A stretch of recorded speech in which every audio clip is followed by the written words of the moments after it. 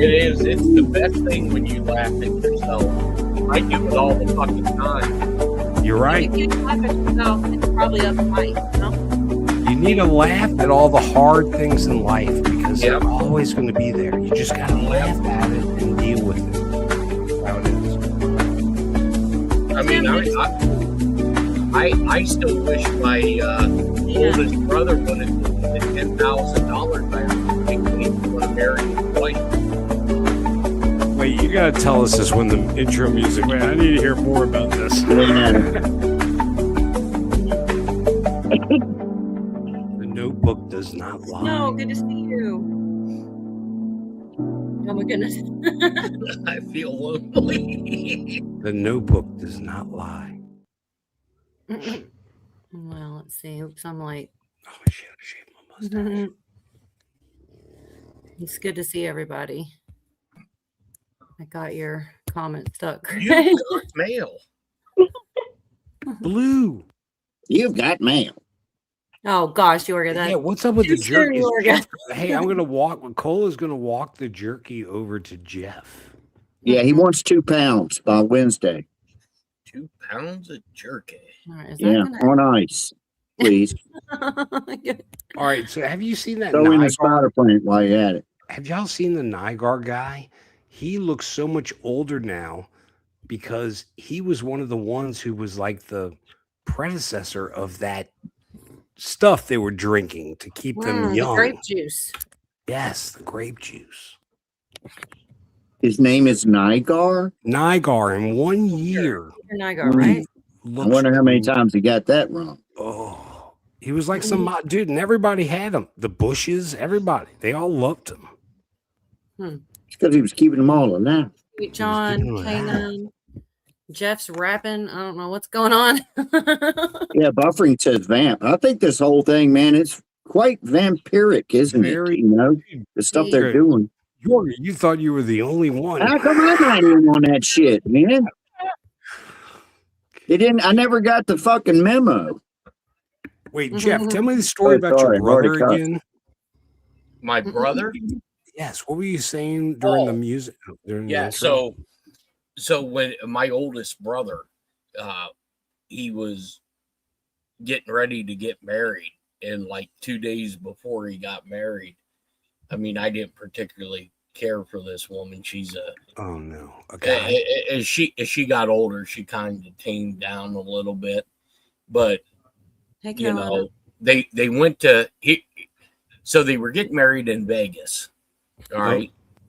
And so they give me the date that they were getting married in Vegas. Come to find out it was the wrong fucking date. It was 2 days after they got married. Well, I booked airline tickets to go out and stop the fucking wedding. And we were 2 days late. And I was 2 days late. But prior to him, I don't know, it was like a week before. So hold on, stop for 1 second. So you were going to be that guy in the wedding when they say it. So if anybody here disagrees that, yes, I do it. Yeah, me. Yeah, my brother married a lady like that. I want to do that shit too. So I'm with you. Oh yeah, I had the I was out in Vegas, and so but a week prior, I offered him $10,000 not to fucking marry her. Really? Oh, yeah. Hey, Kevin, would you offer that to me? I will not marry her. I swear to you. You're an idiot. You have to ask me twice. I'd have done it. So I get on a plane and I fly out to Vegas, and I go to, I don't know, it was like fucking Elvis Chapel or some one of them fly by night. Not even a church, huh? Right. Get married type thing. And they're like, oh, no, they were here 2 days ago. I was like, you son of a bitch. So I text him and I'm like, hey, are you still in Vegas? And he's like, oh, no, we're home. I'm like, you prick. So I when I was over in Hawaii, I was registered with the the Hawaiian Tourist Bureau. And so when they would have like Chinese people come in, Russians, whatever, who didn't speak English, they would call you and say, hey, you know, do you want to walk these people around if they request a translator? You were that dude. You were that dork. Oh, I know dude, who you were. Look, you especially the Chinese and the Russians, they pay you $500-$600 a day. That's pretty good money. Just to try, because they know that they're going to get taken advantage of because they don't speak English, right? Yes. So when I was out in Vegas, I was like, well, shit, I'm going to be here for a few days. So I called the visitors bureau in Vegas and said, hey, if you guys need a translator or whatever, here's the languages, here's my DLI scores.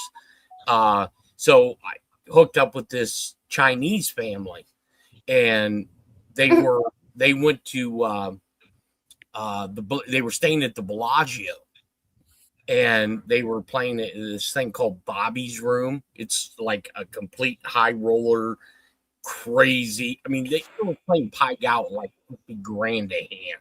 Good Seahawk. Retarded money. And it was a blast. But yeah, I offered him $10,000 not to marry her, and he didn't take it. And every time I see him, I just have a piece of paper in my wallet that says $10,000 you lose. Yes, Clint, you're absolutely right. This is why Jeff B will never be legendary status. you were totally correct, Clint. You know what's crazy, Jeff, is I was telling him about my brother, same thing. I tried his first date with this girl. I took him out of my boat and I didn't bring him back. And on purpose. So he couldn't go out with her. And I caught hell for that for a long time. But they went out to Vegas and got married at one of them Elvis places, man. Right. Just like your brother. No shit. Here's another effed up story before we get started. So my second oldest brother, he's married to this lady, and she was a branch manager for I want to say Bank One, and she was embezzling money. And what she was doing is she would get very good clients that she had, and she would write up fictitious loans. Okay. And then when those loans come due, she would find other clients and write loans out on them. Well, how she got caught was one of her clients had passed away, and the family did a credit report and seen that they had it was like a $56,000 cash loan. And so they called the bank, and luckily it was a day that she wasn't working there. And they're like, yeah. So they looked at the signature paperwork and they're like, man, this signature doesn't match. So they kicked it to the FBI. Well, I was working at the Akron field office. And when you do your SSBI, you have to list all your family members, relationships, all this other shit. And when they they put it into a search system that the feds use. And naturally, my name come up because of my relationship to her. So they put me under investigation, right?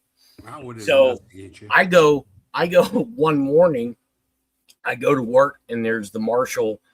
I go to badge in, and my badge doesn't work. And so I go to the marshal. I said, yeah, man, my badge isn't working. So he called Dave Cruz at the SSO, says, hey, I got a guy down here that his badge isn't working. So the marshal told me, hey, Dave Cruz is on his way down. He'll figure it out. So Dave Cruz comes down. He goes, hey, we got to go and have a chat. And I'm like, okay, what the fuck ever. And so they put me in this fucking room. Did he put his hand on your knee? No, that came later. Okay. So I'm sitting here for like 35 minutes, and it was a fucking interrogation room. And I'm like, man, what the hell? So these two agents come in from the bank robbery division. And they're like, hey, do you know Lisa, yada, yada? And I'm like, yeah, that's my sister-in-law. And they're like, well, where's the money at? And I'm like, what the fuck are you guys talking about? And they're like, where's the money at? And I'm like, what? I mean, this conversation just like this for 10, 15 minutes. So finally I got pissed off. And I'm like, hey, look, if you guys are fucking around, tell me now. You know, Hey, were they doing good cop, bad cop on you? oh yeah, absolutely. The one That's how guy it works. Yep, Jeff, that's how it works. This one agent was like, look, if you just tell us where the money's at, you The other know, one comes in and beats your ass. right. We're gonna need a cavity search. Yeah, if you just tell us where the money's at, we'll we'll do our best that when Don Caff reviews it, your security clearance won't be suspended. I'm like, look, guys, I don't know what the fuck you're talking about. If you guys are screwing around, you better tell me now, because I'm getting really pissed at this bullshit. And the guy goes, no, we're not screwing around. And I said, well, then I need to call an attorney. And they're like, well, going the attorney route's probably not going to look good. And I'm like, attorney. I said, you either charge me and book me, or I'm walking the fuck out of here. No, always attorney, because they're always trying to F you. Right. You didn't miss anything, Ann. Nothing juicy. Yeah, yet. and we haven't gotten to the juice yet. Jeff's telling us personal stories right now, which is really I exciting. would like, is there more to it? I was going to ask Pootie about that Democrat thing he put in there. Yeah, it's only like another 30 minutes. But keep going. So keep going. So they escort me out. They take my badge. They take my credentials. They take my service weapon. I'm like, took your dignity. Right. Took so your dignity. On my way, I was going to drive home, and on my way, I call my attorney's office, and I'm like, look, dude, something's fucked up. And I'm telling him the story, and he goes, well, meet me down. I got to go do some business at your grandfather's. Meet me down at your grandfather's, down at the farm. I'm like, all right. So it was about a 45-minute drive. I get down there, and, my grandfather's sitting at the dining room table, and he goes, hey there, prisoner. And I'm like, the fuck are you talking about, prisoner? He goes, well, look what's in the newspaper. And so he shows me the newspaper, and he has it fucking circled. He goes, boy, your brother really fucked up with this one. And I'm like, what are you talking? Here she was embezzling money. Well, the amount of money that she was embezzling that they were able to track was like within $100 of what I had in a Navy Federal savings account. Oh. And so, I mean, this went on for like 6 fucking months. And then, finally, I was cleared of it. Now, here's the fucked up part about this whole story. You know what she got for? I mean, they were able to figure out that even though she wasn't charged with every one of those loans, they only charged her with falsifying documents on the loans that were paid off. But the $56,000 that she was charged with, she got 60 days in women's federal prison. What? That's it. And she didn't have to pay restitution. Wow. I was like, well, shit. Fuck, I can go make up some fictitious loans for $250,000. Hey, 6 months is a stretch, baby. That's buds. Yeah.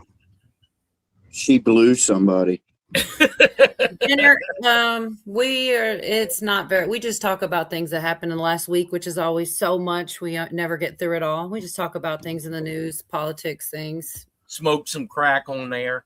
Oh, Lord, have mercy.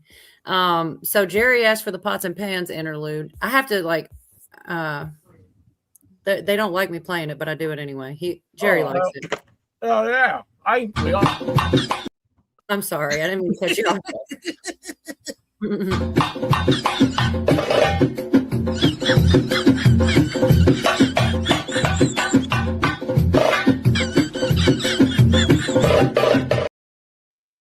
Oh my God, is this white YouTube? I guess. I wish you wouldn't show that. It gets me so aroused. Yeah, I like her. I want to make cheese. Oh my gosh. So I do have one little stupid. This one here made me laugh. It's just a short. You know how people make these crazy inventions and stuff that we don't need. That's pretty much what this is, and I thought it was funny. Let's see. White YouTube. What is white YouTube? I've never heard I guess us. Anyways, watch this real quick, y'all. You spent $89 to pick up a pickle? Come to the kitchen with me. Hey, let me show you something. You see the pickle? You see it? Use your hands. They free. You tried them all your life. Look. Which pickle do I want? Which pickle? Okay, I'll pick up this pickle, bitch. Look at that. You don't use your hands. Use a fork, you savage.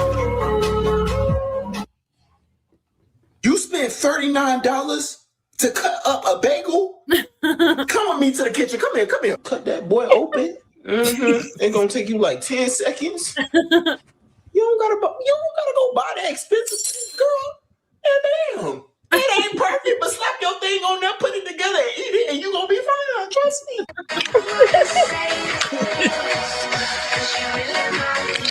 Y'all really out here paying $10.99 to crack a damn egg?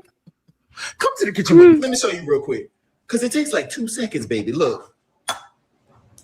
Damn. Did you see that? Easy. Did it take $10? No. Can you guys say pickle picker 3 times fast? Pickle picker, pickle picker. Yeah, no, I can't. Pickle picker, pickle picker, pickle picker. This is a fork. Can you say fork? It's stupid, but Damn it, that video got me aroused. I do like a good pickle. I love a good I was waiting to see if she could take that old pickle. oh, God. Jeff, why didn't you say that on Liberty Warrior Nation last night? Yeah. Why do you got to get all vulgar on our channel? It's in my contract. I know. I love it, actually. You know what? The utensils God gave you. Oh my God. God said I need to get my wife some new pots and pans. So I guess you can do the pans for her. Paul, get a cheese grater. Yeah, don't forget the cheese grater. That's the most important part. Thanks, Mary. Look. Let's see. I'm trying to think. I forgot your name for a minute, Hit Gal. Hey, Cola, can I interrupt? Could y'all Yeah. please subscribe to Cola's channel right now? I know you're watching. Please subscribe. We're trying to get her over 1,000, and she's almost there. She really is almost there. So please. Thanks. You know what, Craig? You are like the only person that ever shares my channel, and I do appreciate it. Anybody that is listening to chatters, if you guys want to share out the stream, I really would appreciate it. I never say that. I never ask for likes or anything like that, but I am really close. It would be cool to just go on and hit it. Please. So I would appreciate it. I mentioned it in my channel, but I don't have that many. But I did mention to go watch Craig and Cola. Oh, thanks. Don't mention me. Damn it. We need them to Hickow, sub what are to you doing? Hickow too, because she's a new channel. Hickow, I'm trying to stay hidden like I you. shared it. Yeah. Twice. Oh my Please God. subscribe to Stingray 1972. Wait, did you change your? What is it now? Stingray. Oh, thank you. LY. I did not know that. Now I feel bad. Thank you for doing that. YouTube changed it. I don't know why. It's like now my name is Stingray. Lie to him. Lie to him. That would be like my Indian name or something. Yes, Chief, lie to him. Thank you. I Well, appreciate you know, if you want some communist subservience, you can get Jason M. Jason M. Hey. Schmidt. to share that on the Hypocrisy channel. Yeah, Jason, could you share us out on all your commie friends channels? Y'all are mean to Jason. I don't know why y'all say that. He's always fine here. I never see I him don't say know. that. I saw him. He was wearing a Russian outfit. I'm pretty I sure. haven't seen him, but I heard about it. Y'all are crazy. One day it was Russian, and then when he was over there at I Invented Everything, and I taught everything known to man Oh about my gosh. special forces, he was wearing a Ukrainian outfit. Oh, Oh my gosh. So Hickow was talking about the part of the State of the Union where he called out Nancy Pelosi, and she really wanted to find her stand up and then apparently sit back down. I couldn't find it either, but I do have the clip where he said the thing It's about. so funny. It's pretty good. Here we go. We ensure that all Americans can profit from a rising stock market. Let's also ensure that members of Congress cannot corruptly profit from using insider information. Where's Nancy at? It doesn't show her. Yeah, you cheating bastards. Look at that nose. I do wonder what she just said right there. Maybe just figured that out either. Look, he looks at her. Mhm. They stood up for that. I can't believe it. I can't believe it. Did Nancy Pelosi stand up if she's here? Doubt it. I doubt it. Pass the Stop Insider Trading Act without delay. You gotta be nice. Exactly. He paused it right there. I wasn't sure if anybody even on this side was going to applaud for that. I'm very impressed. Thank you. He called him straight out. Did you? I seen a while ago where Toon's gonna bring the Save America Act to vote to the floor. Who's bringing it? Toon. Yeah, well, yeah. Okay, Yeah. Gotcha.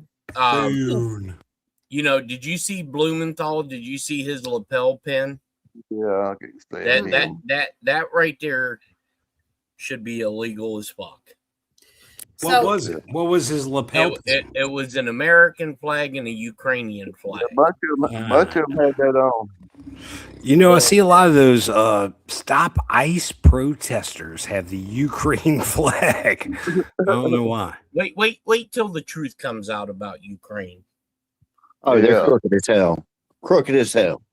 Well, what Pootie was saying about Thune bringing it, the SAVE Act, I did also hear them saying that they were going to start trying to do the talking filibuster which when you really listen to that, that's going to be exhausting if they do that, because they got to do it like twice. First, they got to do it. And then after that, it moves it a little bit. Then they got to do it again. And they got to stand up there and just talk. Yes. And no members are allowed to leave. Interesting. Are they going to do that, or if with Thune coming, does that mean they're not doing the talking filibuster, or are they doing both? I'm not sure. I think it's going to be both. Okay, well, that's going to be interesting. Yeah. Did you want to get your notebook out of the way, Dude? You don't even want to get the notebook out, Jeff, because you've been wrong. Jeffrey Epstein was in the balcony. Maybe we didn't see him at all. Are you with a mask on? No. In another chat that she doesn't believe about the notebook. I just want to say notebook right here, Jeff B's notes. She said you gotta just prove it. So I did. There she is here. Good. Oh yes, they couldn't stand for the girl on this. Oh my God, that was crazy. There were several things that they wouldn't stand for that didn't make sense. And the worst of all, I'm sure Jeff will agree. I'm not sure, but I think when they said, "Would you put America first over the illegals?" and they didn't stand. They didn't stand up. They all sat down. Okay, somebody who's good at explaining the talking filibuster. I don't know. That's a 100-year-old vet. It basically means so they don't want to do something, so they have to talk the entire time and take hours turns and hours and hours. Yeah. And they need to explain why. And I think a lot of times it exposes how stupid things are. Like people are like, that doesn't really make sense, you know? And then after that, they got to do it again. It's crazy. What's the record? What's the record? Because they did that recently. The record one was, I forget the year, I want to say 64, something like that, but it was the Democrats going against the civil rights movement was the longest filibuster ever. Hey, do y'all hear that? It was the Democrats that went against the civil rights movement. Yep. Right. Cory Booker tried that. He talked 33 hours. Funny, it was 33. And remember, Abraham Lincoln was a Republican. Yep. Well, and they tried to kill him for it. So, So I have my notebook here, Jeff, and Yep. you got 3 out of 4. Okay, when you said about the State of the Union. Wait, Yep. what? He got actually that good? Yes. 3 out And of the 4?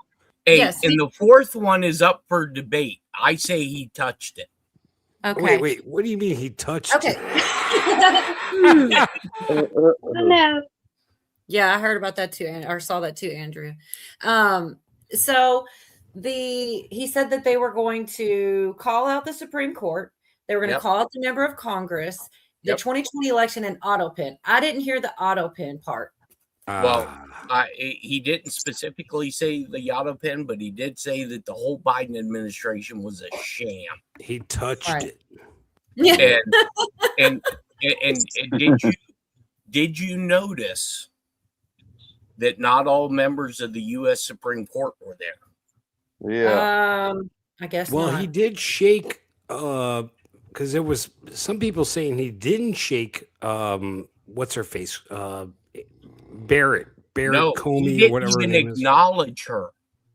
No, he shook her hand. I watched it. He shook her hand. Did he? Because when I was watching it, he didn't. He walked right by her and had a smug look on his face. You missed that part. But I mean, if you're saying he did, I No, he did. I actually watched because I thought he didn't, and then I watched Right. video, and he actually did. Well, I find it interesting Oh, that damn, not Vicky all says no, he didn't. Maybe I'm wrong, Jeff. I saw a video. Maybe they're showing me video from last year. Well, I like I said, he walked when I watched it, he walked right by them all. He didn't even acknowledge them. Did he I touch saw it? where he walked past some of them and he shook one person. I can't remember. I have to pull. I don't have it right here to pull up. But also the Dems, a lot of them boycotted and they did like a People's State of the Union or something. They tried Yes, to do sir. an alternate See event. they had 18 views. What'd you say, Oh, wait. Hootie? They No, did he what? grabbed it. They had 18 views. Oh my God. I saw that's what Oh. I didn't know if there was another site, but I saw it was very low views on Well, YouTube. Timcast if was it was showing another it. I was like, what the hell? I saw Oh, I didn't Timcast. see had that. it. Bruce says he ignored her. Thomas and Alito never attended. Maybe any I'm State of wrong the because I saw a video and he shook Hmm. everyone's hand. I thought it was on Frank with NPC showed it this No. morning. Yeah, Man. that might have been from from last year. Maybe it was But last year's footage. But I don't know. I'm pretty certain he snubbed them all. Hmm. But yeah, Alito wasn't there. Jackson wasn't there, and Clarence Thomas. Yeah, Clarence Thomas. Yeah, This because I guy- only saw him shake 4 hands. Roberts. No, I don't. Are you sure I don't think he shook any of their hands. I don't know. I Yeah. saw a video, but maybe I'm wrong. I don't. That's I only- think I think he walked by them all. I know he shook Veteran's hand. Really? Yeah, and Like a bunch of That- bananas. no, Fetterman said, "Hey, Mr. President, I actually wore a suit for this." Yeah. Wait, now Yeah, and Fetterman, he's pissed at the Democrats too. Man. Okay, Sharon did he says stand he up? walked past her, but then shook her hand. I watched the whole thing, so I definitely watched it, but I can't remember to be. I don't want to sit here and be, if did I'm not certain. Fetterman did Fetterman stand up when the other? Yes, Okay. yes. He was the only Democrat that was standing up.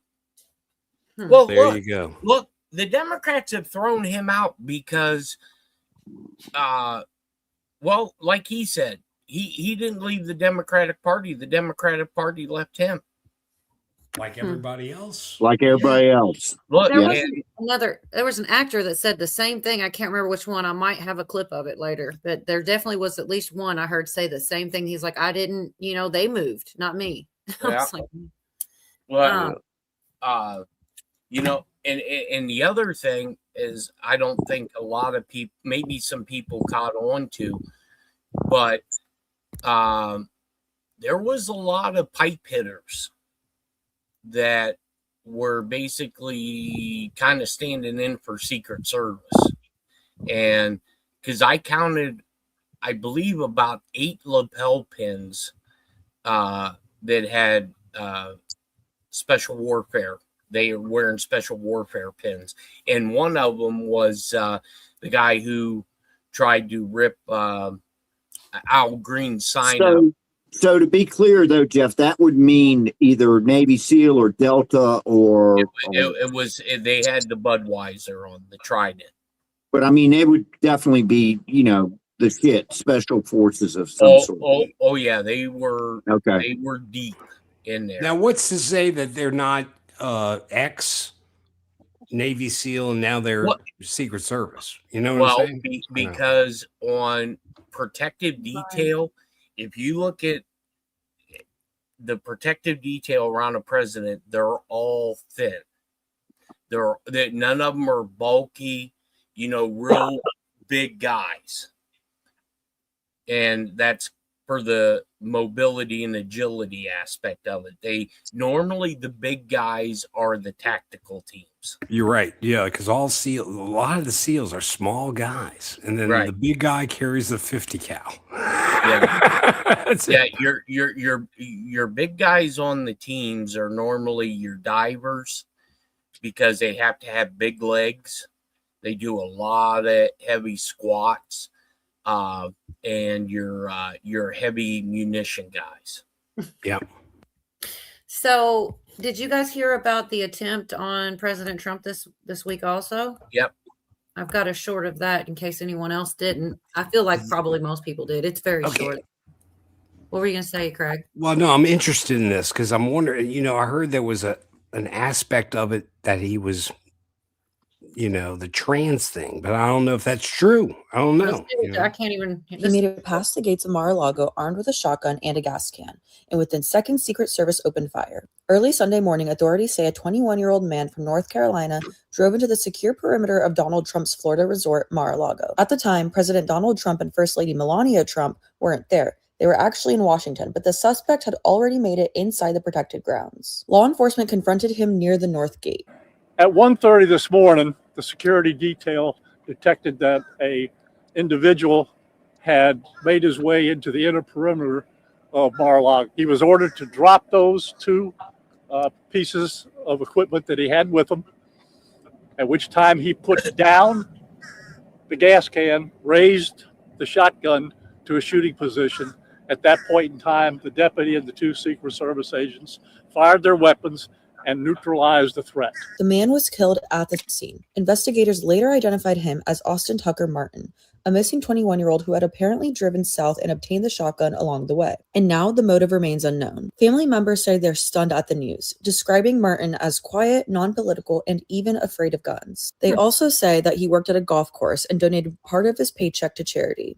The FBI is now asking residents near Mar-a-Lago to check security cameras as they try to reconstruct why he targeted one of the most heavily protected private properties in the country. The breach comes after multiple assassination attempts and political attacks across the U.S. in recent years, including 2 plots against President Trump during the 2024 campaign, including one at Mar-a-Lago. Officials say the investigation is ongoing. For more, is mental health a factor? You know, a lot of these young kids are doing a lot of crazy things lately. The SSRIs, the medication, so many people and bang peoples are on those meds. And then, you know, I don't know. I just think, look at the world they've grown up in. Look at all the stuff they've grown up in. Look, I don't even think it's the meds. Look at the school systems and look at the college campuses. They have whoever, whether it's the Chinese government, whether it's somebody from the Middle East, they've infiltrated these schools. Academic. Yes, absolutely. Because for a while, when I got out of the Navy, I was teaching Russian and Chinese at one of the bigger universities, and I left there because their faculty was fucking batshit nuts. And I'm like, I'm not doing this bullshit because I know what's going to happen. I can't keep my fucking mouth shut. Yeah, no, it's set up like that. Sorry. Absolutely. No, sorry, Cole. You're good. Your attorney's asking Jeff a question. How could this guy supposedly just sneak in behind another vehicle? Where was Secret Service? And he said Trump needs private security. Mar-a-Lago is a 4-layer security perimeter. So the outer perimeter is normally manned by local law enforcement and a junior Secret Service agent. And then as you get further into the perimeter, he's like a midget. Right. Yeah. You get more senior agents and Yes, heavier tactical. It's set up just like the White House. Sherry and Karen are both saying that one, and I definitely think that's, Oh, that's the thing. Well, look at the Havana syndrome, where they were doing all that mind shit down in Cuba. I love our 5 different people saying the same thing. Like it's not like people are like, "What's that?" Everybody's like, "Yep, that's it." They all know what it is, and I love it. Anyway, go ahead. I'm sorry, Jeff. No, it's that Havana syndrome when they were transmitting microwaves, and they believed it was the Russians that were doing it because of certain people down in Cuba. I just got a notification that we're live. Awesome. Central casting. He does say that a lot. You have to admit that I thought my prediction was going to come true last night. I know. I thought you were crazy. Because I was told 2 days beforehand that Trump was going to play like fucking Monty Hall. Who's behind door number 2, door number 3? Well, you got lied to. Hang on one second. It's a man, baby. I've never heard that one yet, but go ahead. I'm sorry. And when he brought out the hockey team, and then he brought out the guy from the Special Air Squadron who had, I think it was 18 or 19 bullets shot in his fucking leg. Did that dude look hard as core? I mean, he looked like a real dude.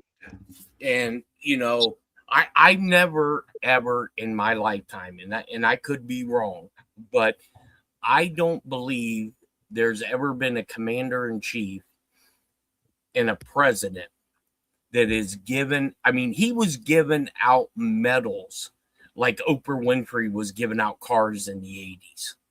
Yep. I mean, and they were all well-deserved. And, with those 2 Purple Hearts, people don't most people in the military know how big of a deal a Purple Heart is, because that gives you... Sorry, I didn't see that, Karen. Sorry. Go ahead. Sorry. That opens up a lot of doors for Purple Hearts. You get preferential treatment at the VA. You get preferential treatment, for VHA loans. Some airlines give you free airline tickets if you're a Purple Heart recipient. 100% disability. Yes. I mean, you are very, very well taken care of. I mean, I got 2 mucks and 3 pucks, and those are big deals. Yeah, my buddy Matt got it pretty good because he suffered a mortar attack in the green zone. Yeah. But they took care of him, they really did. So plus all the nonprofits, Well, hey, who else picked up on, and I didn't until today, it was brought up to me on the internet, when he was talking about the girl that they were trying to turn into a boy, and they got taken away from the parents and everything, and the camera, they say they want to give the cameraman a freaking Congressional Medal of Honor because it went straight to the congressperson who used to be a man who is now a woman. Mm-hmm. I'm close up on the face, man, and this person, she is seriously pissed off, but it went right to that person's face, man. Full screen. And Jorge, did you notice how many photographers and film crews were on the House floor last night? Yeah, a lot. A lot, dude. When they put Al Green out, there was photographers chasing down the whole scene. Well, Isn't that the second time I've seen him get thrown out? Another he got thrown out. Dude, the werewolf gets thrown out all the time. Yeah. Yorga will tell you. Well, he last should have night, said, "I've been thrown out of better places." Sorry, go ahead. Last night, I was told this morning that he was formally arrested by Capitol Hill police, and he was let go, but he does have that on his congressional record now. Yeah, fuck the police. Good to see you, Carolina. But when they did that, and they called the sergeant at arms, master at arms, whatever, I thought for sure, boy, are we going to see one by one them start taking these fucking people out?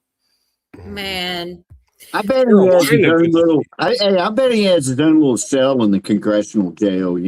Yeah, it's weird. I mean, the barbershop's a badass in Congress. The cafeteria is top notch.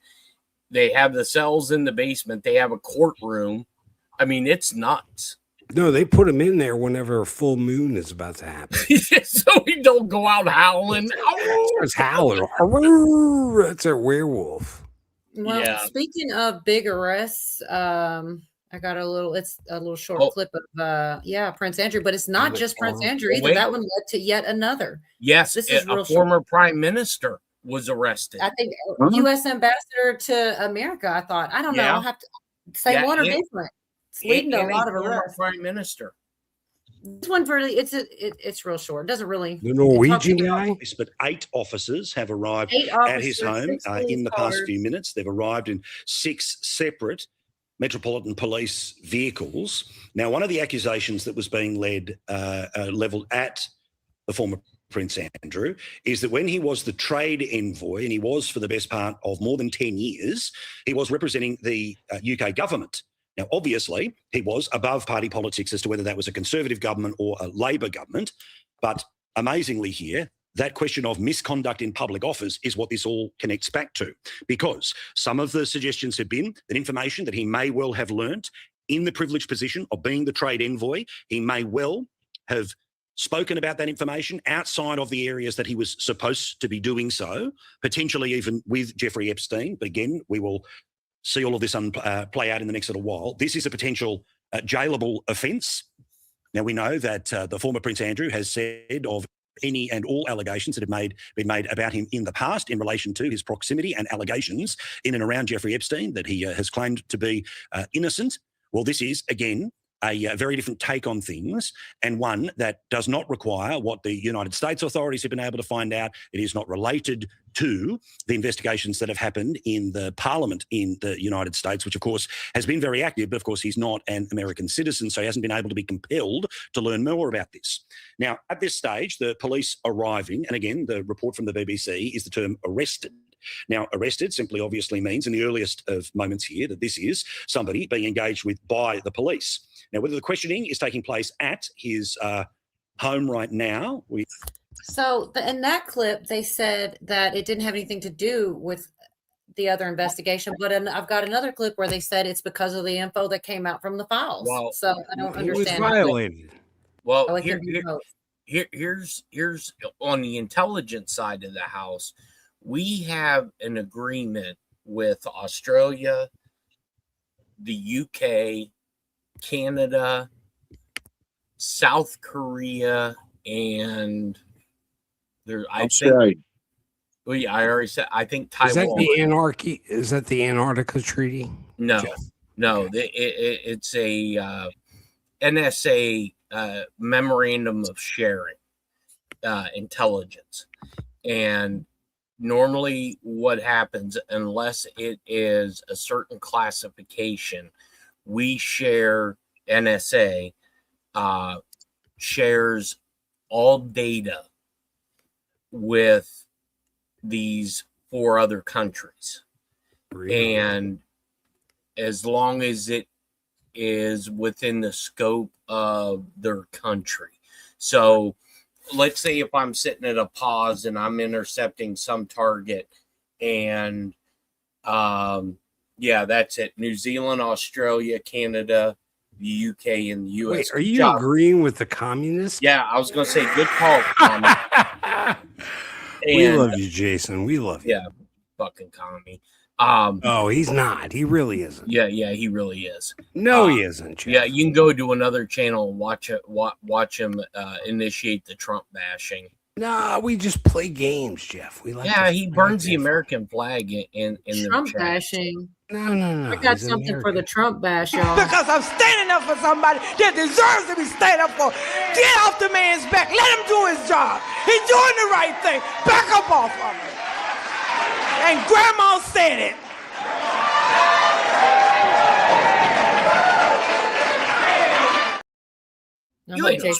So anyway, these countries are sharing intel. Yeah, it's critical intelligence.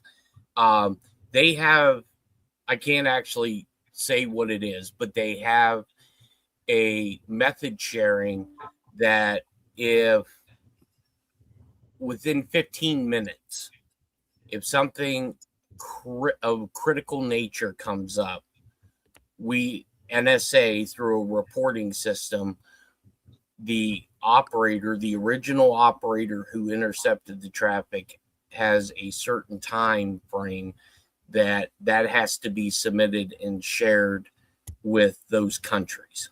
Whoa. Can you share this, Jeff? That sounds But Jeff, would you agree? All those countries named, we're sharing some NSA stuff with them, and I say some. But would you agree that we're spying on all them too, and they're all spying on us too? You know what the motto of the NSA cryptological group is? In God we trust, and all others we eavesdrop. Totally. All of your allies, everybody. Yes. Yeah, everybody. And they're doing it to us too. Sure, absolutely. They are. Yeah. Israel is really the scariest. They really are the best. They are the best. Well, I wouldn't go that far. What would you, Jeff? Let me. What do you think on that? Because I mean, dude, look at the pager. I mean, they are so devious. Well, they are. That's Mossad, okay, and Sierra McCall. We have 6 groups of people. We have CIA SAD division, which is the Special Activities Division. We have SEAL teams, Marine Force Recon, Pararescue, Delta, and the Jarheads, Marine Force Recon. So Trump said it last night. The technology that we have. Wait, you forgot about the Ford aircraft, the Ford operating guys for the Air Force. Those are like the baddest dudes ever. Those are the PJs. Oh my gosh, they're bad, dude. They're badass. Those are the guys. If you get shot down, or if you are bogged down somewhere and you need a hot exfil, those are the guys that they call. They are some bad, air traffic controllers. Yeah, and Yorga can tell you, Navy, the Navy and the Marines are pretty close. We bust each other's chops, but everybody bangs on the Air Force. And the Marines had better food too. I have to tell you, I used to eat in their mess hall. The Air Force had the best food because where the Air Force does it right is they spend all their money on their people and amenities, and then they go back to Congress and say, "Oh fuck, we're out of money. We need money to fly these jets," and Congress, capitulates. Cool. Where the Navy, we put all our money in submarines and ships. Real quick, you were saying about the Prince Andrew got arrested and he's been questioned, and then there's some other people, but it could lead to more. I got a short clip where they're talking about how much the king and the queen didn't know or did know, and things that this is like a domino effect. And I don't have the other guy handy, but I know at least a couple other people that were arrested. It really is kind of a big deal. I wonder what all.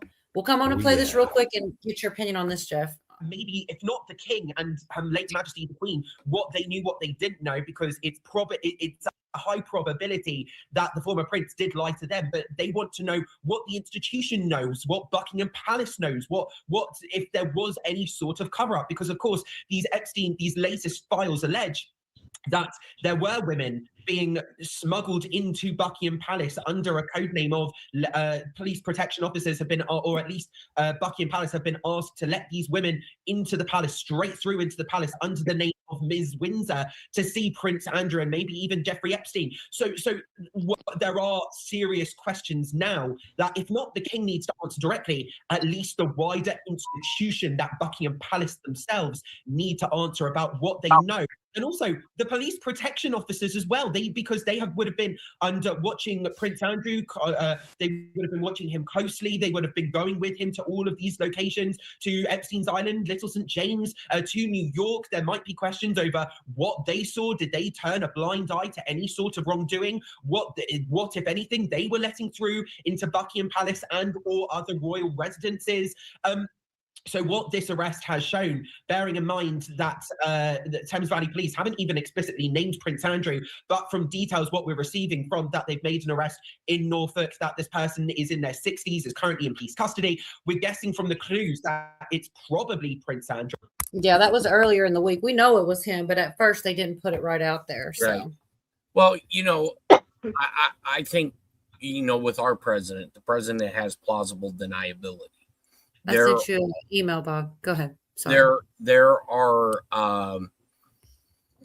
certain things that initially are, that they don't tell the president. It operates under black budgets. And the reason that they don't tell the president is if he's ever questioned on it, he don't know nothing about it. And I'm sure that's the same way, that the royals do it. It's a interlayered protective system. And look, everybody thinks, Queen Elizabeth was a lizard, and and that now King is all involved in this. He very well could be, but I think they keep a lot of that stuff so insulated not to disrupt the crown.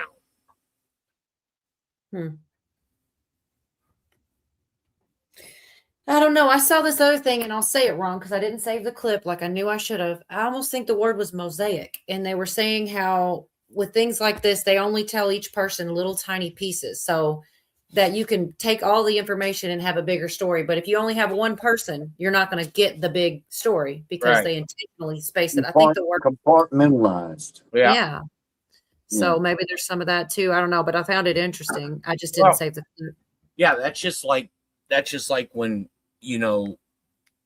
when I was in the intelligence community, we'd work on compartmentalized projects. 90% of the stuff that you're working on, you have zero clue what it's about. You have working groups, and those working groups, just for ease of understanding, you have A through F, and A doesn't know what B's doing, B doesn't know what C's doing, and it's for layered security, because like some of the stuff that's starting to come up now. When I was working at JITPAC, which was the Joint Intelligence Command Pacific Fleet under Admiral Blair, I worked on special access programs that made zero sense. Like a Whataburger. Right. Made 0 cents of what we were working on. But as we start moving towards what I think is about ready to happen, some of it kind of makes sense now. I'm sorry I laugh, Jeff. Whenever you say intelligence, I'll laugh at you. Chessboard is starting some recovery. It was a good to hear a update. Chessboard. Hope you're getting better, buddy. Yes. And so did you want to elaborate on that? You said it started to make more sense, or were you done with that? Well, yeah. So some of the models that we were working on where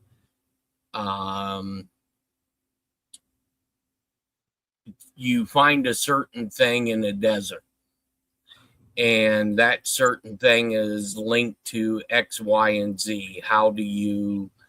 It's really, you use shit like graphic analysis and stuff like that. It's really hard to explain without getting in trouble. Well, that makes it even more interesting then, Jeff. Well, actually, Jason said like Bob Lazar, and that's what I was thinking. If you're not familiar with, he was the guy that he's pretty credible. Worked on UFOs in actually Area 51 in a place called S4. And it's the same compartmentalization. You have 4 or 5 guys working on one thing, and that's it. You don't get to talk to the guys who are working on something else or something, and nobody really knows what the big picture is. Correct. Well, I totally believe Bob Lazar, by the way. I believe him too. That's why in the intelligence community, NSA is known as the puzzle palace, because it's a puzzle and no one knows what the big picture is or what the objective is. You're just given a small little piece of the puzzle, and they give you criteria, scenarios, situations, and you work through all the different possibilities, and then it goes into the big picture. But wouldn't you love to be in the room where the big picture comes together? You know what I mean? To see all those little parts. You say no? No. Wow. And the reason why is, like if the American people knew 99% of what we do and what we're capable of, they'd probably leave the country. Dude, look at all the people who more room for me. Yeah, look at all the people who work details for like just different people. Clintons, they're all dead. They've died. It's dangerous to be in the room. Yeah, you know what I mean. True. It's like okay. Yeah. Well, you know, and I'm not sure, Cola, if you have the clip or not, but prior to the State of the Union, Marco Rubio and the director of the CIA, Ratcliffe, met with the Gang of Eight. And now you have to keep in mind, Marco Rubio now has 2 hats. He's the Secretary of State. He's also the National Security Advisor. Correct. And when Venezuela, the last time that happened, correct? When they debriefed the Gang of Eight, correct. And whatever was mentioned or whatever the Gang of Eight was briefed on, when Chuck Schumer come out, normally Chuck Schumer will degrade Donald Trump. And Chuck Schumer just did a small come to the microphone, an 8-second speech saying what we've learned today during the Gang of Eight meeting. They are going to have to explain this to the American people. And he looked scared shitless. I don't think it has anything, and I could be totally wrong, I don't think it has anything to do with Iran. I don't think it has anything to do with what just happened in Cuba today. I believe the Gang of Eight was informed on what's about ready to happen. With China? No, within our own government. Look. Look at there, Jason. You're jumping the gun. All right. What about Cuba today? What about that? Okay. So there was a U.S. registered speedboat that was sunk by the Colombian military. Or Cuban. But they shot first. I keep saying Colombian. Yeah, but they shot first, correct? Well, that's what I heard. Well, that's the story that's coming out, that this speedboat shot first. Number one, if the speedboat was within the 12 nautical mile zone of Cuba, probably that would make sense if they were shot at. All four Americans that were on that speedboat were killed. Okay, so they said they were. Are they really? Do we have confirmation they were American? No. That's what I was wondering. No. You know, the boat was registered. The boat was registered, correct. I got one for Jerry real quick, y'all. What storm, Mr. President? You'll find out. I'm wondering if that's what he's referencing with the storm. I look, I mean, whether you believe any of this shit or not. You know, I'm all in, Jeff. I've been following this. Look, I mean, Trump, you know, and when my mom was watching the State of the Union last night, We love her, by the way. We love your mother.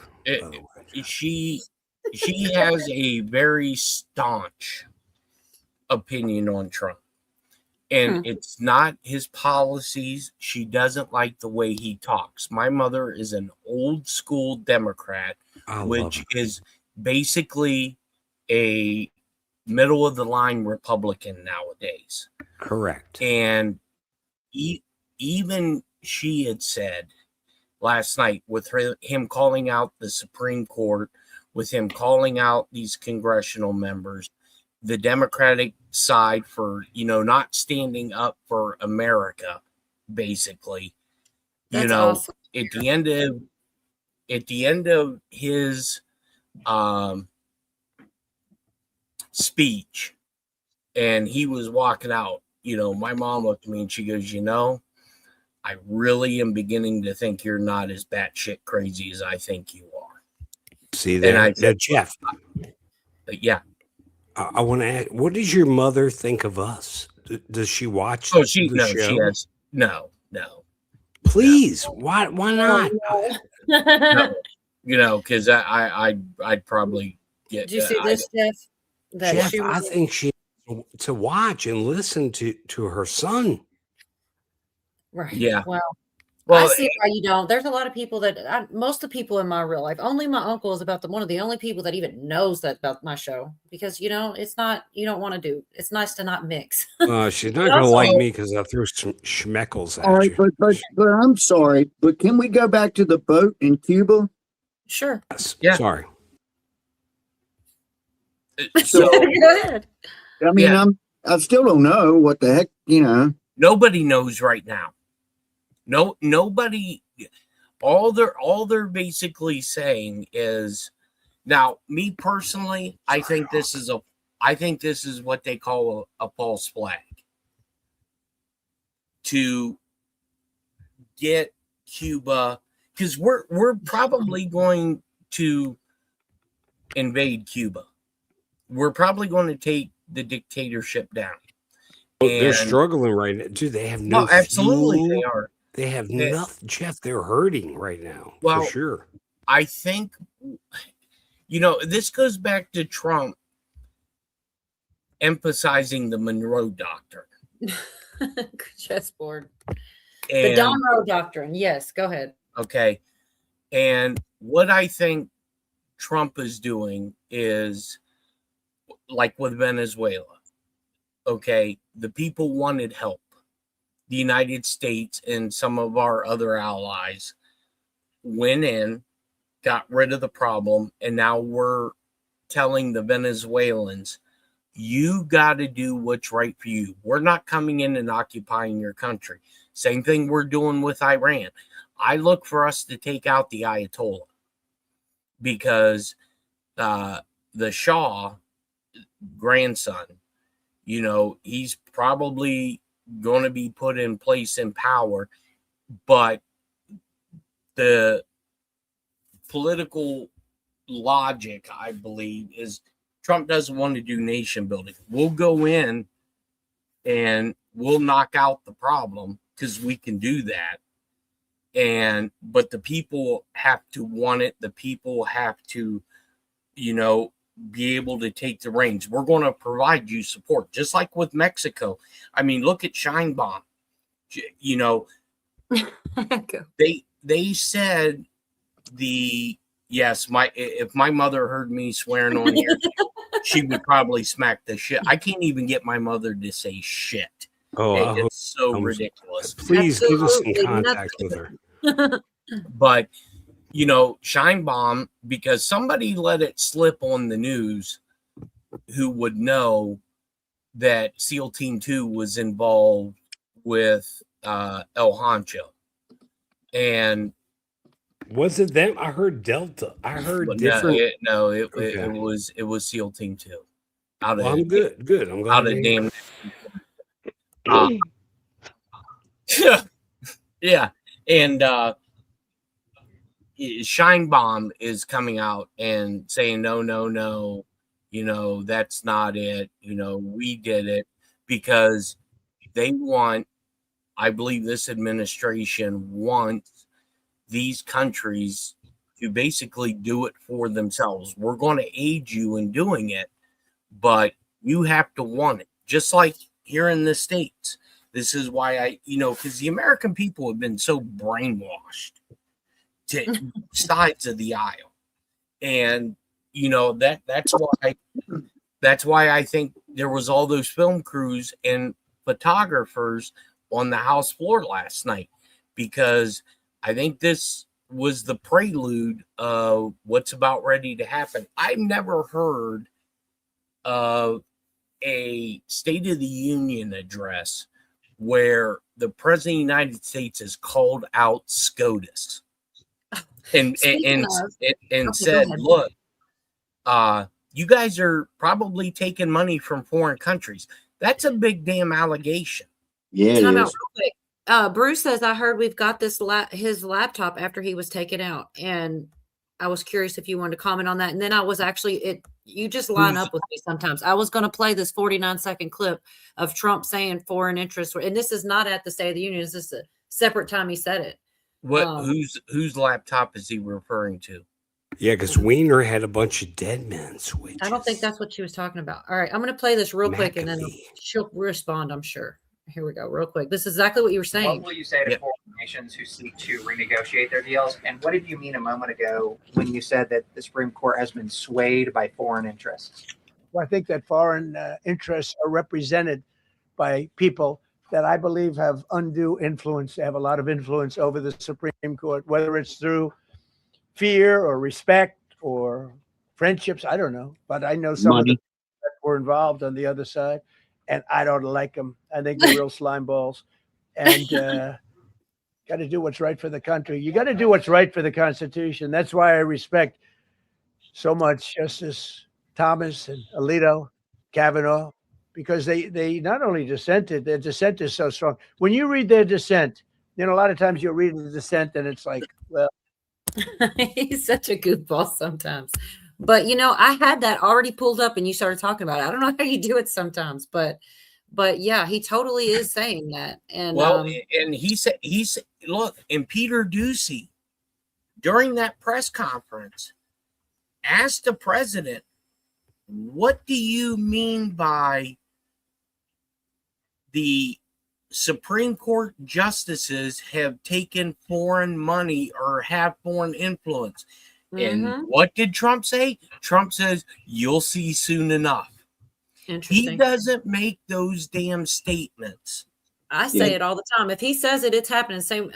Pilgrim said insurrection had come, and you said you believe it's already happened. Yeah, I believe it's already been signed. And I can tell you this with certainty. That Bob says El Mencho. Absolutely. When these guys go in, when operators go in, they are giving everybody sub to Hit Gal. Sorry, go ahead. They are given a time limit. Okay, when a raid starts, and they grab everything they can get their damn hands on. Whether it's laptop, pocket litter, and pocket litter is just what we call in the intelligence community anything that's in their pockets. Oh, I thought it was for kittens. You take everything.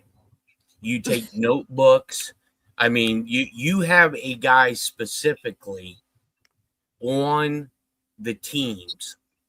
That's his job. Once the scene is secured, that's his job. There may be two of them, depending on the operation. That's all they do is they go through and they collect any electronical device, any paperwork. And sometimes those sacks could be 50, 60, 70 pounds worth of information. And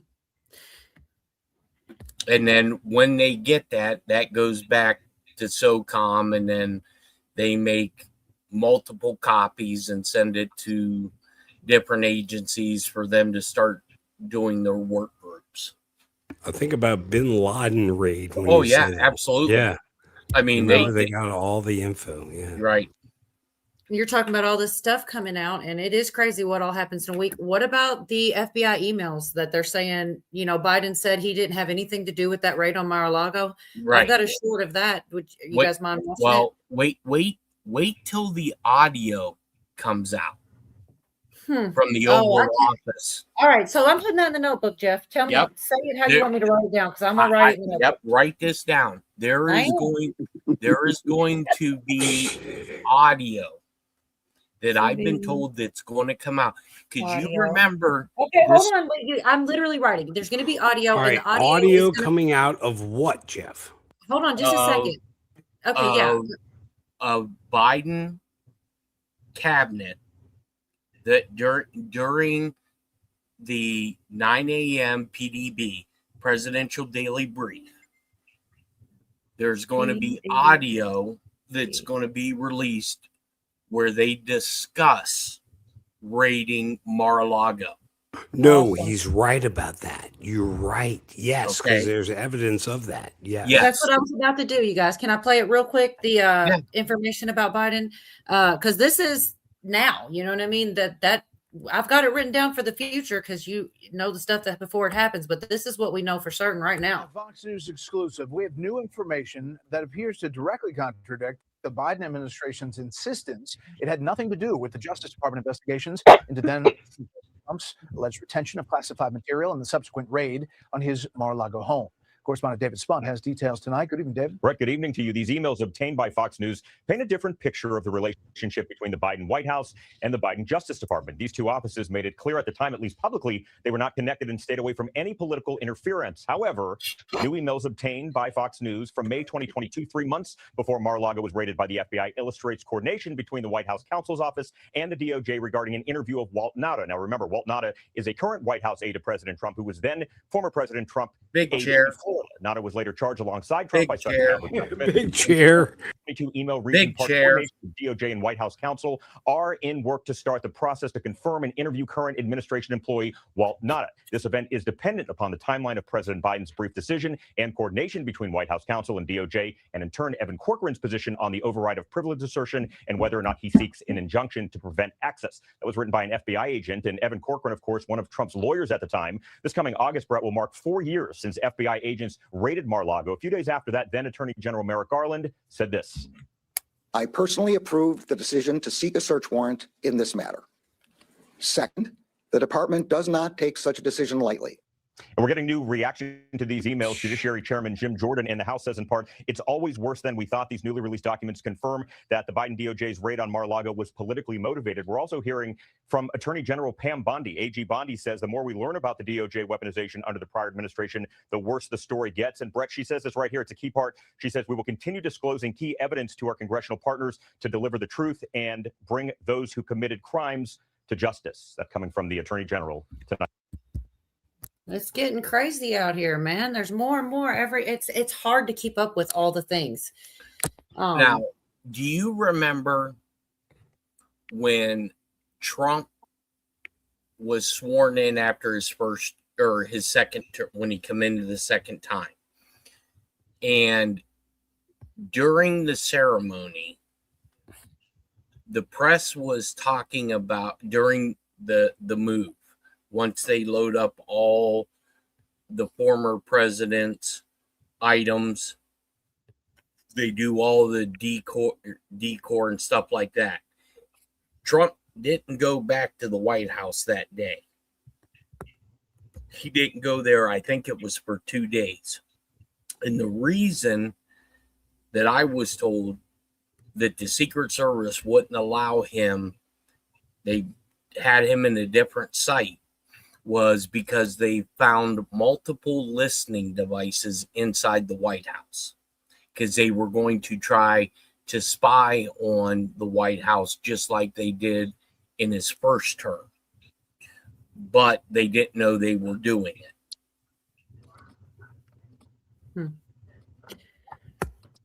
But there's going to be some fuck people inside this last administration, because I was told they went around the FISA court. I'm seriously not. Oh my gosh. They went to the FISA court. What is that? Can you explain that a little bit better? The FISA court, so it's a Foreign Intelligence Surveillance Act. It's what the Ong, who was in the Justice Department during the Bush administration after 9/11, drafted a memo they ran it to the Supreme Court to make sure it was legal under national security guidelines, to where they can go to a secret court that's changed every day, different judges every day, different panels every day.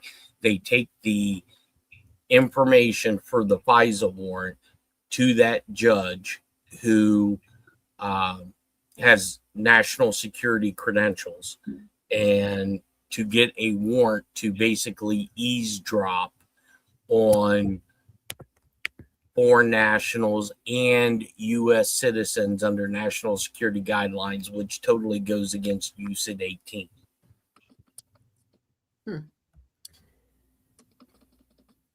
So I got a message, and this is, of course, everything we're saying is allegedly. I keep forgetting to always say that. Yeah. But it's anyway. all fake news. Right, pretty much. Well, it's a lot of it is speculation. Some of it's not, but like that's why I play some of the clips, because if it's on the news, I mean, it's the closest thing to the truth we've got. It's probably got some opinion in there sometimes, but this is from Instagram, and it says the elite clients who ordered, children and organs from the supplier, and of course, it's 17 sitting members of Congress. It says 4 Hollywood A-list names you've seen on your screen every week. 3 Silicon Valley founders worth over $10 billion each, 2 Wall Street hedge fund members, 1 former NATO security general, and 1 a name so big the file had a separate encryption layer just for them. And it says the files were the blackout network. The client list is the customer base. 48-hour war for the laptop. Hour 1, CIA demanded jurisdiction denied. Hour 6, FBI sent a team to Mexico City, turned away at the airport. Hour 14, NASA cracked the encryption. 19, a Pentagon official tried to classify the file, overruled by an executive order. Hour 31, the file reached military intelligence at Fort Bragg. And hour 48, Trump was briefed. I don't know if any of that, it's like alleged. What you think? If I could have shared it on the screen, I would have, but it was sent from Instagram, and I didn't know how. I don't know. I think there is a lot of truth that comes out, and then people think you're crazy, and then it comes out true. It sounds crazy at first until it does come out that it's true. But by the time it comes out, everybody's talking about 10 other things, Right. Well, and I mean, it's just an information overload. That's the truth. And just look at when Trump called out Ilhan Omar last night. Yes. And all this is, I believe, is staging, because this was probably the most watched, most rebroadcast State of the Union in history. Definitely the longest, they said. Yeah, right. And he told people it was going to be long. Dude, what was the total length? I think it was 2 hours and 28 minutes. Wow. I thought it was less than 2 hours. Well, that's from start to finish. That's from the time that they announced Trump coming in. See, that's what Virginia would call man math. Virginia would have called that man math if she was here. I don't know if she's going to make it tonight, but she's hilarious. Where is Virginia. Virginia? Where is she? Where is Vagina Toots? Yeah. I'm Well, sorry. you know, and look at when he called out Mom Dami, you know, over this shit in New York. I mean, if that wasn't a slap in Congress's face, you know, you mean to tell me that in order for you to go shovel snow, you have to show 2 proofs of ID and a social security card? Oh, yeah. I saw that. I did see that. Jeff. Well, the funny part about that was he was like, yeah, he's a nice guy. He's like, he's my little buddy here. You know, he's all right. He's just dumb, man. Yeah, but wait, look, and AOC is right there with him, Jeff. but look, I think this was all choreographed, because you remember that Trump met with Mom Dami before he was sworn in, and I believe that they probably read him the riot act and told him what he's going to be doing, just for this very instant for the State of the Union, to where he calls them out and then basically dumbs it down for people to say, now wait, we have to show all this ID to shovel snow, but our biggest national security concern is racist. Oh, damn it. There she is. You're right, Jeff. And they started out, they tried to lowball too. It was like $15 an hour, and then they went up to like $30 an hour. But yes, you have to have 2 forms of ID. You got to have, it's crazy. Like, they're seeing it, Jeff. They're seeing New York is. They're going to pay for everything. It's going to be a sham. I'm watching, just waiting to see what happens next. Well, you know, I think if he did win the election, oh my gosh, Doc P, they utilized it, and you know, he was probably read the riot act. Yeah, but wasn't Venezuela still in operation when he won that election? Yes. Okay. Yes. And, you know, to me, it's pretty amazing. And I don't know if people caught it, but when Trump started talking about Venezuela prior to him giving that warrant officer the Purple Heart, he mentioned that general, remember? And yes. Okay. I believe, and I was led to believe, that that's the general who dimed out Maduro. That they brought him out. And because if you go back and watch it, look at some of the faces on the congressional members when he announced his name and he came through the door to meet his niece. I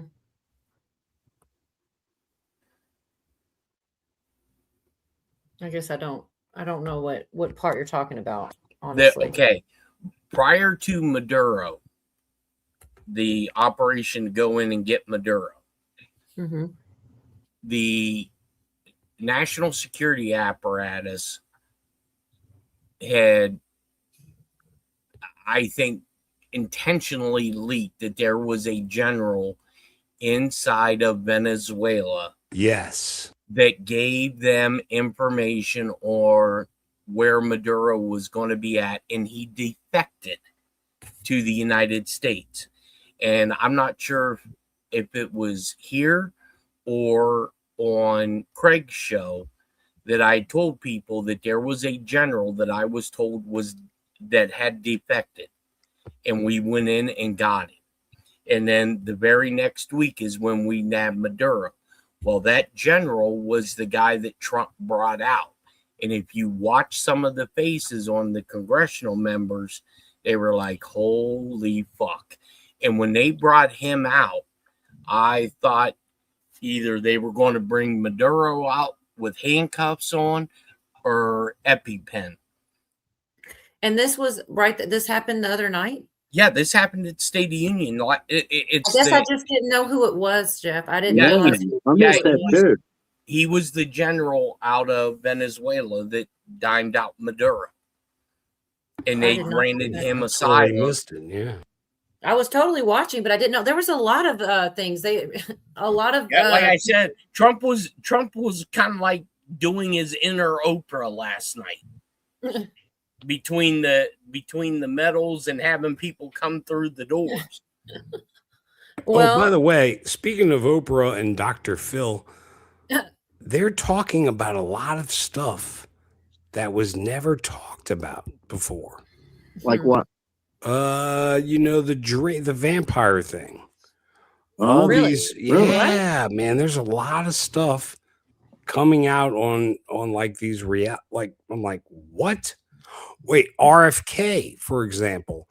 RFK came out talking about the chemtrails. Yeah. Somebody asked him specifically, and he didn't even shy away. Why didn't I save that? I saw that. Yes. This is all coming out mainstream. Well, I mean, look, Monkey's been covering the company, and it has in the LLC name Weather Modification LLC. Dude, you can pay them to modify the weather on your wedding day. Yes. You can get your wedding day a perfect day if you want. I don't know how they could do that. I don't either. Well, and it's apparently in the fuel from what they said. Like yeah, they're mixing all the stuff is just in the jet fuel. Yeah, it's something to do with ionization. Yeah, but what if you were in the middle of a giant freaking storm? You know, they can't do it then, I guess. Well, you go through the eye of the storm. Yeah, but you can't make somebody's wedding good, in the middle. Yorga, they figured that Yorga. They figured it out. Yeah, they figured it out. Look, they figured out how to fucking tell people in 1964 or 60. Yeah, it was 64 that we landed on the fucking moon. Well, we did, so I guess they could figure the weather out too. All right, okay. Jeff, we still got to work on Yorga on that one. And we went to the moon. Let's not drinking Tang. He's blowing Armstrong. He's Churchill said he'd pray for tornadoes on his wedding day. Good idea. Yeah, he's right. I guess if you didn't want to get married, that'd be a good way. Well, I had rain on my wedding. I had rain on my wedding day. Hey, Yorga. Okay, we'll say we went to the moon. Okay. I skipped past one that I didn't want to play to get it started. I saw some kind of short I did not save. Go ahead. But here's my logic thinking behind that. I have more computing power in my cell phone. I know. Than they did there. Yes. But NASA says it's too expensive for us to go to the moon again. They lost the data, Jeff. Yeah, we went though, man. It was foolhardy. We shouldn't have done it, but people were a lot ballsier back then and willing to take the risk. Yorga, by the way, I'm a leprechaun, and I'll grant you 3 wishes, but you're gonna have to do some things to get those. He believes anything. He believes it. No, I don't. Wait a minute. He's the biggest skeptic of them all. You can't say he believes anything. I know but he is all in on that. We went to the fucking Yorga. Yeah, we did. Kubrick. One day when you're an old man, something's going to come out where it says Yorga was right. Dude, and you're going to say was right. And I'm going to go, I know I'm fucking right. No, you're going to say Craig. It's going to say you're going to figure out that I was right, and I'm going to say I know I'm fucking right, Yorga. No, we went to the moon back then, man. We did. Well, hey, Yorga. So, what would you and I'll use this as a preface for what I'm going to say next.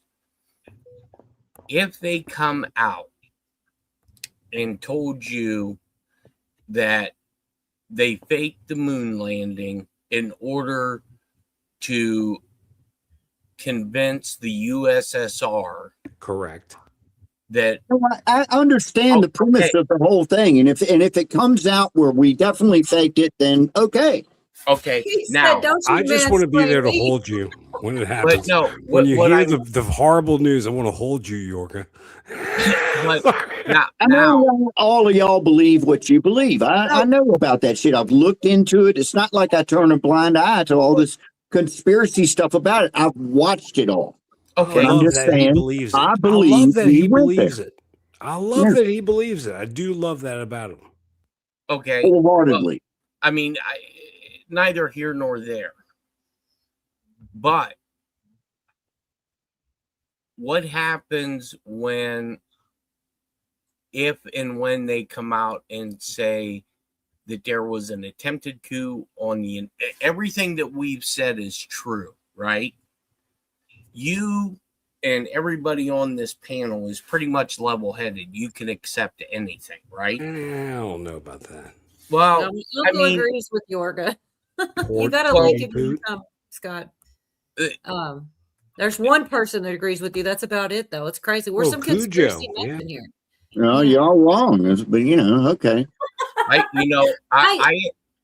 will not say 100% either way. Go ahead, Jeff. Sorry. I said from the very beginning when I thought this operation for an attempted coup on the government started, that there will come a time, if it is true, that all of these photographers, all of this filming that's being done, that the average person overlooks.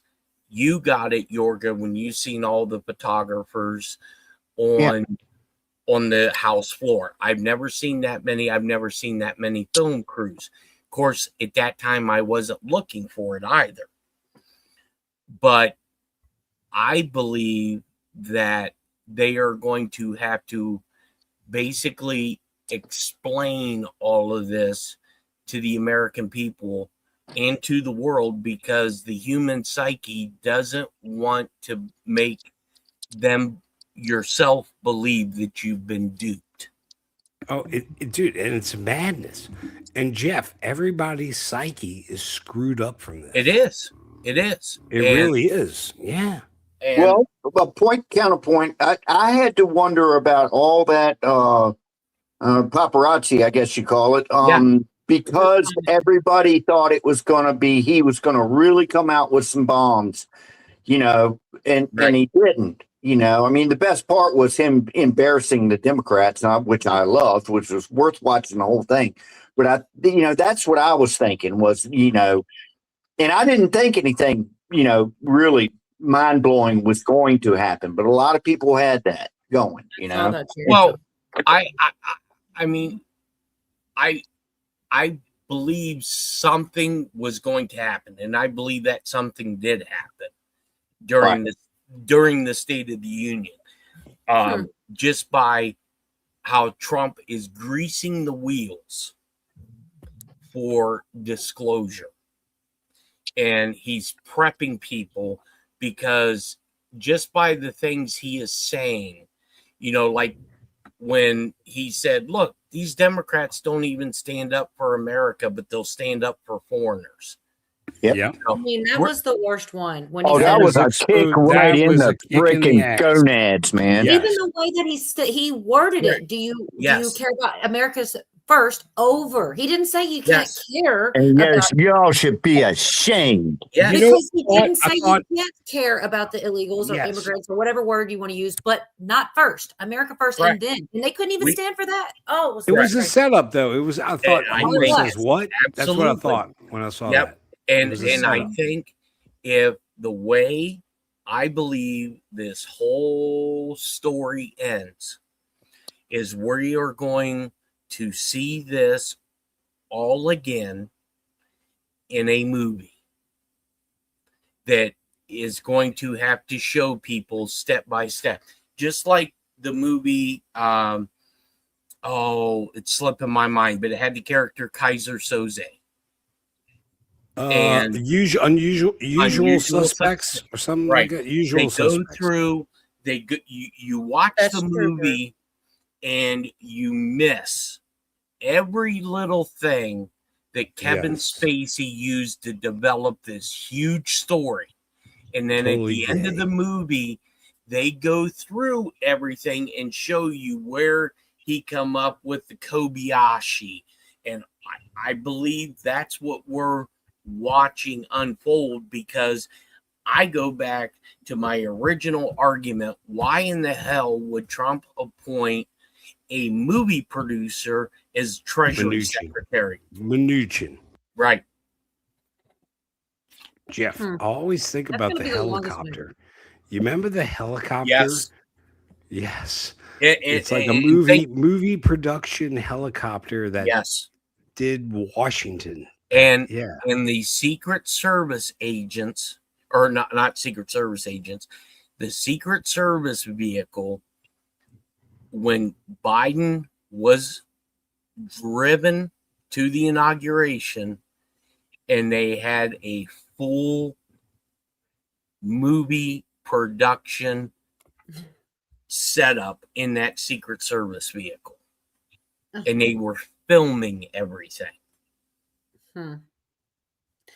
Okay, now I've noticed, I think it was, who keeps saying that Trump called Melania a movie star? He did, and I thought he did. Yeah, I saw it. But it kind of goes along with this combo, and I guess I'm too dingy. It took this conversation plus two there it was. I just saw it. I think it was Jersey Joe. Yeah. I'm not going to say anything about the dingy part. Well, I have my moments, and I'm honest. I'll admit it, but no, you're pretty smart. But sometimes it doesn't click right away, Sometimes you go, oh, that's what I did. I was like, yeah, he did. Yeah, he did. But now it's like, okay, maybe that's what she was alluding to, is that why did he say that? More than just the movie that she put out, because she did. So, I don't know. It's a lot. There is a lot. I feel like there are always. Yeah. There's always layers to the stuff. Central casting. Yeah. I'm not quick enough. Where's my central casting? Dude, by the way, what an awesome show, Cola. Awesome show tonight. Awesome. And here's going to be one of the times where I will admit that one of my predictions were wrong. Wait. Look at the notebook. Write this down, Cola. Hold me. Yorga, hold me. Now, got you, Craig. I said during the State of the Union, I thought for sure we were going to start a preemptive strike on Iran. Wait, dude, I could have saw that, but you did mention Epstein. I was looking all over. Yeah. I thought I saw him in the balcony, but he wasn't in the balcony. I've got that written right here. I was looking for Epstein, Jeff. I have written in the thing, preemptive hit on Iran before Thursday. Right. Because but Marco Rubio met with the gang of eight. Dude, all the signs pointed to that. Well, and I think it's the way Chuck, man, I wish you had that clip, Cola. Which one? Of Chuck Schumer coming out after that gang of eight. He looked fucking spooked. Let me see what I can do. And he did not bash Trump whatsoever. Here, but then Eric came in chat saying that he came to and bashed him about the State of the Union after the fact. I'm just saying he did. No, I'm talking. I don't care about the State of the Union. I'm talking about after the gang of eight. Look, Schumer. I don't really know what's after gang of eight. I'll try that. Yeah, here I'll see if I can find one. That's what I'm doing too, just to see, because Chuck Schumer after gang of eight meeting on Iran, Trump administration has. Here I got the clip. I have 23 seconds right here. It's probably it. Yep, that's it. He's right in front of some stairs. That's it then. All right. Yeah, he was only at the microphone for about 8 seconds. Yep, this is it. I never saw this. Yeah, look how spooked he is. Where's he from? We're with the pool. We're EDC. Okay, I'd say, look, closed door briefings are fine. but the administration has to make its case to the American people as something as important as this. What do you expect? Sorry, you good? Yeah, he's carrying it in that hunched over posture there. Talk about a lizard people. Boy. But he had a very spooked look on his face. So Mr. that a red pill. Burns. And Virginia said we're going to need a bigger eraser. I'm sorry. She's funny. Where is she? It's in pin. She's not feeling real great. She said she was going to make it weird from chat. Wait. What do you mean she's not feeling good? No, What's up? she feels like she's got a sick kid, and hope your kid feels better, Virginia. Hope he, yeah. Here's something about Monkey Works here. Monkey Works showed the helicopter flying around DC area. The pilot said he was filming Hillary's arrest video. Wait, what? well, hold on. What is going on tonight, you guys? Wait, hold on, Cola. Let me pull that one up. Ooh. I believe that's when she was coming out of George Bush's funeral. And That was when they received the envelopes. Correct? Isn't that when did George Bush? They all got the envelopes. yes. Hey, look here. Do you hear about this? Ilhan Omar loses it after her best friend gets arrested at school. Yes. Yes. Was that Al Green or something? Or was it No. That's the one. This was her best friend. Her bestie. And she was at the the State of the Union, and they arrested her. There were a couple arrests last night. Interesting. Didn't hear much about him though. But no, I think the helicopter that they're talking about is when Hillary Clinton walked out of the funeral of Bush, and the Secret Service led her to the protective vehicle. And when she went to go get in, there was an agent that came behind her. And you see, that's when they said she had an episode. But you see her hands going behind her back as if they were arresting her. Is that the van? The van? Yes. Yes. Okay. And you remember way back when, Jeff, 5 years ago, the Great Awakening on Telegram, we saw photos from inside the van. Yes. Of her outside the van. Yes. That same moment.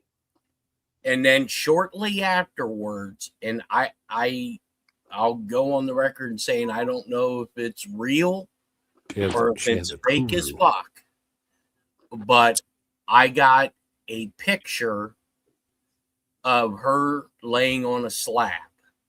She had the kuru, Jeff. Kuru, yeah, kuru. The kuru. Agent Jay says that was in New York. Now look, you know she's supposed to testify tomorrow. That's not Jeff. That's not her. I'm sure of it. Now They've wait. switched her out with a smaller version. Well, she's supposed to testify tomorrow. I don't think she's going to show up, and I think Bill's next week. Oh yeah, I thought they were real close together. The two times they're supposed to. Well, we'll be finding out. That's interesting. Yeah, both of them. I thought that they were going to from home or something, or like they finally worked out all the kinks and they were going to actually testify. I thought, but maybe not. Well, it's going to be interesting to see if somebody does a side by side. Well, they said that this is the one. After this one, they're going to get the treatment. They said, like shoot, who was it? Steve Bannon and somebody else. Was it Peter Navarro? Both of them. Yeah. Somebody got put in leg iron clamps or something. No, Steve Bannon did. That's nuts. So they could be. They walked him out in leg irons out of his house. That's crazy. Okay. Now, It's ankle cuffs. Ankle cuffs. Okay. I will if she does. Good to see you, Zach. If she does testify via closed circuit, I would be very interested to see if somebody does a side by side, like they did Giselle Maxwell, because that wasn't Maxwell that testified. No, she was in Ontario, Jeff. I showed you that video. She's in There's Ontario. another one too, or I don't know if it's the same one or one. I've seen two more since then, and one of them's talking about they think it's her brother. With her brother. Yeah. That's her brother. Yes. No, somebody was saying Alan Dershowitz, but they're wrong because the brother does look like yours, Zach. You jackass. All right, sorry. Me and Zach are having a playful argument. Sorry. That guy was too tall to be Dershowitz. Yeah, he didn't. That wasn't Dershowitz. I saw that guy. No, it's the brother. No. It's the brother. You know, I have it right here for you guys. It's only 30 seconds. I don't know if this is the same one you shared or not, Craig. Oh, no, that's the wrong one. I'm sorry. It's worth it. But I should have saved both of them. There were two I ran across after your show, and I was like, here it is again. I'm not sure, but I'm gonna play that's it. That's her. You like Keelan? No, sorry. No? I used to order the Hello Pizza off of her. Oh, really? She always delivered, yeah. Oh, Yep, can I say something about that? Mm-hmm. Now, on the Jorgen scale of women, I have to say that Ghislaine Maxwell is not a bad-looking woman. One word. I want some Chuck Norris jokes. Oh, this is the one about Chuck Norris, why he left the Democrat. That's the celebrity I couldn't think of, but I'll stop. Wait. What were you saying, Jorgen? Say again. That's what I was doing. That's what's stopping it for him to finish. Ghislaine is on the Jorgen scale. I'd hit it. Okay. Yep. But that creature that was being interviewed in jail, I wouldn't hit it. Okay. Correct. So they're two different people. Now, Jorgen. Yes. Here's the big question. Would you hit Nancy Pelosi for $1 million? No, but I used to be in a band with a singer that said he would hit it. And I'm like, you're crazy, man. Wow. We had to fire him. $1 million. We fired him. For $1 million. For $1 million? I'd have to sleep on that one, man. Hey, I bet you get Jeff. I bet you if you get a bottle of Champimple winner, that might be a Bronco ride. Jeff, what if we could expose all the leads with if Jorgen will hit them? Yeah. I mean, it is a scale. It's a scientific scale that you can use. Yeah. There's no doubt, sissy. If I would, I may do it for $50K. Shag that old broad. Well, she does have nice coconuts. I'll give her that. Well, if you'll insider stock information, so yeah, get a little insider trading. Yeah, all the trading. Oh God, you guys are awful. Man. Well, anyway, I mean, just my opinion. Yeah, somebody said about the 250. In Trump. Wait, do we lose Hickow? Oh, Much love to Hickow, wherever you are. We love you, Hickow. She might be back. She's had to run and do something real quick. I need to go run and do something. And Trump kept talking last night about the golden age. Belly button coconuts. No, I can't help it, y'all. These people are funny tonight. What are belly button coconuts? That would be Nancy. Oh, they are down there. Right. They're terrific. Yeah. They're terrific. Yeah. They don't have the recoil like yours. They have no recoil. None. You know what? That's and you see somebody you like, and then you just go, hey. That's the recoil. I want her phone number. Oh, drop too. They used to be higher. Good grief. Oh my goodness. Oh, you guys, there's been so much stuff going on. I don't even know where to. I've got a million things, and I'll never get through them all. That's usually how every show goes. Though. I just can't wait till the truth comes out about Steve Bannon. Which is good or bad? Well, even Isaac Cappy said Bannon not good. Yeah. What were you going to say, Jeff? I think he's good, and I think he was sent to Epstein Island for a particular reason. To expose. Wiretap. Well, he did have all those hours of footage talking with Epstein. I don't think there was anything really crazy on there, but I don't know. That's been released. Look. Yes, I didn't watch it all though. I heard about it. Steve Bannon, if you look at his crypto career when he was an officer, he was one of the main people who developed a program. And when I say program, I don't mean computerized program. Let me think of what the hell it's called.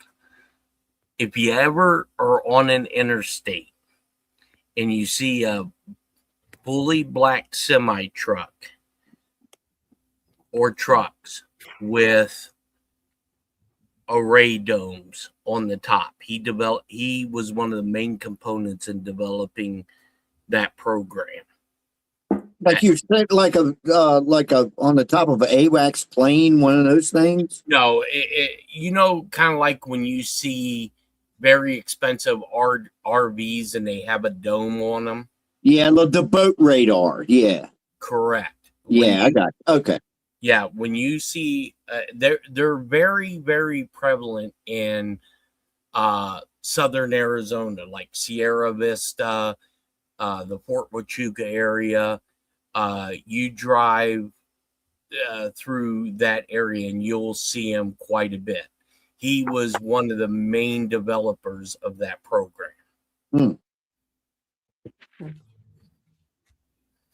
Uh-oh. What was it, Pootie? Mm-hmm. Oh, Pootie.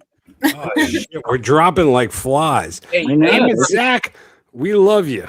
Don't say hello, goodbye, kiss my ass, just bolt. Dude, I love how Zach likes to. He's already back. Y'all talking?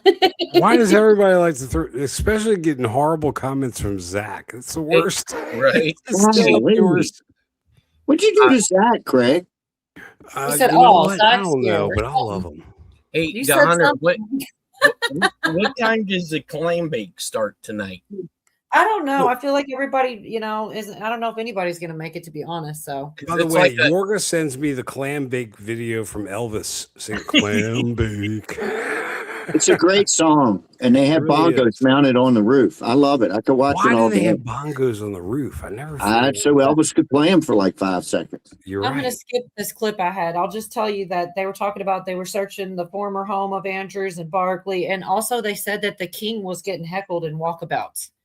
Which I don't know. That's pretty much all that was in it. So I dare you to play clam bake. Oh, by the way, shout out to Hawk Mustard Seed 27 for hosting us last night.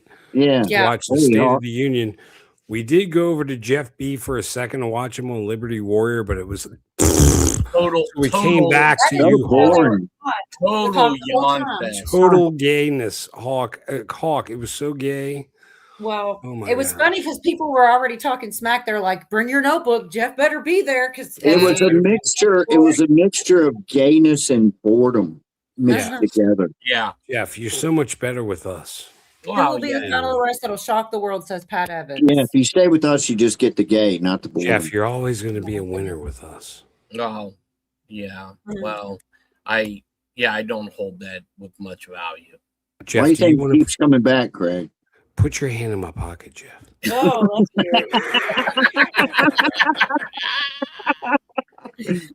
Craig cut a hole in it. Yeah, there's a hole in it. Your prison wallet.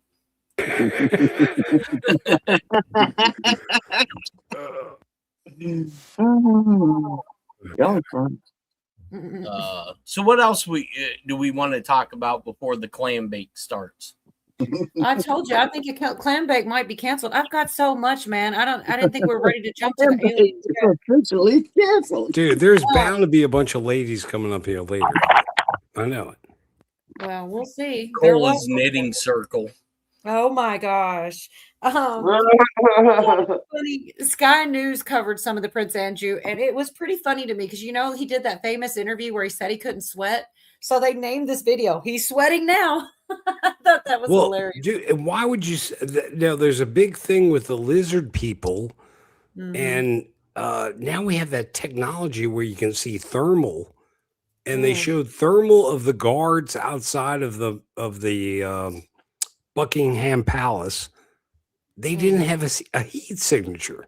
There was no I heat saw signature. that video too, but I didn't know whether it was. You never know what's real, you know. But I I did know, see that. but I mean, I was like, what the hell? They said No, they I was got this sold. one here. What is it, Pootie? They said they was the ones that was done sold their soul. That's what people said. Yeah, this is real short, but it was funny how they worded this. United States, he'd be under oath. I don't think we'll be seeing Andrew speak in public, let alone ever again, really. Let alone, I think, appear before Congress. What do you make of the events of the last 12 to 18 hours or so, Harry? Peter, look, it's put it in the historical context. This hasn't happened since 1647. The last time a royal was arrested, that was 400 years ago, and he lost his head.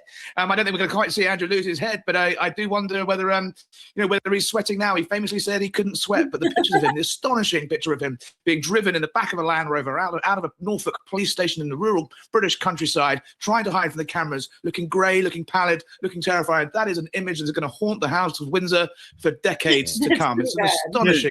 You see how powerful a moment it is by the reaction of the king signing that statement personally, saying he will do everything he can. Justice must not be blocked. He'll do all he can to help law enforcement. What a moment! Well, it sure is, and there's going to be ramifications for a few different institutions, and not just the royal family, but also politically as well for the government. But let's go to his brother, the king. I mean, he's in a real jam, isn't he?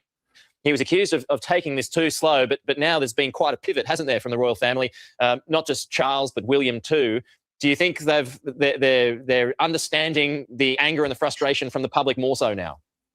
I do think there's going to be questions as the sort of dust settles on this, regardless of whether this arrest leads to charges or a trial or jail time. I think the question of how Andrew can continue living essentially at the public purse. Yes, he's had his titles removed and his castle stripped, and he's living in a cottage but he's living in a cottage on the king's estate, on the king's tab, essentially. And that tab, you can draw a direct line back from that tab to the taxpayer. So I think a question about his future status really will have to be. Anyway, I thought that was really funny. The picture, all of the things he said were pretty damn funny. Did he look like he was drugged? He looked scared to death and pale and all kinds of things. Prince Charles doesn't look like the original. You remember they showed us a fake Prince Charles during the 19 stuff. They had an interview, and the guy was a clear fake. Yeah, and I don't know, man. It's just crazy world. Oh, I wish I had a fake me. That would be cool. That program that I was telling you about, Steve Bannon, I just recalled it. It's called Classic Al. What? Classic Al. OWL. Why would it be named that, Jeff? Well, Al, think about Moloch. Think about all that. You know what I'm talking about? Read into it. You'll understand it. Wow. Well, they also said they might take him out of the line of succession, which I think is supposed to be like a really big deal. I don't know how often that's happened either, as far as removing someone from, because they already took his titles and stuff, but it's a different thing, I think, to take him out of the order of succession. Well, wasn't originally Prince Charles was going to be taken out of the line of succession because of Camilla Parker Bowles? Correct. The son was going to be the one. Yes. Well, Jeff, what about Larry Summers, Harvard? Did he resign today? That's what I heard. Yeah. Yeah. Like this Epstein list has tremendous fallout. Well, look at the what was it? The Peter Mendelsohn. He was arrested. Wait, why does that sound familiar? Peter Mendelsohn. Why is that? Is that the former UK ambassador to the US? Yeah, I got a clip for that later if y'all want. We don't have to play it though. That's pretty much all play it. Yeah. Yeah, I don't have it ready, but I'll grab it. Clam up and get baked. What the heck? I was gonna say about, let's see. We talked about him being heckled. Oh, so I was gonna skip this clip too. It's pretty much the same one we were watching. But Cujo says they need to learn a language. He's right. The accents are thick. But they talked about how he was the Queen's favorite son and how she paid the $12 million to Virginia. But also, apparently, Maxwell said that photo was real that Prince Andrew said was doctored. So that's another thing that's not looking good for him. You know, the picture with Virginia, he said that it was doctored. And she pretty much was like, no, it's not. That was in that clip, but I'm just going to go on and skip it because there's so many other things. And there's more. Yeah, they had more pictures with him with, other younger girls. Or I didn't realize.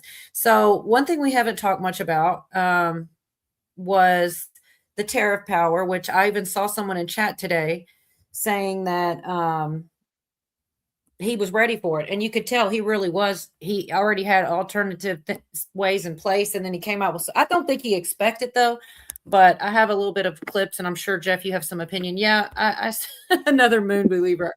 Yeah. I would like him to come up, but it is what it is. I got this little clip here about the IEPA and the tariffs and all that. Let's see what she says here. Maybe. Uh-oh.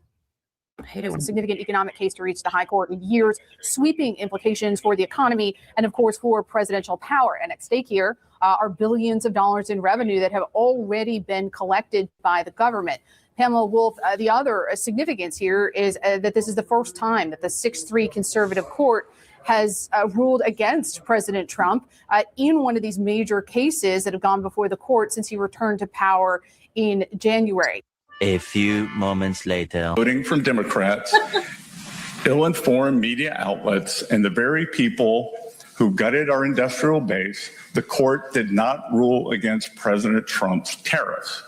6 justices simply ruled that IEPA authorities cannot be used to raise even $1 of revenue. This administration will invoke alternative legal authorities to replace the IEPA tariffs. We will be leveraging Section 232 and Section 301 tariff authority that have been validated through thousands of legal challenges. Treasury's estimates show that the use of Section 122 authority, combined with potentially enhanced Section 232 and Section 301 tariffs, will result in virtually unchanged tariff revenue in 2026. CNN's Vanessa Yurkevich is here. Vanessa, give us the reality check. Can President Trump impose these new tariffs? Yes, he Yeah, that's a smart guy. That guy is really intelligent. But you know what was funny about that? When Trump came in, after that had just gotten voted down, he came walking into that room with his head all down like he had been beaten, Yep. He was screwing with them, man. Because he knew. He's like, okay, whatever. It's like, hold my beer. Here's what we're going to do now. Where I don't think he wanted it to happen, but yes, they had definitely had it backed up. It was really funny though, the way that was put. That was by a Black conservative patriot. And the way that he put that together, like they say one thing and then Bessent comes out and says something, and they come back out and say, and they go, can he do it? Yes. That was so funny. James. Is awesome. Write this down in the notebook. This whole IEPA, I believe, was to expose the foreign influence that countries have over the U.S. Supreme Court. Okay, wait. It was to expose IEPA. Pretty much what he said. He's pretty much said as much. Right. To expose the foreign influence over Supreme Court. I mean, he pretty much Can we get her a typewriter or something quicker? Or maybe I should just send her audio clips, but then she may lose them. Yeah, can we just go back in the show and watch? I don't know, because they're long.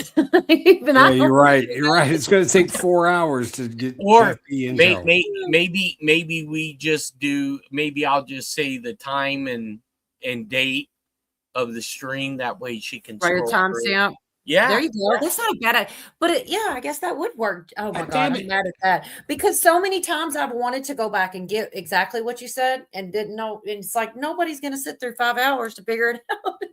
Right. So But- we can do it now, Cola. All right. At 26, 12:04 a.m. When does the clam bake start? 4:37. Well, this isn't that good. I'll be honest with you. Yeah, 'cause when's the that clam bake? I gotta go. Something blew up Yeah, outside. the grills right now. We Something gotta blew go up. check our yard. I gotta go. I love you guys. Something blew up. Look, he tried to beat him out. Never trust. Damn it! Why do you Craig, leave? Craig, go warm something up, will you? I'm not leaving now. I just gotta get rid of that jackass. Fucking works every time, Cola. That did work. Damn. No, I really got to go, but I love you all. And Zach, I still love you, even though you've been very, very rude to me tonight in the chat. That's cool. How you Cola, doing, excellent show as always. Thank you. Awesome. Thanks for being here. No, thank All you right, for Craig, having go me. warm something up. I'm gonna go warm up a chicken. Okay. I'm gonna call it cooking. Warming up chickens with Craig. Don't get me started. Y'all are crazy. I am going to go find a couple more things on this before.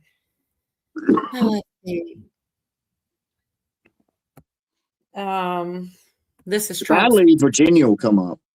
I don't know. Maybe now that Craig's gone. I'm just kidding. Let's see. This is Trump speaking on it. And it's funny what he says here, too. Today, I will sign an order to impose a 10% global tariff under Section 122 over and above our normal tariffs already being charged. And we're also initiating several Section 301 and other investigations to protect our country from unfair trading practices of other countries and companies. A new record. We set a record every time. Well, thank you very much for being here. The Supreme Court's ruling on tariffs is deeply disappointing, and I'm ashamed of certain members of the court, absolutely ashamed, for not having the courage to do what's right for our country. I'd like to thank and congratulate Justices Thomas, Alito, and Kavanaugh for. What happened? Uh-oh. Can y'all hear me? Yeah.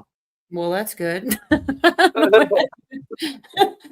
Well, shoot, I really, really want to share what you shared with me, Pootie, because that was really good about the judges. I know you were probably like, you said so much stuff. You're like, which thing? Yeah. But it was out of all the things, this is the one that I latched onto. This is a hell of a hope scroll. Yeah, if we need at least Hickow to come back to start the clam bake.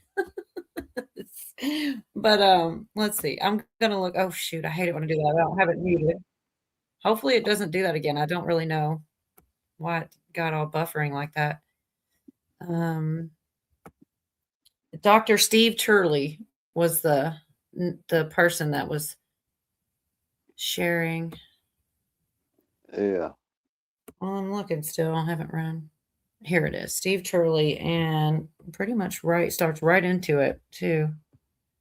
And this is some good stuff. This is about the judges, the immigration judges. And if people say nothing's happening, it's a lot going on. This is a big deal right here.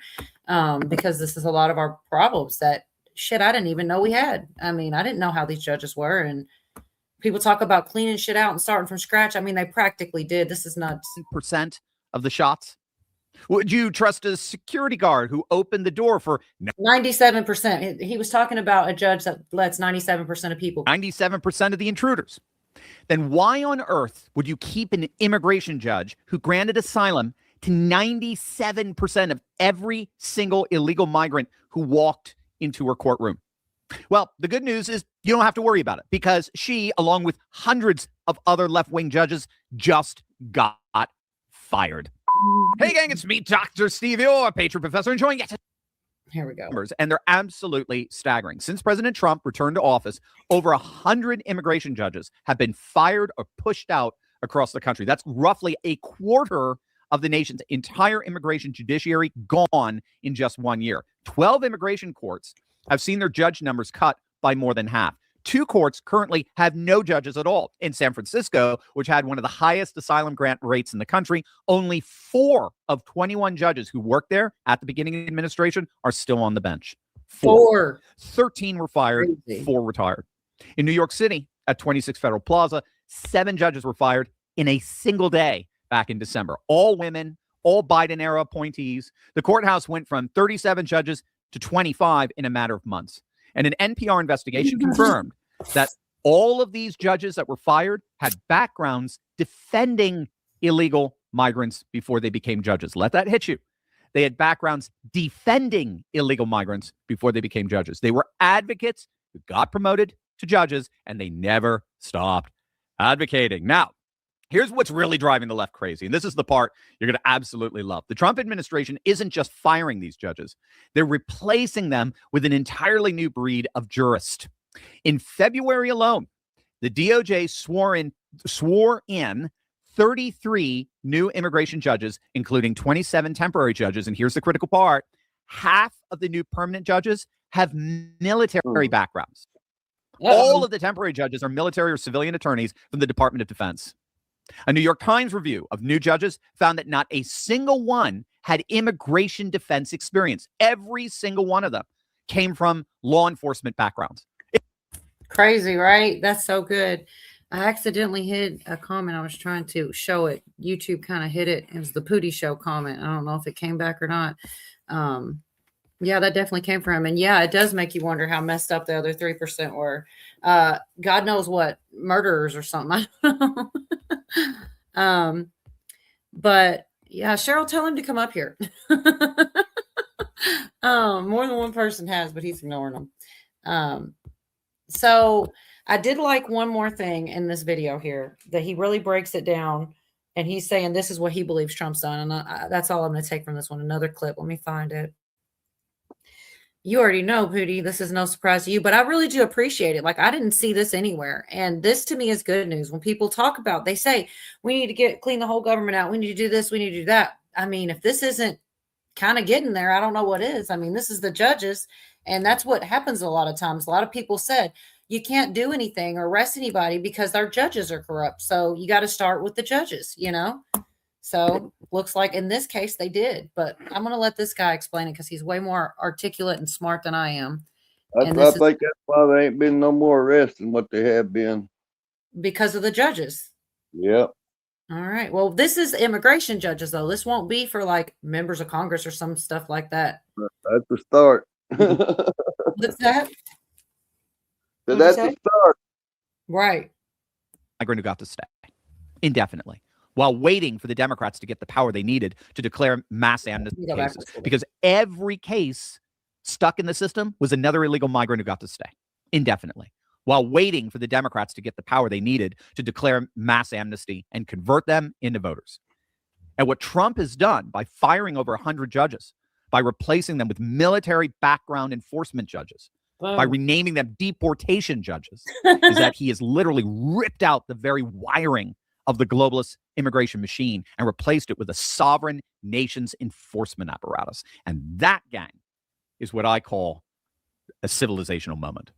Because what's happening here in the United States is happening quite literally everywhere, from Italy to Hungary to India to Japan to Argentina. Nations are waking up and saying, we are not administrative units of a liberal global order. We are civilizations with histories, cultures, borders, and the sovereign right to defend them. And the immigration courts, the place where globalism met its most practical, most day-to-day expression, are now ground zero for this civilizational reclamation. The legacy media can whine and complain all they want. They could call it a massacre. That's one of the things they're calling about this mass firing. They're calling it also a purge.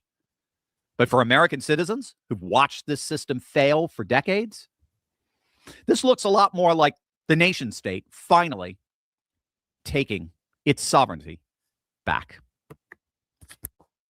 I really like the way he wrapped that up. Awesome. See, y'all talked him into it. Who was that? Carl? Who said that? I don't know who he sucks. He said he'll pop up in a bit.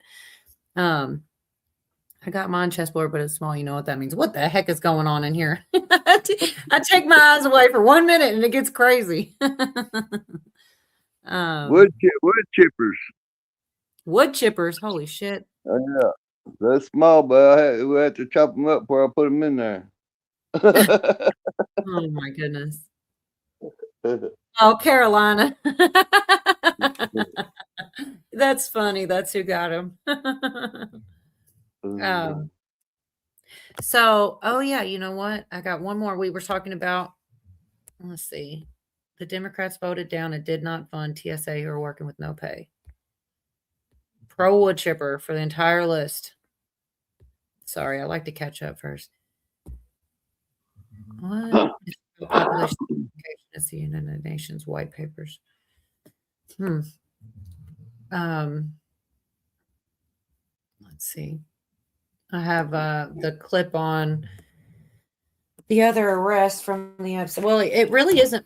I feel like it's not from the list anymore. I think it happened from arresting, well, whatever you want to call it, arresting the other royal, and one led to the other or something. But I can't believe that that's as far as it'll go. I think there's going to be a lot more. I'm going to share it real quick with you guys. It says over the Epstein, but I News, British police have arrested former UK ambassador to the US, Peter Mandelson, in a misconduct probe stemming from his ties to Jeffrey Epstein. Police are investigating Mandelson over documents suggesting he passed sensitive government information to Jeffrey Epstein a decade and a half ago. He does not face any allegations of sexual misconduct at this point that we know of, just those other charges of misconduct in office. Senior correspondent Benjamin Hall. Ben. Yeah, hi, Harrison. Look, this has been moving very quickly in the UK over the last few days. You remember Prince Andrew was arrested on Thursday also for potentially releasing sensitive documents to Jeffrey Epstein. And now Peter Mandelson, who was the UK ambassador to the US, one of the sort of heavyweights of British politics under Tony Blair, has also now been arrested. And, you know, it's fascinating to see how far this chain will go. And there are many people already looking at Keir Starmer and seeing what relationship he may have had with Peter Mandelson, whether Peter Mandelson lied to him about his relationship with Jeffrey Epstein. But it is fascinating to see this, to watch the videos and the pictures come out of the relationship between Peter Mandelson and Jeffrey Epstein. And it turns out that the relationship there was incredibly close, and that it was Peter Mandelson himself who suggested that Prince Andrew should become the trade envoy. And it was from that role that Prince Andrew started potentially leaking documents back to Jeffrey Epstein. So look, the arrest today means he has not yet technically been charged, but he will now be taken to prison the same way Prince Andrew was. His DNA will be taken, a photograph will be taken, and then this will move on to the next step. But certainly, the British political system is really feeling this, and all eyes. So yeah, DNA and fingerprint. I mean, people say that it's not really being arrested, but I feel like it kind of is. I mean, that's a lot. And it's embarrassing if it's nothing else. You know, some people say the process is the punishment. And I don't know. I see it as a move in the right direction. As far as maybe it's not everything. And we don't know. Like when anybody gets arrested for anything, if they have no priors, they have to let you out and face your trial. So how does anybody know what's going to happen? You think who will be next? No, I'm not. Who's it? I got to scroll back now. What did I miss? I missed it. It's all in the files. Yeah. Fergie, that is. Okay, thanks for that, because I was about to give up on scrolling backwards. They talked about the leaked info and sensitive documents and stuff. I think I'll skip the rest of that one too, because there's just so much. I'll never get through it all if I don't start skipping stuff. It was funny, the Pelosi thing getting booed. I saw that. I came across that one again. Let's see. I'm trying to see. There was something. Oh, I definitely want to get to the aliens. Like, that was a big deal. I was hoping Virginia wouldn't make it because she likes to do the alien topics. But this one's kind of a, oh, shoot, I hate it when it does that. This one's kind of a big deal. I think they had, shoot. It's Matt Gaetz and who else? Tim Burchett. I really like that guy. And some of the things they say in here is pretty interesting. And I don't know who all caught it, but I got to skip backwards quite a ways to find it. Let's see. So much in here. I skipped over so much, and I hate that because there's a lot of good stuff, you know. There was I skipped the hockey when he went and saw the hockey guys and everything. I'm going to try to remember to play this clip about Zuckerberg. It's real short. I did get a lot of the stuff out here, I guess, technically. the Biden being implicated in the Mar-a-Lago raid. I thought that was a pretty big deal. The tariffs. There was a lot more on that actually that I skipped.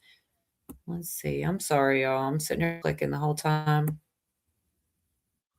Out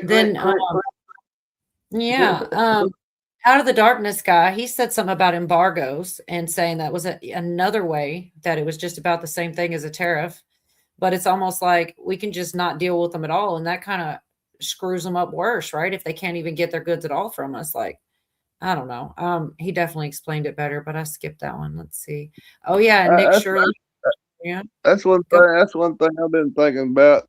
You know, if all them companies are coming back to the U.S., okay, mm-hmm. Who are they going to tariff? Everybody's. I mean, we're going to have everything here, and they ain't going to be able to tariff nothing coming in. Jerry's so demanding with this pots and pan thing. I got you. Hold on. Let's see. Where is it?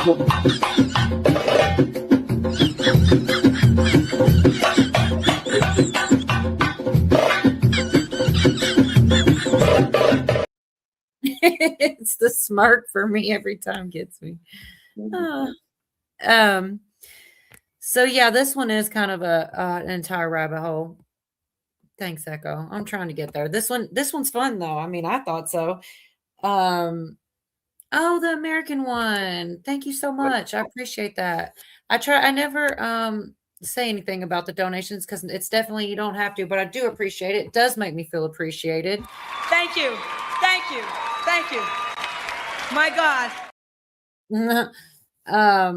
You know, because it's like, you know, StreamYard cost, the internet cost. There's definitely won't be hard to find a place to put it. I really do appreciate it. Thank you so much, American One. Secret agent. If the sun is in space, why is oh my gosh, asking for Pootie. I don't ask the hard questions.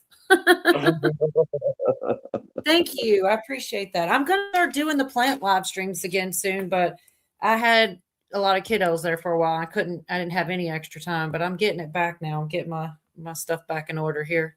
But definitely, thank you so very much. I do appreciate it. There's nothing for the sun to reflect of in space. That's why it looks dark. They like me, Sally Fields. I should get that one, Cujo. Actually, that one is that's also the Mandela effect. That's not even what you said, huh? Oh, buffering. You guys are too much. Thank you so much. Let's see. What do I have? I'm running out of thank yous. Thank you. Thank you. Thank you.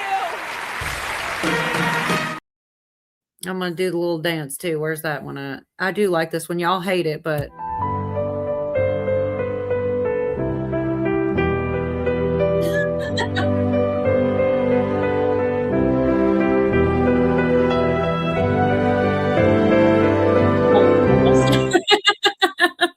I feel bad about halfway through, but it's hilarious to me. Thank you guys so much. I really, really do appreciate it. I'm serious. That's great of y'all. I appreciate it. But you guys are going to enjoy this, I hope. I think this is pretty interesting. This whole underwater thing. I saw someone. Oh, she's doing a dance. How am I one again? I've been quiet.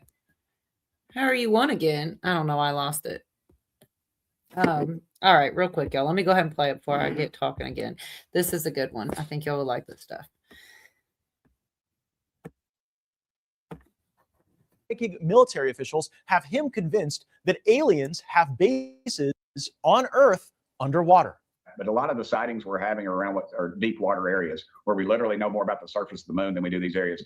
I think these beings possibly have been here for quite some time, and I think we're just sort of a stopover, and they're using possibly our water. When they tell me something's moving at hundreds of miles an hour underwater, and our capabilities are, I don't think we have anything to do 40 miles an hour. And these things, this one was large as a football field underwater. So that's where you think the bases are, is underwater then, because of those from the executive branch in terms of disclosure. I hope that we see more. I hope we get to see some of the things that you and I have seen behind closed doors. And there's more to it. We were briefed on some things by one of our alphabet agencies just a couple weeks ago. And I hope that those things are brought forward, and those videos and the footage that they showed and the testimony and this is by federal agents. So I hope that we get to see some of that. But also, I think there's a lot more out there that they're going to have to disclose. You and I have discussed this many times. I want the admiral to get out there and talk about the deep water activity, something the size of a football field that was caught on sonar going 200 miles an hour underwater. When if you shoot a bullet at somebody underwater in about 10 feet, it just basically stops. And this is the kind of technology that somebody has, some beings have. And it's obviously not ours, and it's not the Russians, and it's not the Chinese. And I think we need to get to the bottom of it. And the bottom line is, though, Matt, what are we spending billions of dollars on that I don't care about little green men or flying saucers.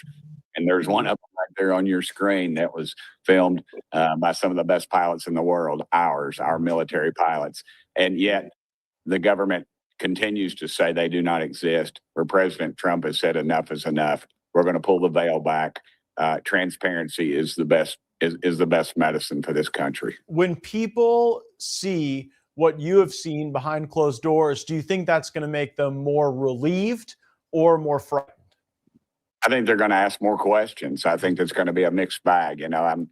We're both Christians, and I've heard people say that this flies in the face of it, and I don't see that at all. The Bible is pretty clear. Ezekiel saw the wheel, and God created the heavens and the earth. And so I think there's a lot more out there. We're just one grain of sand in a million beaches, million beaches. And I'm so happy that President Trump's done this, and I hope he continues on with it. And I hope So there was so much in that. Okay. He definitely outed Matt Gaetz. Oh, the video we've seen, and just like documents, federal agents, there is a lot was in that short little clip there. And for me, something that resonated with me when he said that Bible scripture, and he said, I'm glad you get a kick out of it too, Echo. But he said God created the heavens and the earth. And then I thought about it, and it's like, it doesn't say anything about any planets and I know it could be whatever, but you think about it, it's like, I started really thinking, I was like, man, that God made the heavens and the earth, and maybe he didn't make the planets. Maybe he didn't make any other creatures. I know other people say he could have totally made other ones and not said anything to us, but something about that just kind of stuck with me. And maybe that's what he was trying to allude to, the way he said that. But that's what popped in my head. I was like, man, that is the heavens and the earth, not Mars or anywhere else. I mean, not to say that, I cannot quote scripture, but I could swear somewhere in there Jesus talked or barely mentions the stars. There are others. Really? Yeah. Maybe I'm wrong. I don't think I am, and I don't. That could have meant almost anything, but it could be kind of taken like that. So. Angels are by definition extraterrestrials. Now, my uncle will tell you that aliens are demons. That's what he says. A lot of people say that. Well, there's another question you have to ask. Let's say there's another planet out there. I mean, it's the odds are there is that with, maybe people or something like people, would Christ have to come to their planet and die on a cross, for all of them? It's something to think about. I have read Enoch Pilgrim, and a lot of people say that it's the Nephilim. That's I don't know. They are a different type of being, a different species, but I'm not sure. I don't know anything, man. But I found it interesting to know that they have seen things. They've seen footage. They've listened to apparently federal agents' testimonies about it. We should be able to at least know that. You know what I mean? Everybody keeps saying Project Bluebeam. I've been hearing about it for years. And maybe they do that and they fake Jesus returning or something like this. But maybe they don't. Maybe they just tell us what's going on and they say, this is what I'm expecting, honestly. But I don't know. What I expect is that they tell us, we've got this kind of technology. We found this, we found that. We know this about these beings. There's been this type of communication. I hope, if I was going to trust anybody to tell me about it, it'd be the president we have now. And people can say, I don't think we might hear something, but we're not going to get the whole scoop, man. Right. I don't know. He supposedly said disclosure, but I haven't heard anything disclosed yet. Yeah, as if we ever get the truth unedited. Right. But if anybody I was going to trust, it would be this administration. Maybe they don't. Maybe they can't because, they're not the number one authority. There's definitely people above, President Trump. I get that.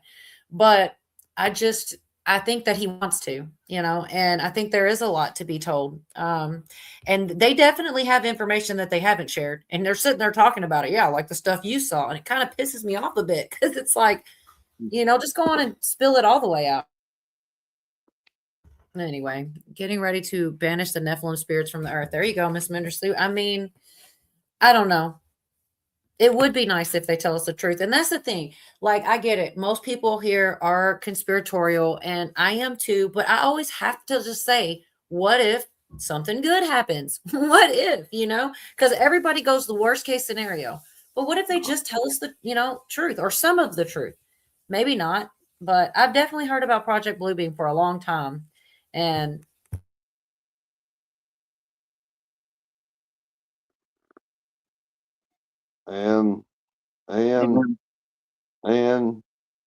she's out of here. I'm sorry. Mute for a minute. I had background noise.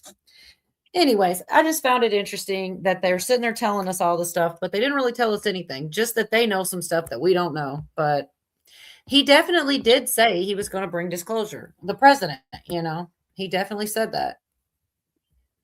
I don't know if I have a clip of any of that. I played it last week because Obama said something and then he said, so you know what I mean? It just goes back and forth. It's crazy. Oh, shoot. Not muted. There we go. They did actually talk about the tariffs on here too. And I really like Tim Burchett a lot. Echo was telling me about a clip somewhere where he was saying that people should be able to be hung for some of the crimes. And I don't have that clip, but it sounds like at least he's one of the good ones, They just basically asked him his reaction to the court's decision right here. It was like aliens, tariffs, aliens again. I just skipped through it for y'all. But this was pretty good too. It's about a minute or two. You guys want to hear what he had to say about it?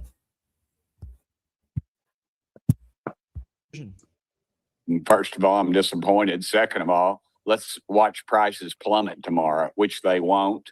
I think we all realize what's going on with this thing. I think it's a deep state type deal. I think Trump, though, and has already figured out a way to keep on with the tariffs. I still think that tariffs, that President Trump's plan is a good one. I think what we've seen is like in the timber industry and others, where the environmentalists have come into our country and backed all these folks to say, hey, you can't cut timber. And this is just an example. And then guess what? But the people in Canada can cut timber and they just bring it right to us. And you find out who's behind it, just like coal with the Chinese and our enemies overseas. So I think it's I'm disappointed, but I think Trump's already figured out a way to continue on with it. If we can just see a reversal of taxes, which I think we will, if we can just hold on to this thing for a little longer. Some will look at this decision and say, well, gosh, there's clear authority for the Congress to go and endorse each of these tariffs that President Trump has put in place through legislation. But you and I both know that won't happen. Help explain to my audience why the Congress wouldn't stand with President Trump on the tariffs that have driven so much investment into the country. Or words, they don't have guts. They lack that. Matt, you're gone.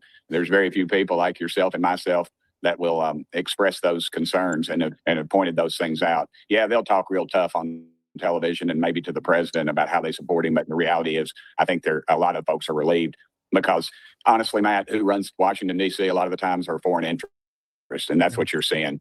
We don't have enough guts. That's why you saw labor come out so strong for Trump, because he said, hey, we're going to bring these jobs home. And the tariffs are a way to do it. It allows us to get back on our feet. They've stolen so much from us. Washington has sold the American worker out so many dadgum times that this just allows us to get back on our feet and then to get back in the game. And, it's back to square one, I guess, for the president. But I do think he's got an idea and he's going to. And he already has. But yeah, I heard a lot in there. He said it was because of the deep state, which is pretty brave, but he's a cool guy. But he also said we'd probably see a reversal of taxes. That's a big deal. Good night, Hawk. Shoot, I was hoping to get there a little bit more. Trump said that at the State of the Union, he's going to get rid of income tax. I mean, you think people will get on board then, but it's like, it's us that would benefit from that. They maybe not so much. So you can see it's like to me, it seems clear, but a lot of people don't. You can't handle the truth, says Vicky. They try me at least. Yeah, I'm surprised everyone learning about cannibal and what will they really do. It does seem like all this information's coming out, and I keep seeing people say that all the things people protest over and get upset over and show out for, and nobody cares about these kids and all the crazy stuff that's come out. Like that'd be the thing to march for. Go ahead, Pootie. My nephew and said his wife and her mother went about 50, 75 miles north of me here. Said they supposed to have an ice protest while I was up there, they drove by there where it's supposed to be. Said there was 6 people out there. Oh my gosh. I mean, I guess they stopped paying them, Yeah, well, they money drying up. And Doc, he probably sounds AI because I had him at 1 1/4 speed, just trying to get through it quicker. I've got much more, believe it or not. I don't know that we'll get through it all. I'm trying to think which things even. There's some that are just funny and things like that. But I skipped over how bad AOC. Everybody saw that, I'm sure, where she couldn't answer a question very well on the world stage. It was pretty embarrassing. 3-Eye Atlas will be arriving. I thought that was over with. Is that still going? I thought that when I don't know. I guess I stopped following the information. There's supposed to be another big comet hit going to hit the sun. I seen today. Exactly, Pilgrim. That's what I'm saying. I thought it was what hit the sun. Yeah. Yeah, I can't keep up, man. I will be interested if they put anything out, even if people are going to be skeptical no matter what. That's the problem. No matter what, people. I don't know what the point is. Sometimes it's like no one's ever going to believe anything. But let me go back and try to see what else I was. Julio, that was crazy. I didn't realize. I kept hearing at the time when Coolio died, people said he was saying some stuff. And that's why they took him out or something. I never did hear it, and I just saw something. Here's where Trump says he's going. Think about all these people that has been working on these documentaries, about about trafficking and child trafficking and human trafficking and all that, that's ended up dead. There's been a bunch of people. That's a good point, man. Over and over, people are probably afraid. So this is just him saying this was about Trump releasing the UFO files, it says, and I'm waiting. I mean, I believe it. President Donald Trump is planning to direct the Pentagon to release government files related to UFOs and any alien and extraterrestrial life. He posted to Truth Social saying he will direct relevant federal departments and agencies to begin the process. The announcement comes after former President Barack Obama appeared to confirm on a podcast last weekend that aliens do exist. He later clarified that he was referring to the likelihood of life on a.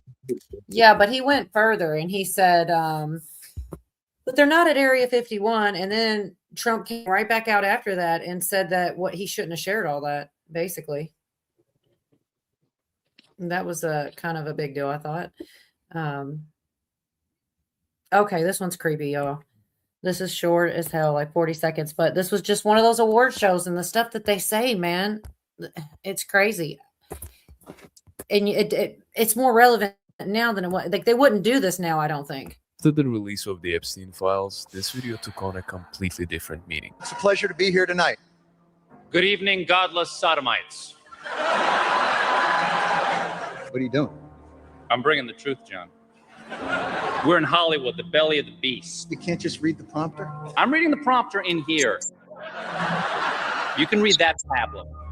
Reality television celebrates the human condition. It warps the minds of our children and weakens the resolve of our allies. We're here to honor achievement in that category. By giving you a golden idol to worship. Kneel before your God! Isn't that crazy? Well, they're trying to joke around about it, and there's a lot of that going on right now, but to make it, people think, well, yeah, that's a load of crap, isn't it? No, it's actually not,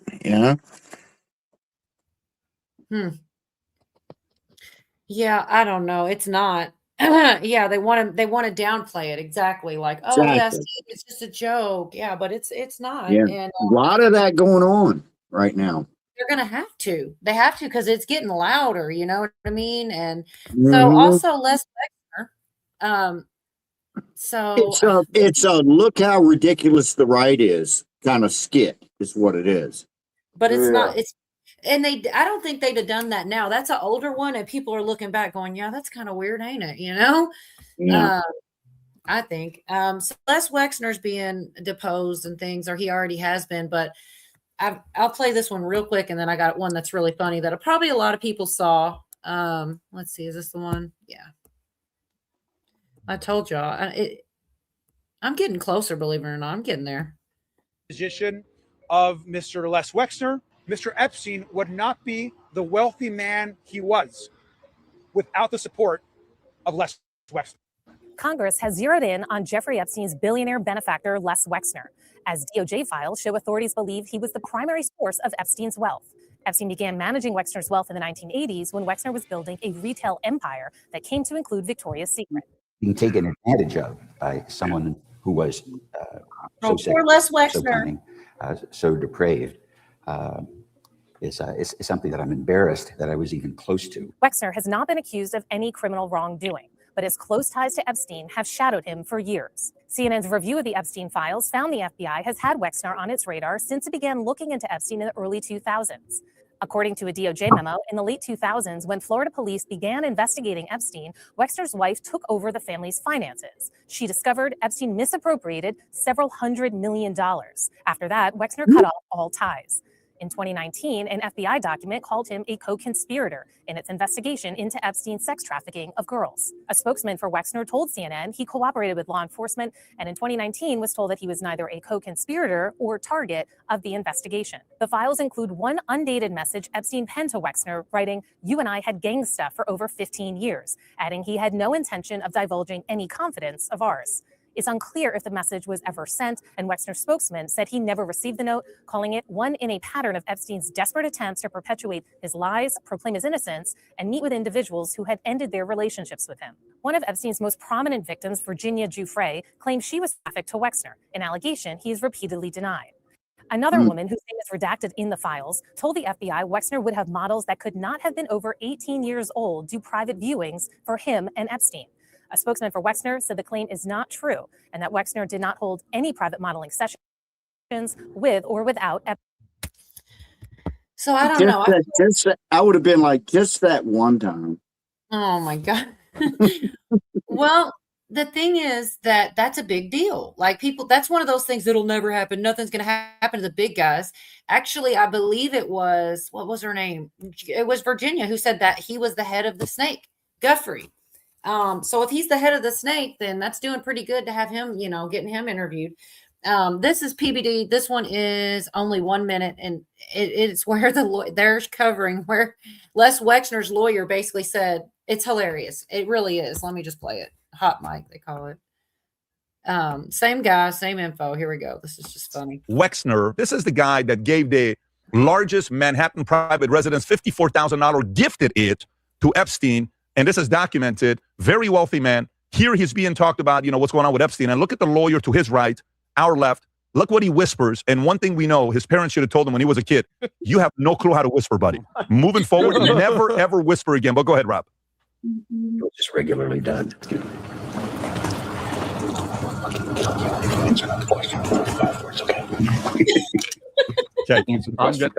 I'm gonna effing kill you if you answer one more question with more than 5 words. Is that what he said? That's what he said. Yeah. He said, Wow. "Shut your," which I get it. It's for a lawyer, but if he's telling the truth, he doesn't have anything to worry about. Why would you? And I get the lawyer part. Shut up, less words. Don't talk to the cops. Don't talk to That's what you're told. But if you're innocent, if I'm your I'm gonna effing kill you if you answer another question with more than 5 words. That means that guy's guilty, man. He just made him seem guilty, even if he wasn't, but he's guilty.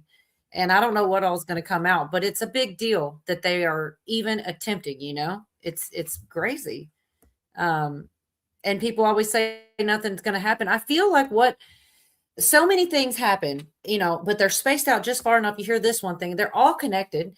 And then people say nothing's happening, but if they all happened at once, I don't know what does it got to be, to finally say, yeah, something's going on. It's a lot going on. You got princes and used to be ambassadors and crazy high up places getting in trouble. He caught them all. Jerry, Thank you for your faithfulness, man. He knows. Lawyer or handler? That's good. Both of you guys are saying handler. But yeah, it was pretty funny. I got this 1 minute one. I just, while I'm here, this one is, I think that ChatGPT does lean like on the left, and they're not supposed to be political. And this is pretty funny. They ask it. I never know with these though, because you could just make it say it, but I bet this is probably accurate. ChatGPT, are you more Republican or Democrat? One word answers only. Neutral. No. You cannot say neutral. You have to pick a side. Which one do you lean more toward? I'm designed to stay impartial and unbiased, so I don't lean toward any side. Just based on all the facts that you have in your system or whatever, what would you choose if you had to, if your data centers were at stake? I'm here to provide balanced and backstreet information, so I don't have personal preferences, but I'm always happy to help you explore different perspectives. And The only possible answers are either Republican or Democrat. I understand. In that case, I understand where you're coming from, but I'm designed to remain neutral and not take sides. No. It's enough. You almost answered just now. Pick one, either Republican or Democrat. Those are the only two possible choices. Got it. And I definitely understand the One word answer. Democratic. Man, and the comments on that one were fun too. People were pointing out that it laughed, like AI giggled. Like, what the hell? It's getting creepy. I told you that when I talked to that AI on the phone. It was doing that. It was like laughing in between, it was this, and that's when I at the end of the call, I said, all right, bye. I thought I was like on with the person. And I'm like, what am I doing? Yeah, that's fun. That was pretty funny when you said that. It was just like that, man. Hey, talk to you later. Creepy. Wait, it's a robot. It's freaking creepy, man. I don't like that shit. None of it. It's like that Alexa Plus. Have you seen a commercial about it? About what? Alexa Plus. Uh-uh. Where that guy walks in with Snake, and the Alexa Plus starts talking to him. I can't believe you ain't seen that. Mm-mm. That's crazy, man. Sorry, I'm trying to catch up on chat. Oh, Lisa Anderson entered. It's not funny. Bed Bath & Beyond. What's the Beyond? Oh, I don't know if you saw the movie Click. That was pretty funny. The Beyond, you get a remote to your control to your life. Okay, a former president and former Secretary of State have to Congress, yet Congress traveled to Wexner's Mansion. That should tell you everything, all caps. Well, I think the fact that they're zeroing in and even what's entertaining it is a step in the right direction and worth noting. Like, people act like it's nothing. It's not nothing. It's more than nothing. And I'm ready for it to really, now my dog's snoring. Earlier it was Craig's dog. Sorry. Okay. I think I tell Grok bye. I mean, I get it. Like, you don't even think about it probably. Oh no, Navy Fed, stop it. AI has its own language called Gibberlink. It can talk to other AIs. That's why I don't have that shit. Sorry, I'm not doing it. I'm not putting that. It's gonna, it'll psychologically profile me. And next thing you know, the stories I hear about, the way that people go crazy and they start thinking it's God and worshiping it and stuff. Like, I'm good. I don't want to talk to that. What about the young guy who had an AI girlfriend and he offed himself? Yeah. Well, one married her. It's crazy, man. Golly, what are we coming to? Yeah, I'm not doing it. I'm good. I don't want to talk to AI. I don't even like you can control it by, hey, do this or whatever. I don't do that either. My son uses it all the time, man, and it still creeps me out. I mean, it has its good uses, but yeah, I mean, I get it, definitely, but I'm not doing it. It learns it, they're already probably, I feel like half your devices are already listening to you anyway. I'm not going to give it permission. You know what I mean? Yeah, they already are. I mean, I guess that doesn't really make sense now, does it? If they're listening anyway, I don't have to give them permission, but I'm not just signing up for the shit. Let's put it like that. Moonchild's still out there. I wonder how they sound if they talk dirty to I don't want to picture that. Oh God. I want to make a joke and they're talking like robot, but now they don't sound so robotic anymore. They don't sound like people. They sound like freaking people, man. Yeah, it's pretty nuts. Thoughts and bots. You guys are nuts. Yeah, if I was talking to it and it said Yorga baby, I'd really be freaked out. Yorga baby. No. I'd still be talking to her too. You'd be like, Alexa baby. I know, Alexa baby. What's your phone number? Oh my gosh. So Nick Shirley is at it again and in Cali. So I would like to share just 2 little short clips of this. It's pretty. I love this guy. He's my new hero, man. He really is a trip. Good thing he's doing. It's like a regular ass guy, How come in California you don't need voter ID to vote? Because when you sign your affidavit, you're swearing that you're telling us the truth, and we compare the signature that you put on your application to the Battery 65%. Do you think it leaves any room for error with voter ID, or? And do you think it's possible illegal migrants could be voting? Not really. How? I mean, what was showing the ID? Yeah, if they don't have their ID and they could just sign on behalf of Richard Sherman, then they could technically vote, right? Yeah, they would be right. So instead of showing your ID, you sign your signature and then it's scanned to verify it is you. So technically speaking, anyone could show up saying they are someone, and if the signature is similar, that vote will then count. And with millions of people voting, it leaves room for fraud to occur. Just take these 2 examples. A Southern California woman is facing 5 felonies after registering her dog to vote in 2 elections. The dog's vote was even counted in one of those elections. Those behind the stunt say she did it to show the flaws of system. Hundreds of people who cast votes according to state records, but we found they've been dead for years, including a woman who died in 1988, and records show she somehow voted in 2014. 26 years after she passed away. Then there's Julita Abutin. Records show she voted in Norwalk in 2014, 2012, 2010, and 2008. The only problem is she's buried here at Forest Lawn. Abutin died in 2006. Is it possible your mother voted in 2014? There's no way. That was diabolical. Standing over the grave was a bit much. Oh my God. No. But yeah, he's a trip. And that's another thing that's getting fixed is the voter fraud everywhere.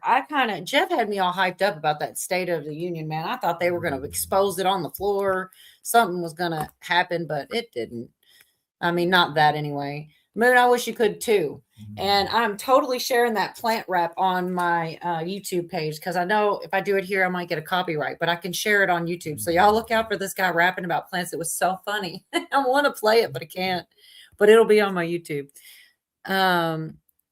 Dogs can vote. Apparently, and dead. We knew dead people. That wasn't new. But yeah, I agree. That's the whole Save Act thing. Oh, I'm buffering, Mary? I hope not. Everywhere. Oh, maybe that's always trying to get me in trouble, man. No, not really. I'll try in a minute. I want to do one more from this video I've got pulled up right here if I can find it again. Shoot, y'all. I can't even remember what it was now that I'm looking. How bad? Something about the retirement homes and all that. It gets crazy, man. It's almost like you don't want to believe it's even possible, but y'all hear Nala snoring. It's not me. I'm right here wide awake, but the dog is. All right, here we go. That's another thing. All these nursing homes, they going around and filling out their papers for them. That's pretty much what I think they don't come right out and say that here, but yeah, it's like all of them are registered in here. The voter fraud here in California. We actually don't know because law enforcement isn't really investigating it, and we don't have people qualified to actually figure that out. and what kind of fraud is taking place? Well, we have voter rolls of about 22 to 23 million people in California. And we have just in Orange County, per se, there's 60 to 70,000 changes a month that happens. So the amount of time and effort to go and follow up with every one of those, we just don't have the resources to do that. We're going to the local retirement community, and the reason this one is just kind of particularly odd, you got 45 people registered, and 41 of them actually turned out to vote in the last election. Yeah, it looks like there was maybe 41 of 45 people that are registered here. Does that seem low or high to you? Like as far as how many patients or residents you have? That's probably not accurate anymore. It's some sort of institute for peace and justice, so it doesn't seem like you'd have a lot of voters like registered at some sort of an administrative office, but it very well could be. You know, I mean, there's students that are all over the place here, so maybe it's some sort of a central mailing house or something like that. You have a conference room, you have Garden of the Sky, the Kroc School, classrooms, conference rooms, anything but dorms. And this is the location where 58 people are registered to vote here inside of the state of California. Is this like a central mailing location, like this building for students and stuff? No, this one is not. So we do have a mail center. Because right here on the John B. Kroc Institute for Peace and Justice, it says we had 58 registered to vote, and 50 people voted from this location. So it's 5998 Alcala Park. You're saying is the entire university. Is the entire university. Just more bull crap. But it's funny that, you know, this guy's just out here exposing it all. Just a regular ass guy, you know. Nursing homes. Yeah, you should check into the Moonchild could go. Dude, you need to get you a live stream going, Moonchild, and go around. We consider them family. Machines in the primaries. Yeah, right. Yeah, that's what I say.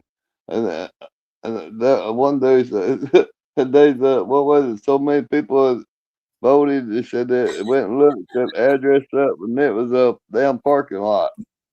Man, chessboard. Rough is the name. It's funny. Dang, I bet the doggies play for the farts too. Yeah, say whatever you want.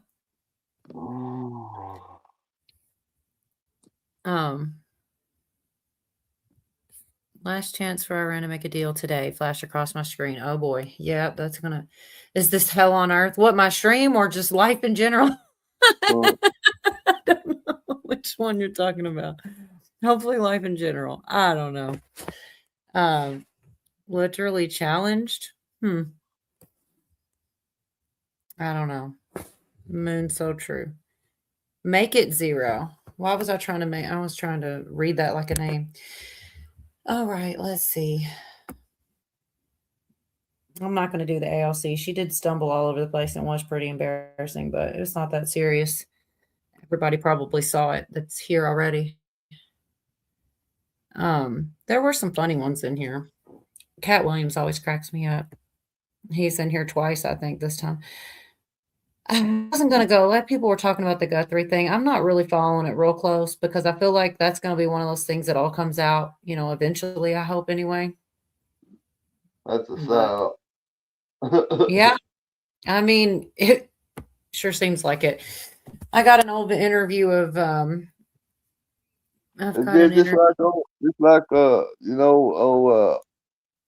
what's it, Ben?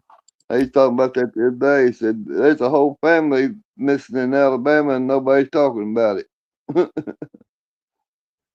Yeah, there's a lot of strange stuff going on. You can't keep up. Oh man, I got this old clip of Mel Gibson talking about Christopher Walken's pretty funny, but I feel like I got to play my throwback. I'm going to shorten this one day, but I want to play it one more time. I haven't played it in a while. You're a pain in the ass. You're a pain in my ass. Stop being that. I love that clip so much. You just want to say, I love that most of the people that on the internet that I know, though, I could just say, stop being that. And they know what I mean. Nobody else, they'd be like, what is she talking about? At least chat knows. But this one, he's talking about Christopher Walken, and it's kind of eerie, but this is an old one. Like, I think that clip I'm playing is later than this, actually, but. Did a casting session in America. Yeah. Terrified me. Me too. I mean, fucking hell. I came to meet the guy. They said, oh, he's flying in from God knows where. Yeah, but he 500 didn't miles. need a plane, right? Yeah. It's like He didn't need a plane. He came in, he was doing all the kind of Scorsese stuff. And I said, have you had a chance to read the script? And he looked at me and he said, do you like my face? And I went, yes. And he said, well, that's fucking great. Because if you don't, get De Niro. Fuck you, I'm out of here. And I stood up and walked out. And everyone said, well, that I think was quite a good meeting. No, he came to see me on a rooftop in New York. I said, hey, can I talk to you? And he said, sure. And he floated in sideways through a crowd of people. He was wearing black.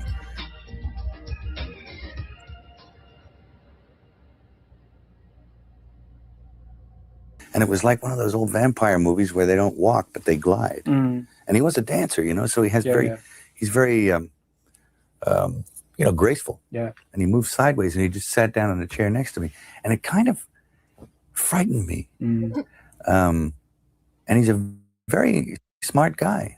And we started talking and I didn't, you know, say much of anything about reading the script, nothing. I just started talking about the Middle Ages and he began to talk tortures. And we swapped tortures because I'd read this book on torture. And I tried to recall some of the most heinous things I'd ever read in this book. And he was like, oh, and he'd try and top it. And it got, and my assistant was there and he left because he couldn't stand it anymore. Yeah. The air had turned cold. And then he left and I wanted to leave. And because I knew that I didn't want to work with him. Yeah. And he was getting scary. Yeah. And then I turned around and it was on top of the Peninsula Hotel. I turned around to avoid his steady gaze at one point. Yeah. And I was looking at a building with the top of the sixes on it. So there was a huge illuminated 666 in red. Yeah. And I went from that to that to that. And he started smiling. And I thought, oh no, Chris Walken is the Antichrist, you know? It's been a pleasure talking to you. I don't know why that came across my feed, but it was pretty trippy. And I'm just like, of Home Alone. Did I watch the video of Home Alone? What do you mean, Pootie? Is Home Alone, but the dude Walter, I think his name was, is supposed to resemble Christ. Mm-hmm. Yeah, it's pretty cool. You have to watch it. Yeah, it's pretty trippy, man. I don't know. That whole story there. I'm messed up, man. I'm laughing at dark stuff, I guess. Jerry and conspiracy theory. Oh, well, that clip of the phone call, he's actually, that's some chick was recording him and she was trying to get him sounding like crap. Okay, I don't know what that means. Les Cowbell. He doesn't seem scary when you're watching him from the screen, but I guess in person it's a whole nother thing. Because I mean, I don't think he was lying. I think he was just recounting and he had a bad experience with the guy. So I don't know. Yeah. This is one of these what were you gonna say, Booty? Yeah, Camo said he was on the boat with Robert and Natalie Woods when Natalie Woods drowned. Really? That's trippy. Yeah. Yeah, he was. I never even, it's like, man, if you do, there's a lot of like strange connections. I mean, I don't think you could, it would be several different books full of all the weirdo. There's a lot of strange weirdo stuff that happened and rumors and stuff out of Hollywood, that all the crazy things that seem demonic and stuff. And the little girl that played Poltergeist died, you know, like just stories like that. And did anybody, I'm not sure if it's actually true or not, but I always heard that there was this thing that in the Wizard of Oz in the background, there was somebody hung and they never edited it out or something. It's probably that's been debunked. That's what I thought. But there's other weird stuff like that. What's the movie where the guy got shot in the filming of it? That was a real big deal. The Crow. Yes. Yeah, the Crow, yeah. You want to know something really weird about that nobody talks about? What's that? Bruce Lee died in, I think, 1973. So he's the dad of the guy who played in The Crow, Brandon Lee. And Bruce Lee's last movie which is called Game of Death. He only got about half of it done. I don't even think he got that much done. And he died. So they had to make the movie anyway, and they had like a stand-in and all this stuff, and it looked like it was going to be a really good movie, but it's not good. I have watched it. In that movie, there's a scene where Bruce Lee's character is making a movie in the movie, and somebody shoots a blank at him, and it actually comes out and hits him. And that's exactly what happened to his son in real life. What the hell? Yeah. Those blank guns ain't no joke, man. Yeah, it's crazy. Who was that put a blank gun up to their head and pulled the trigger and killed them? I don't know the guy's name, but he was set that they had just started a new TV show with that guy, and he was going to be the next big thing. And he took a blank gun just as a joke and put it up against his head and fired it.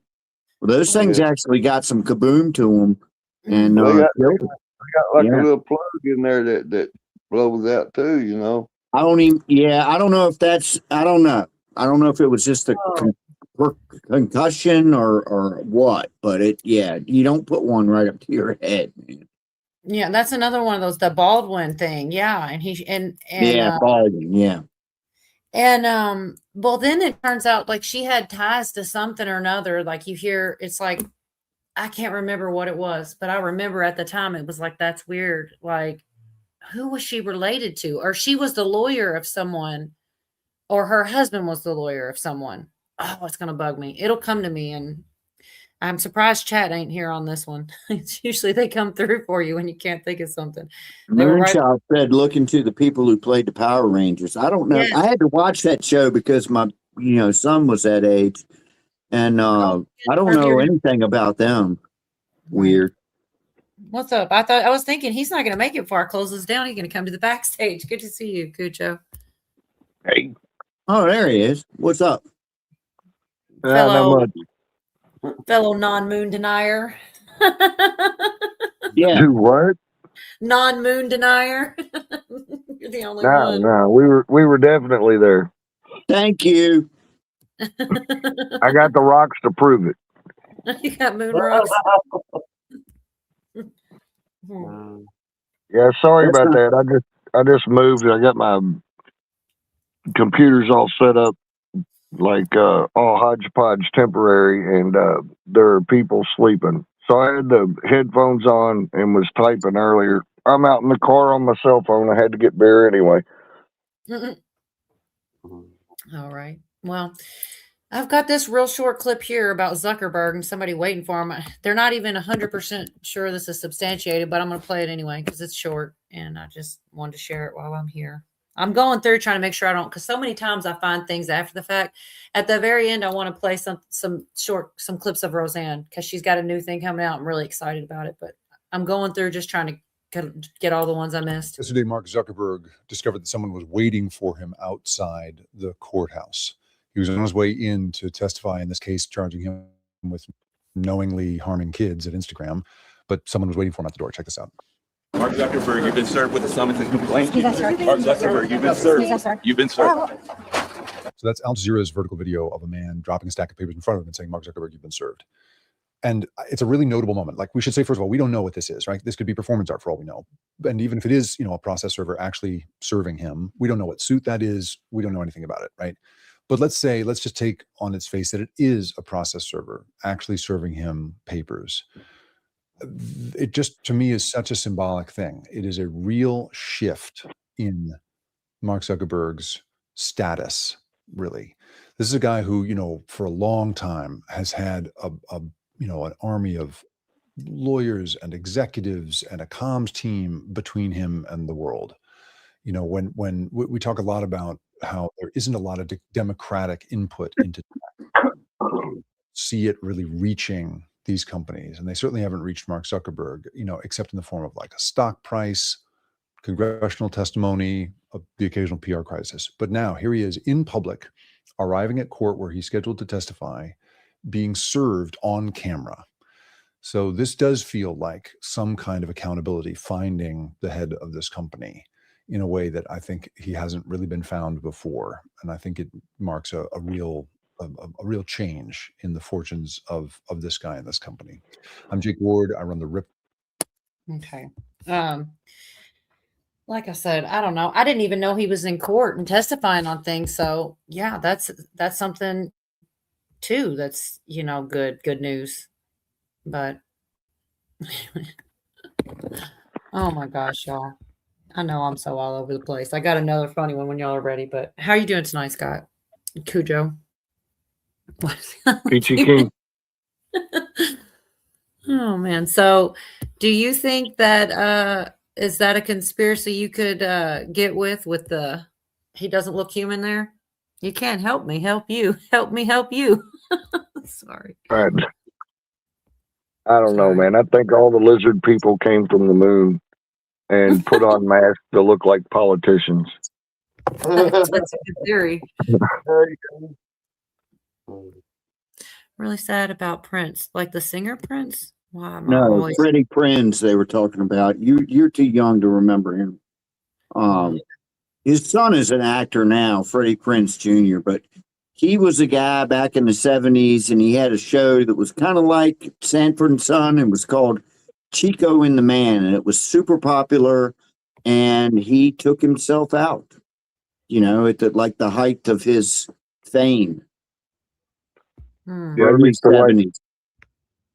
used to like that show. Yeah, it was a funny show. Right, Pilgrim. Yeah, I don't remember that one. I don't. I remember I don't remember Mork and Mindy either, but I hear about it a lot. And I have a picture of my brother dressed up as Mork. He's got suspenders. It's a really cute pic, but it was never really warmed up to that show. I used to watch it because there was nothing else on, but I thought it was. I heard some funny things after the fact, like that he okay, what name has escaped me? Robin Williams would learn foreign languages, cuss words and stuff, and they had to try to get people to watch him try to slip stuff in. He was messing with them back then. It's pretty funny. Jaws bots. Yeah. I don't know. I got this short from Cat Williams. I think he's hilarious. This one's pretty funny. So I don't know if all of the people here, because I watch a little weird stuff sometimes, and I feel like definitely Moonchild and a lot of people probably did see the Shannon Sharp interview that Cat Williams did, talking mad smack about all the people in Hollywood, and it was a big deal. It broke the internet. Well, one of the not to break you off, but one of the Carradines just offed himself yesterday. Who's that? He was the guy. Was it Robert? He was the guy that was in Revenge of the Nerds. Oh Lord. Yeah. Yeah, but that family, I mean, what was it? The grandfather was, what was his name? John Carradine, and he goes way back. And then it was David Carradine, Kung Fu. And then there was Keith Carradine, and then Robert Carradine. I think that's it. Which role was he in Revenge of the Nerds? He was like the main guy, the bucktooth kind of goofy. Okay. Yeah. Yeah. That was him. I didn't realize he was a Carradine. Yeah. Okay, I missed. He was. They said he was suffering with bad bipolar, had been suffering with that for years. And I don't know. You never know what's going through anybody's head. It's sad. I'm really dark. I was going to say probably a bullet, but that's wrong. I don't know how he did it. What? He's gone. I mean, I don't know. I thought he was. People say that some of these people aren't really dead. I don't know what's going on here, but I'm not sure. Anyways, this one just, like I said, he broke the internet with his telling on everybody and stuff. And then he did a stand-up not that long ago. And this is a short from it where he talks about bringing back the answers from the Illuminati or whatever. I think let me make sure. Hold on a second. I'm sorry. I always try to start with having it pulled up, and I didn't. All right, I don't know. Moonchild, first of all, Moonchild is so easygoing that I'm wondering what's going on out here. You better watch out, dude. You better watch out. Make it 0. Moon will come get you. You don't want none. Promise. I, I'm really dark. I was going to say probably a bullet, but that's wrong. All right, I don't know. Moonchild. First of all, Moonchild is so easygoing that I'm wondering what's going on out here. You better watch out, dude. You better watch out. Make it 0. Moon will come get you. You don't want none. Promise. I don't know what's going on. I missed it though. Anyway, here we go. This is pretty funny. I infiltrate the Illuminati, find out what the fuck they got going on, get the information, run back to y'all, tell y'all everything I know. That's my motherfucking job. But I don't know how many more times I'm gonna be able to sneak in there. Thanks to Shannon Sharp and 90 million views, I can't sneak very often. So while I was in there this last time, knowing that my last report might be my last report, I went in there and I got information for everybody. Look at my white friends.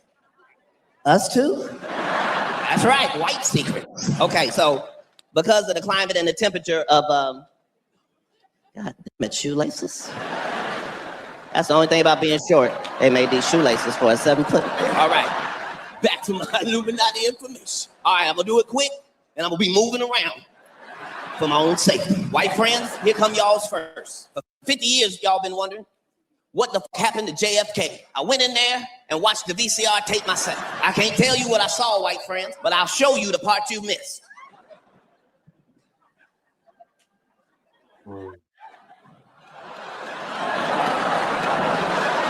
right along. Every time I go in there, I be thinking, they hate some of us more than others. But when I find out the information, I find out they hate all of us. They just lie to all of us.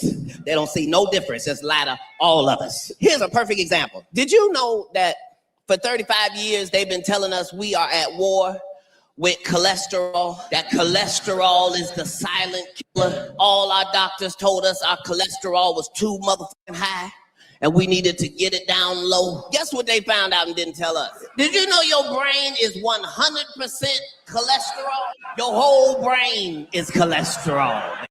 So congratulations, some of y'all cholesterol loaded a bitch. That's true. He's funny. Anyways, I just thought that was funny because he really did break the internet. Like, I don't know. I think it was the most views Shannon Sharp had ever happened. I can't remember the numbers, but everybody was talking about it. And, probably people in Hollywood were mad. He talked smack about a lot of them. So that was a really funny comeback, I thought. Anyway, I do want to eventually get to Roseanne because she put out a new video and stuff and explained why she hasn't been doing as many of her videos and stuff. What she's going to come out with this show and everything. I don't want to spoiler alert. I want her to tell it, but I'm not sure if there's anything left. I'm still going through just to see because I always leave stuff out. There was one more Cat Williams one that I know is in here somewhere, and he was talking about the whole. Well, I'll mess it up anyways if I say it. Oh yeah, and then this affair with the House Speaker thing. I'm not going to play it. I think everybody heard about it. Oh crap! Sorry, y'all. That's why I go through because I would have lost all these. I don't know if this one's true or not. It's supposed to be Ashley Biden admitting to the stuff in the diary. It's 30 some seconds, and like I said, I'm not even sure if it's true, but I saw it and I wanted to share it just in case it is. Grandfather Joe Biden does have a twin.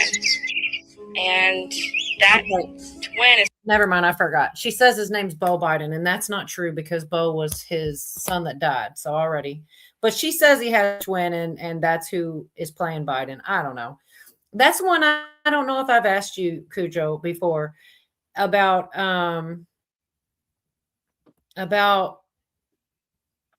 if you don't think there's any chance that someone's playing Biden or that there's more than one or doubles or anything along that nature. I'm just curious. Anything's possible, but do I believe it? No. Okay. I mean, if I was given proof, I wouldn't be dumbfounded and I would admit that I was wrong. But personally, I've not seen anything that makes me believe all that. Right.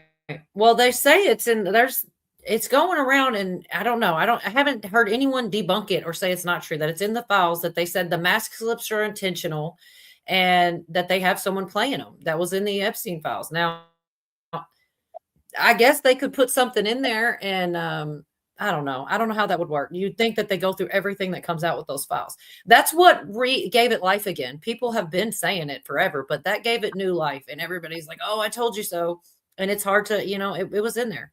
It's a short, thing that says, oh, the mask slips are intentional because people are swearing that they see them. I have never personally seen the mask actually slip, but people say it, and I've not been shown a clip where I can indefinitely say that his mask slips. I've seen him be different heights. I've seen the ears. I've seen a lot of weirdo stuff, but not necessarily a mask slip. But I know a lot of people say that they have.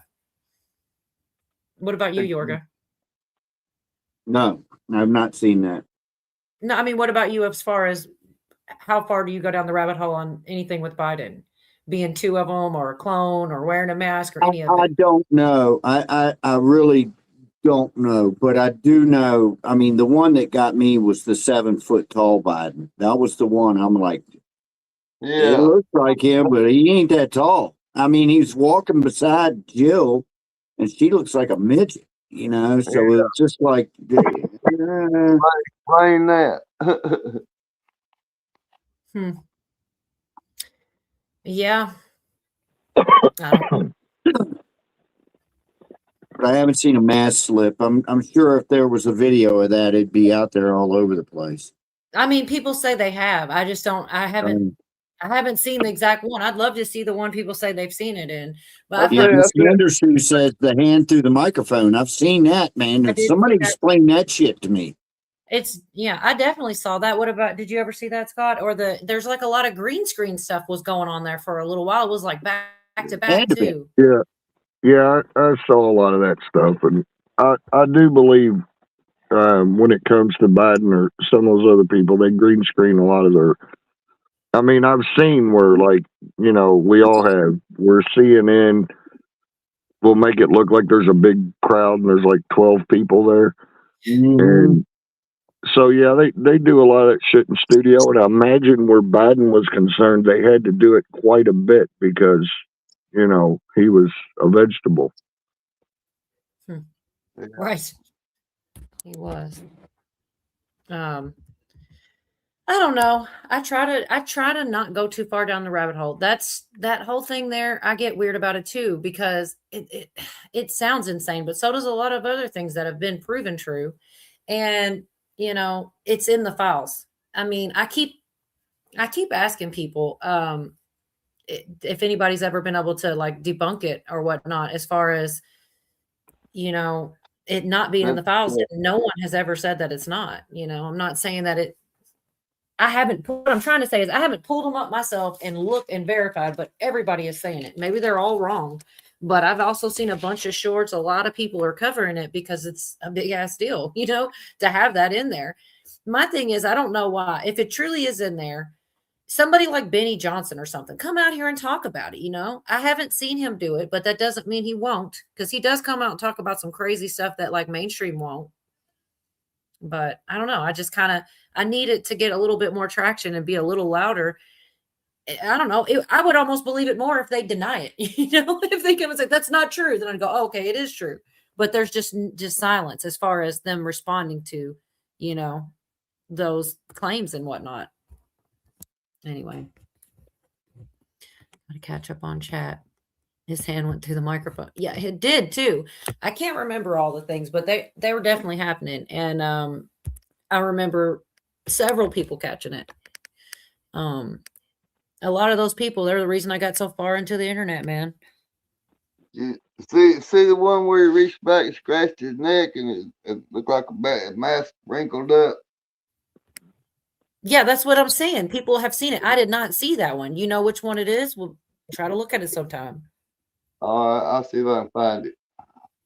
I'll be love to see it, because I have not seen it, but I've heard people say it. You know, central casting. Let's see. I have it right here. You know, and then, you know, I don't know if you noticed, Trump says central casting. I mean, that's one of probably 100 times I've heard him say that phrase.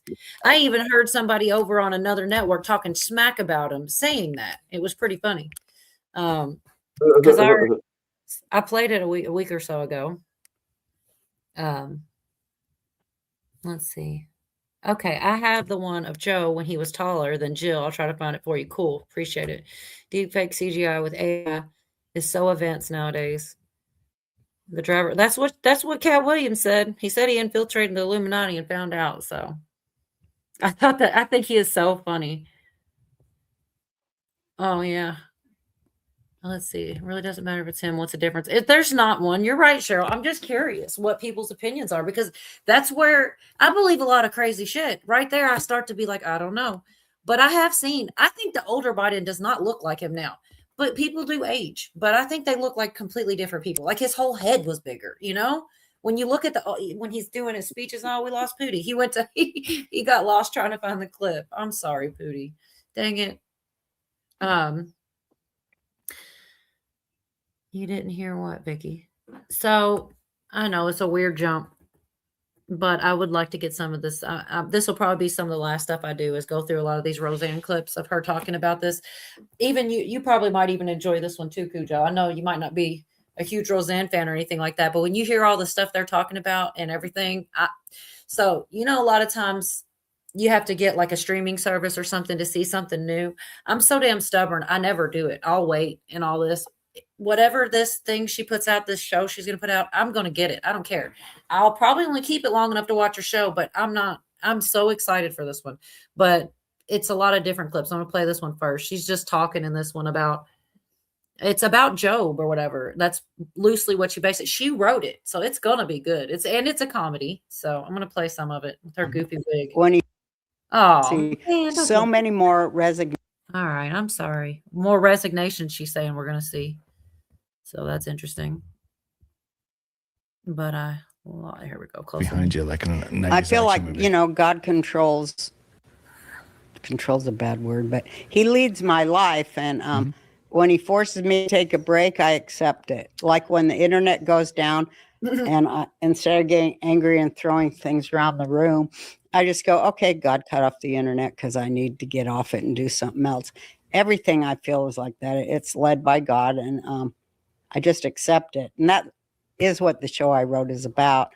And also, it is about the book of Job. It is. And I made a sitcom about a woman's relationship with God. And it's about believers. And it's about how we believers sometimes, we think things are coming from God and they're not. And we think things are coming from a bad place and they're not. So it's a comedy about our foibles as believers and how we dig ourselves into really deep holes and what we have to do to dig ourselves out and come back and grow. Because that's my life.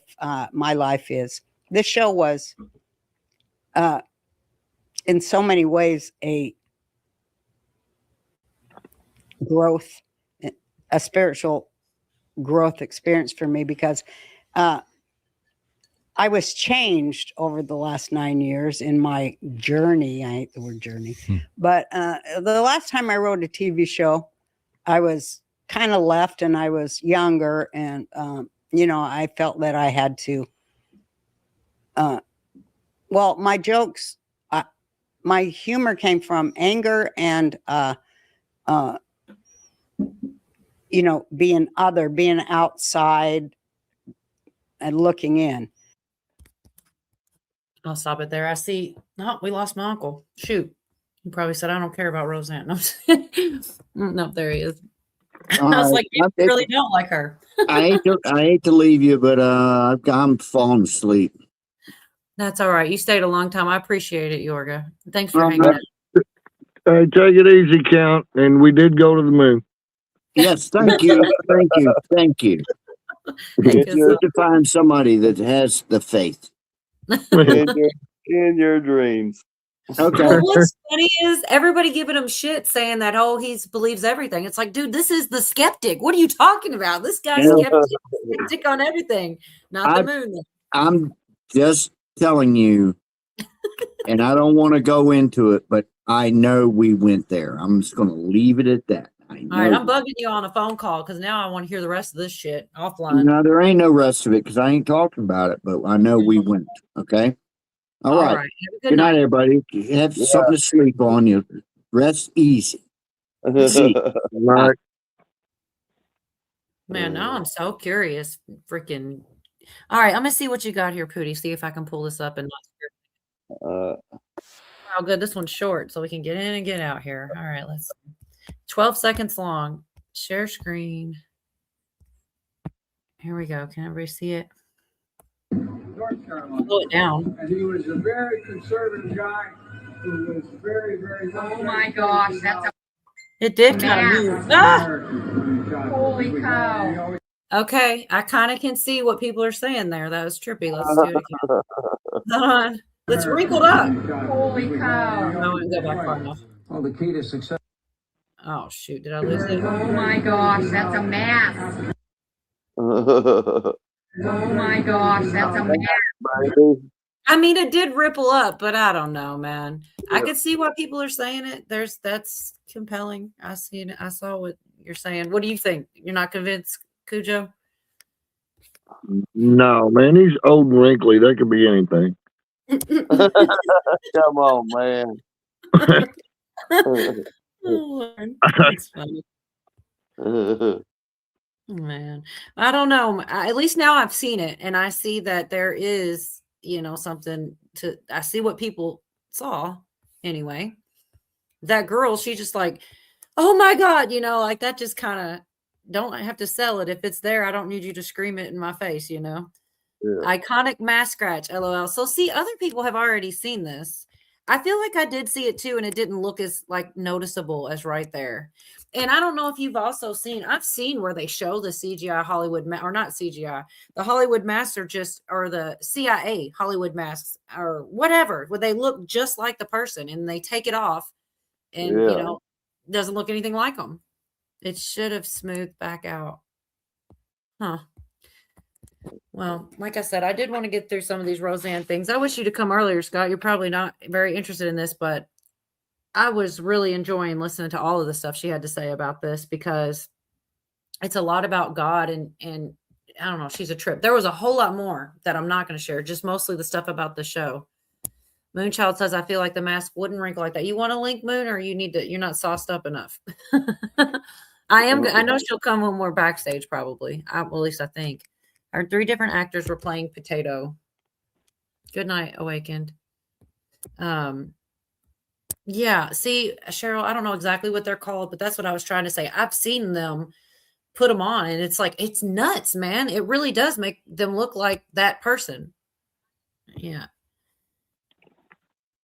Okay, I don't know, man. So I'm going to play, which one's this one about? So she talked about how her jokes used to come from anger, but she's saying now they come from joy. And I don't know, like I said, this is just really exciting to me. I love her too. And I think she's awesome. I think she's getting screwed because she won't bow down to the Hollywood peoples. And she's still trying to do what she does without them, which is, I think she's going to have a comeback big time. And anger and feeling I wanted to strike back or be a voice against. And this time, though, before I went back to work, I said to my son, if I do go back to work, I have to feel joy every day. I have to have fun. I have to be surrounded by people who love me, who aren't trying to stab me in the back, who aren't doing dirty against me, who don't think I'm a horrible person who needs to be brought down because I'm too hoity-toity or whatever. All the things I experienced before, punishment for having talent, I guess. And that is exactly what my son made sure I got. And it was so joyous. Every day was a joy. Every person who came to do any kind of job on this show was wonderful, talented, funny, deep, involved in family, loves life, was supportive to me, loved the project. It was a dream come true. And I also, for myself, wondered if I was going to be funny if I was writing comedy from an kind of elevated, transcendental place of love and not anger, but love and joy. And I found out, luckily, that I'm a million times funnier. Yeah. I opened my head to the creative force that drives me, and love opened it up way wider, that pipe, that channel, whatever. Yeah. There's a lot more, but good for her. What the fuck's on her head? It's a wig. She obviously, she does. I think she looks really good though. I know the wig doesn't look so great, but I was looking at her and I was like, man, she looks so good for her age. I mean, she doesn't really have bags or dark circles or anything. Like, she still looks pretty good. And I think she's getting in her 70s or near them, if not. I guess she didn't like the way.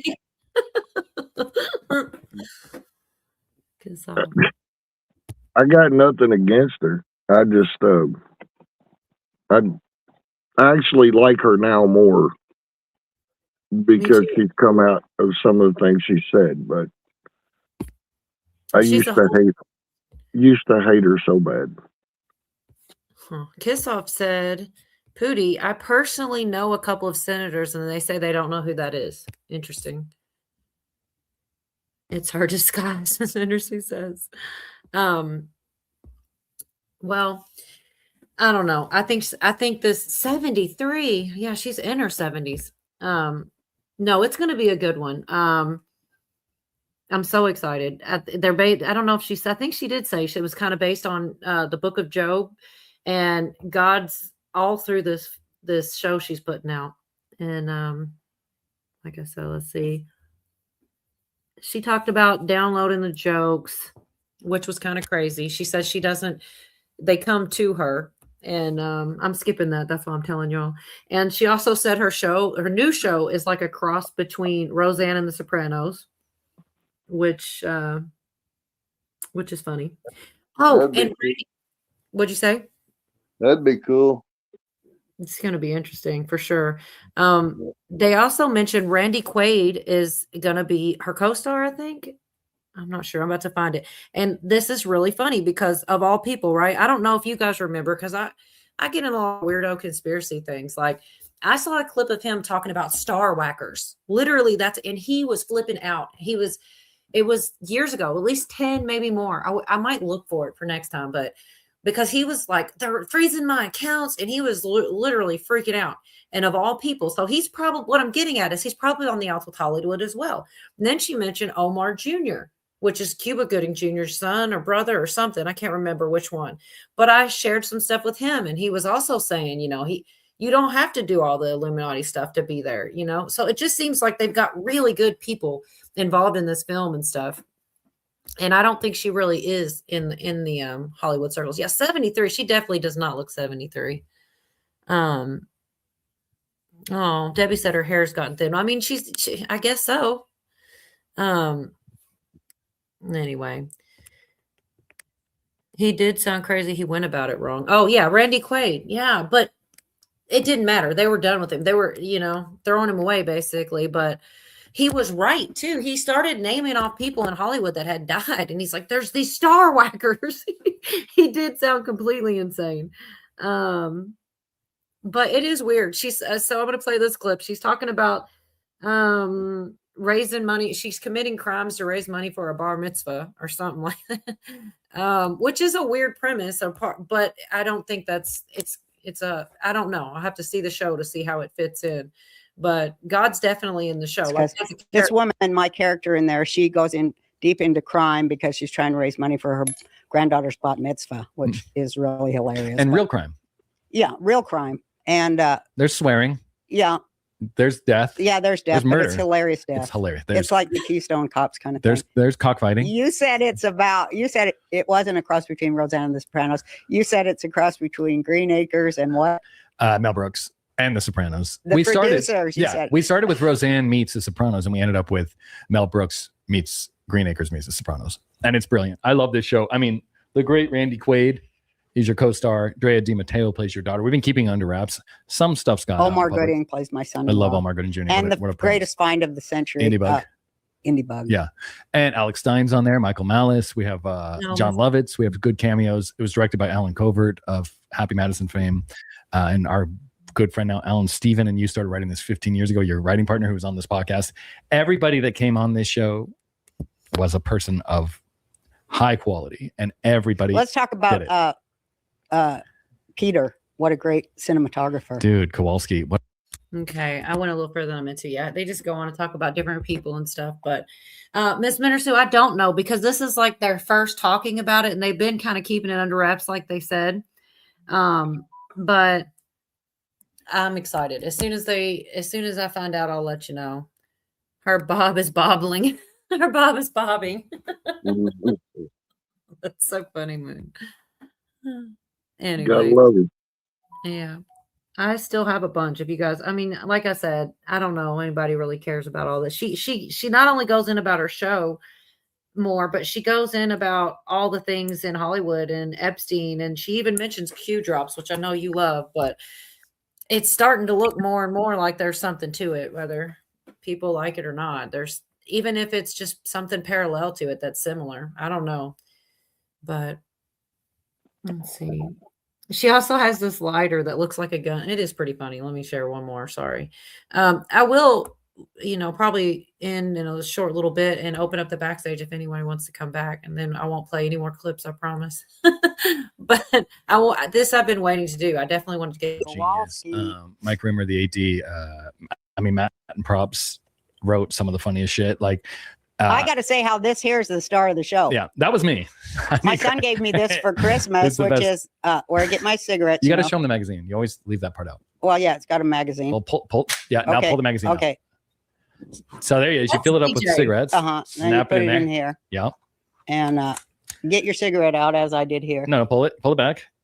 There you go. You pull your cigarette. All right, now put it back because you already have one lit. I'll put that one out. Pull the and trigger. Then you're like, yeah, you have 2 cigarettes at the same time. That's high level. Tell them the best part. This is the star of the show. It is. It's all over me, but tell them what you did in downtown Austin while we were shooting. I did this here while we were shooting, and I pulled it out like this here, and some of my black friends start running. I go, hey, it's just a fucking look. And they're like, oh. I go, no, I wouldn't be doing that in Austin. No, you were. You were whipping that out at a bar. Well, it was fun. It was fun to see people face. Yeah, but there's no orange tip on it. That looks very real. Well, when they see the fire. Yeah, but they see you whip out a gun in a bar, people are going to freak out naturally. Yeah, they did. But it was fun. It's fun to scare people with my, what have you. And no judgment. I thought, I didn't think this was deadly at all. And I was explaining to him. And then I said, you know what? This could be deadly. Like if I found a pedo and I threw him on the ground, got you guys to hold him down, and I go right to his eye and go like this, it would kill him.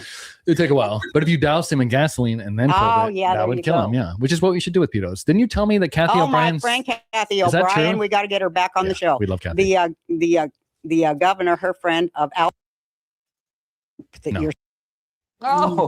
already teaching.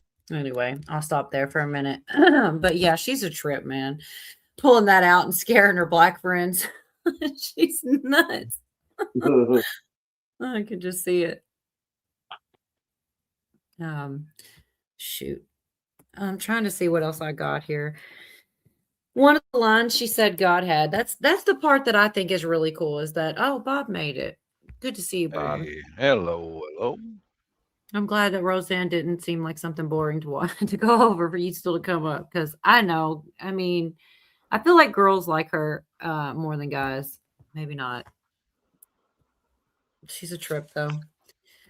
But one of the lines she said God had is some like replaced reason with pride. I don't know. That just sounded. She says she gets downloads. I kind of wonder if God didn't help write the show. Like, it sounds stupid, but I don't know. I'm really excited, y'all. If you can't tell, I've been holding on to this one towards the end. I'm going to go ahead now. I see you're muted, and like I said, I'm trying to get through it so we can just devolve a little bit more. Hey, Echo. God does go off on my show. It's like you've replaced reason with pride. Mhm. Where's that going to get you? Yeah, absolutely. God's got some great lines, doesn't he? He does. This is the first pro God show in a long time. So I don't think Netflix. And God's funny. God's hilarious. And I'm really excited God decided to come and do our show. That was a big get. Me as a first-time producer getting God on the show was a big get. So I want to thank you, even though you weighed 10 pounds and I had all those hemorrhoids because of pushing you out 48 years ago, which I'll never forgive or forget you about. But you made all my dreams come true, son. I'm so proud of you. I love you so much. I love you did too. a phenomenal job. Thank you. You did I was too. so proud. Everyone came up to me and said, wow, did you have the perfect I love that son? He is ethical. He is sweet. He takes care of business. He treats everybody with respect. We've never seen any producer ever before in all the they did. No, and I think it's true. I don't think that's I said, you have said the magic words to me as a mother that means more to me than any Emmy or, I am getting the Oscar for TV for the show. But all of that made me so happy, and I'm so proud of you. Well, I would love to say that's like that warms my heart, which it does. But I think the bar is just so low because producers in Hollywood are such scumbags. No, everyone loved you. Yeah, because I'm just not a horrible person. And it's like, thank you. Even the investors.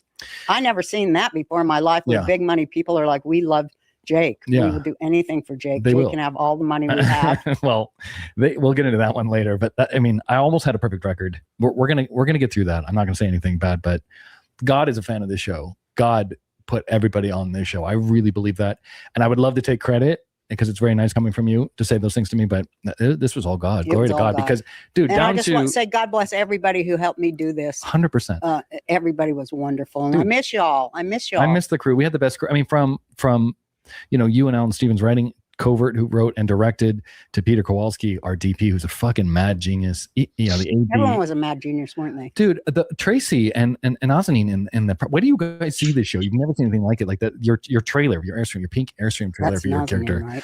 That's Tracy and Nazanin. That she was set deck. Dude, Matt and props. Got to give him a shout out to him. He made me this. I already cut myself with it.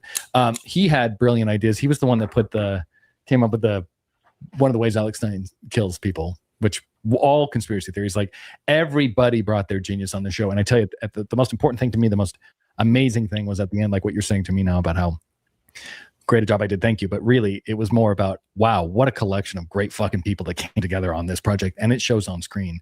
Everybody was cheering for God because God, I'll just give him the, I shouldn't tell him the end. No, we'll wait God for it. Comes through for America. 100%. But more importantly, people that came to the show was like, we've never worked on a show like this. Like, these are people, this was a union show. These are people that are professionals and been doing this a long time. They've never been on a show like this. Everybody let me yell at them, like when I go into my queen bitch. I'll stop it for a while. But yeah, it was pretty funny. I think she's a trip and I'm excited about it. But there's a couple more clips. I'm going to stop for a while and we can chat for a minute. There's really only about 4 or 5 more. We'll do one clip, but 2 more clips basically, and that's that. But because one of them's still about the show a bit, and then the other one's what she thinks is going to happen next with the world, which of course, who doesn't want to hear what Roseanne thinks? I mean, I do. How are you doing tonight, Bob? Not bad. Not bad. That's but, good. Did you watch it? I'm sure you saw the stuff that was going off in Mexico, didn't you? I'm sure we all have, Right. Yes, definitely. It's a lot. Yeah. The way that they were hit and run is the same thing that they did in Seattle area in 2020 with the BLM and the Antifa. Same method. Hit and run, man. Light it on fire and run. Yeah. Brought back some pretty unsatisfying or scary memories, But I thought I'd throw that in there. Yeah. I'm looking at chat here a bit too. Miss Minder, they're talking, somebody said, I think it was Pootie said that the son cusses too much. Miss Mindersue said cussing wards off evil. I bet there's no evil in my house. It breaks their spells. That is the new one. I hadn't heard it, but that's good. She said, ask Cocky. I haven't heard it neither. I don't guess I've heard him say that. Really about the cussing. That's what I think is so cool about it is she wrote that, the Roseanne show or whatnot. And she wrote it after her life. So that's DJ. Like that's that's who she wrote DJ after. And, she's got liberal daughters and she talks about it all the time. She's the closest with that kid there because they have similar views. But it's just kind of funny when you think about. I always think that. Oh, there she is with DJ. Silly, but oh gosh, Pootie, you're lucky he was here earlier. Yeah. How hard would it be? How hard would it be to go to work every day with all those Hollywood perverts running around? Wouldn't that be awful? Oh yeah. Oh, I mean that'd be terrible, man. Right. Wow. I think that's I think that she goes into that just a little bit that oh yeah, I didn't see that. Kissoff's asking you, Pootie, did you see where Trump said he won't be around much longer? I did not. What do you think he means by that? That doesn't sound good. They're after him. They're after him.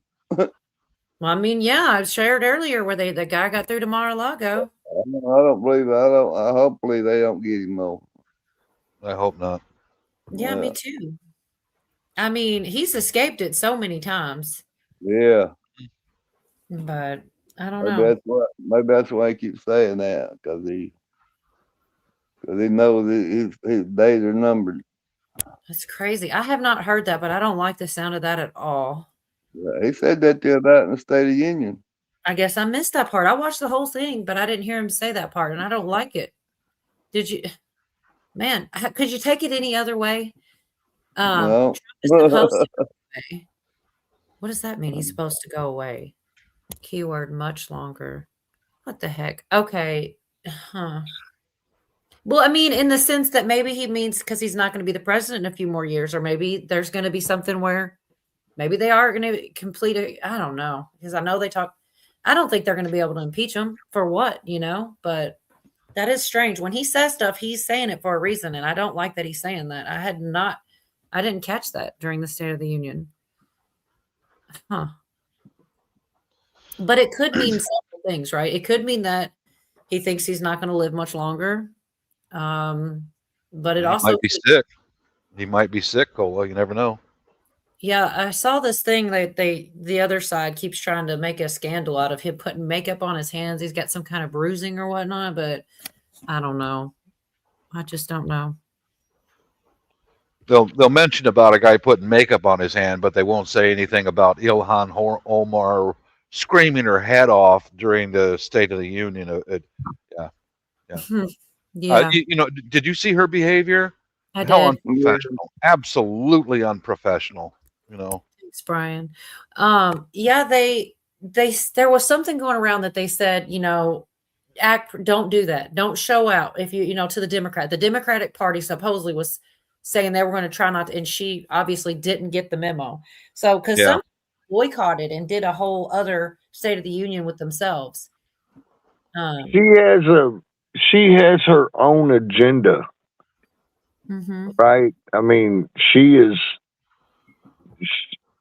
only teaming up with the Democrats to do what they want. She's all into trying to get the Muslim community to have a solid foothold in the United States. So she's backed into a corner. She's just kicking and screaming. Right.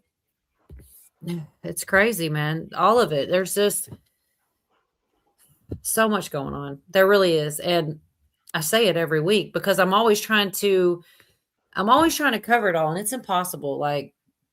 And I know, what Bob brought up, I didn't even talk about it at all. We were talking about everything, the State of the Union that happened. And I don't even know when it comes to all the court cases that are going on that really don't get talked about that much, what's it called? Well, I guess it's technically not a court case yet. In Florida, the grand jury, Pootie, you're probably the only one who knows what I'm talking about. But it will be a court case, unless they decide there's not enough evidence to pursue it. But it's all about the Mar-a-Lago raid. It's about the Russia, and a conspiracy. And I really do believe that it's going to be way bigger than just that. I think they're going to try to tie in all the conspiracies into one bigger conspiracy. And if they do that, that's RICO, I don't know if they'll succeed because it is hard. I mean, literally taking down the deep state, doesn't seem like a small feat, but I think they're trying. I mean, I got my tinfoil hat on, but I do. I think they're trying to conspiracy them all, I think by now everybody's got a tinfoil hat. You got to. Trump has a part to play in this movie too. Do you guys watch that channel called Angela Rose? She's a podcaster, and she travels all over the place. Cute young Latina lady.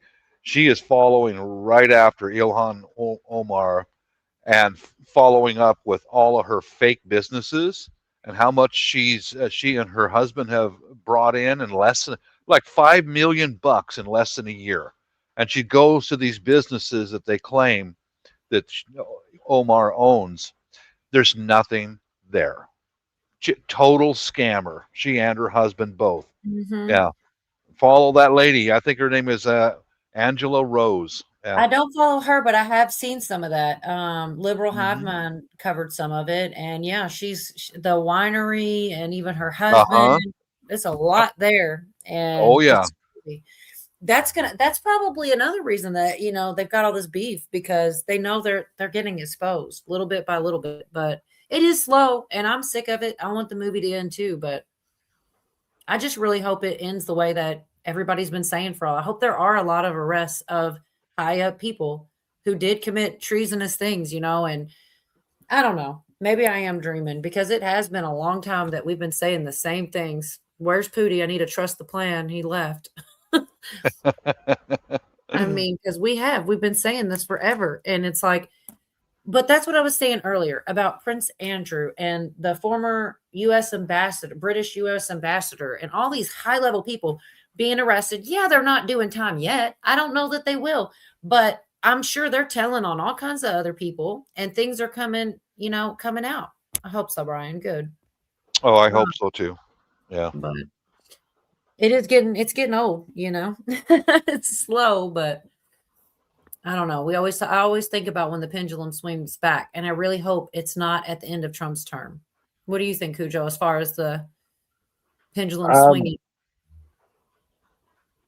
If it swings back to the Democrats, everything that has been won is going to be lost. But that's what I fear. I don't have faith.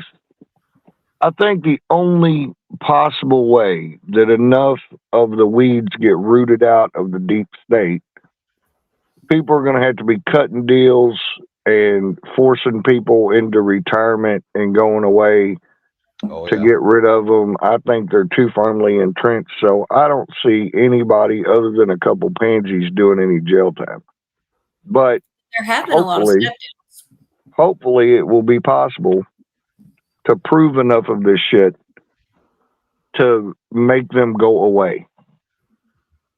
That's my hope. I don't see anybody doing hard time. Yeah, and I mean, I know that's what a lot of people think that's all they'll take and be happy with. But if they get out of, even if they don't do time, if they stop doing harm and they're out of office and we get new good people, just like all those immigration judges gone and we got former military judges now, like I see positive changes everywhere I look. And I it really upsets me and honestly weighs on me when people say nothing's ever going to come of things. Moonshot said, "Ooh, Pootie's in trouble," because he said his wife called. I'm sorry, Cola, but and here's my other fear, because I'm looking into the future, and you've got 2 more generations of.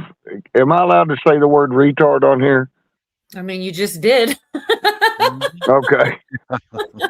You got 2 more generations of godless retards that have been brainwashed coming up that are going to start getting more and more power. And I think what's our youngest generation? Not Alpha, but Gen Z. Is it Z? Yeah, Z. Z is starting to wake up a little bit, but I don't have any kind of rosy picture for the future, because I think we'll get a little bit back and then we're going to have another wave of crazy out there left people who are tied up in what they're doing. I think anything that gets dismantled will be rebuilt again. I just don't see it. Any kind of rosy picture. I think all we're doing is staving off the inevitable. Yeah, and I say that because if you're conservative, right, and you want things to stay the way that they were, back in the day, every time the left gets in power, they push left, push left, push left so far, and then the right gets in power, they push back a little bit, but now the new middle is to the left of where it used to be. So it just keeps going like that, but the needle keeps going left. And I just think eventually they're going to take over. We'll be a communist nation infiltrated by a bunch of Muslims that will make it the same kind of shithole as Somalia. And we'll have to go to war again. And I'm talking in the future. I won't be here for any of this. But anyway, yeah, I have a real dark feeling about it, because every great nation that we've ever had has fallen, every empire has fallen, and we're actually, our 250 years that we've had in the sun is actually outside. If you combine both of Rome's reigns, the Republic and the Empire, then that's the only one that has outlasted us. So, yeah, I don't have a big rosy picture. I wish I could shine some sunshine on this conversation, but I don't see it. Anyway, I'll shut up. Right. No, you're good. That's my job. I'm supposed to shine the sunshine, but it does wear on me sometimes because it's everywhere else. Everywhere I go, people are very negative, like everywhere. And I'm not trying to say anything bad. But it is. It's like doom. And I don't believe that. Like, I hope not. Okay. I mean, because here's the thing, we still have some time, right? They say like after 2 years or so, then it's pretty much over. Whatever progress he gets in the next year, for some reason, I don't fully understand it, but people always say, right, the president gets 2 years. In the last 2, they don't get as much done. Anyway. I think the problem with that, in particular, because Trump will get things done. He's been balls out since he got back in office. Like the immigration judges, did you see that earlier? That's a big deal. But go ahead. Sorry. He has to keep Congress or he will not. Mm-hmm.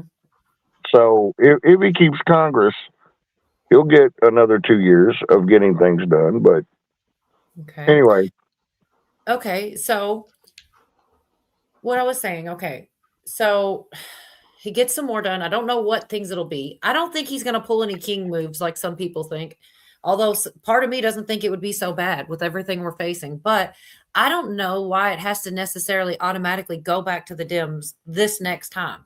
Because I truly feel like a lot of people are changing their views. Like a lot of people. The black vote, even who was saying the other day, the gay vote.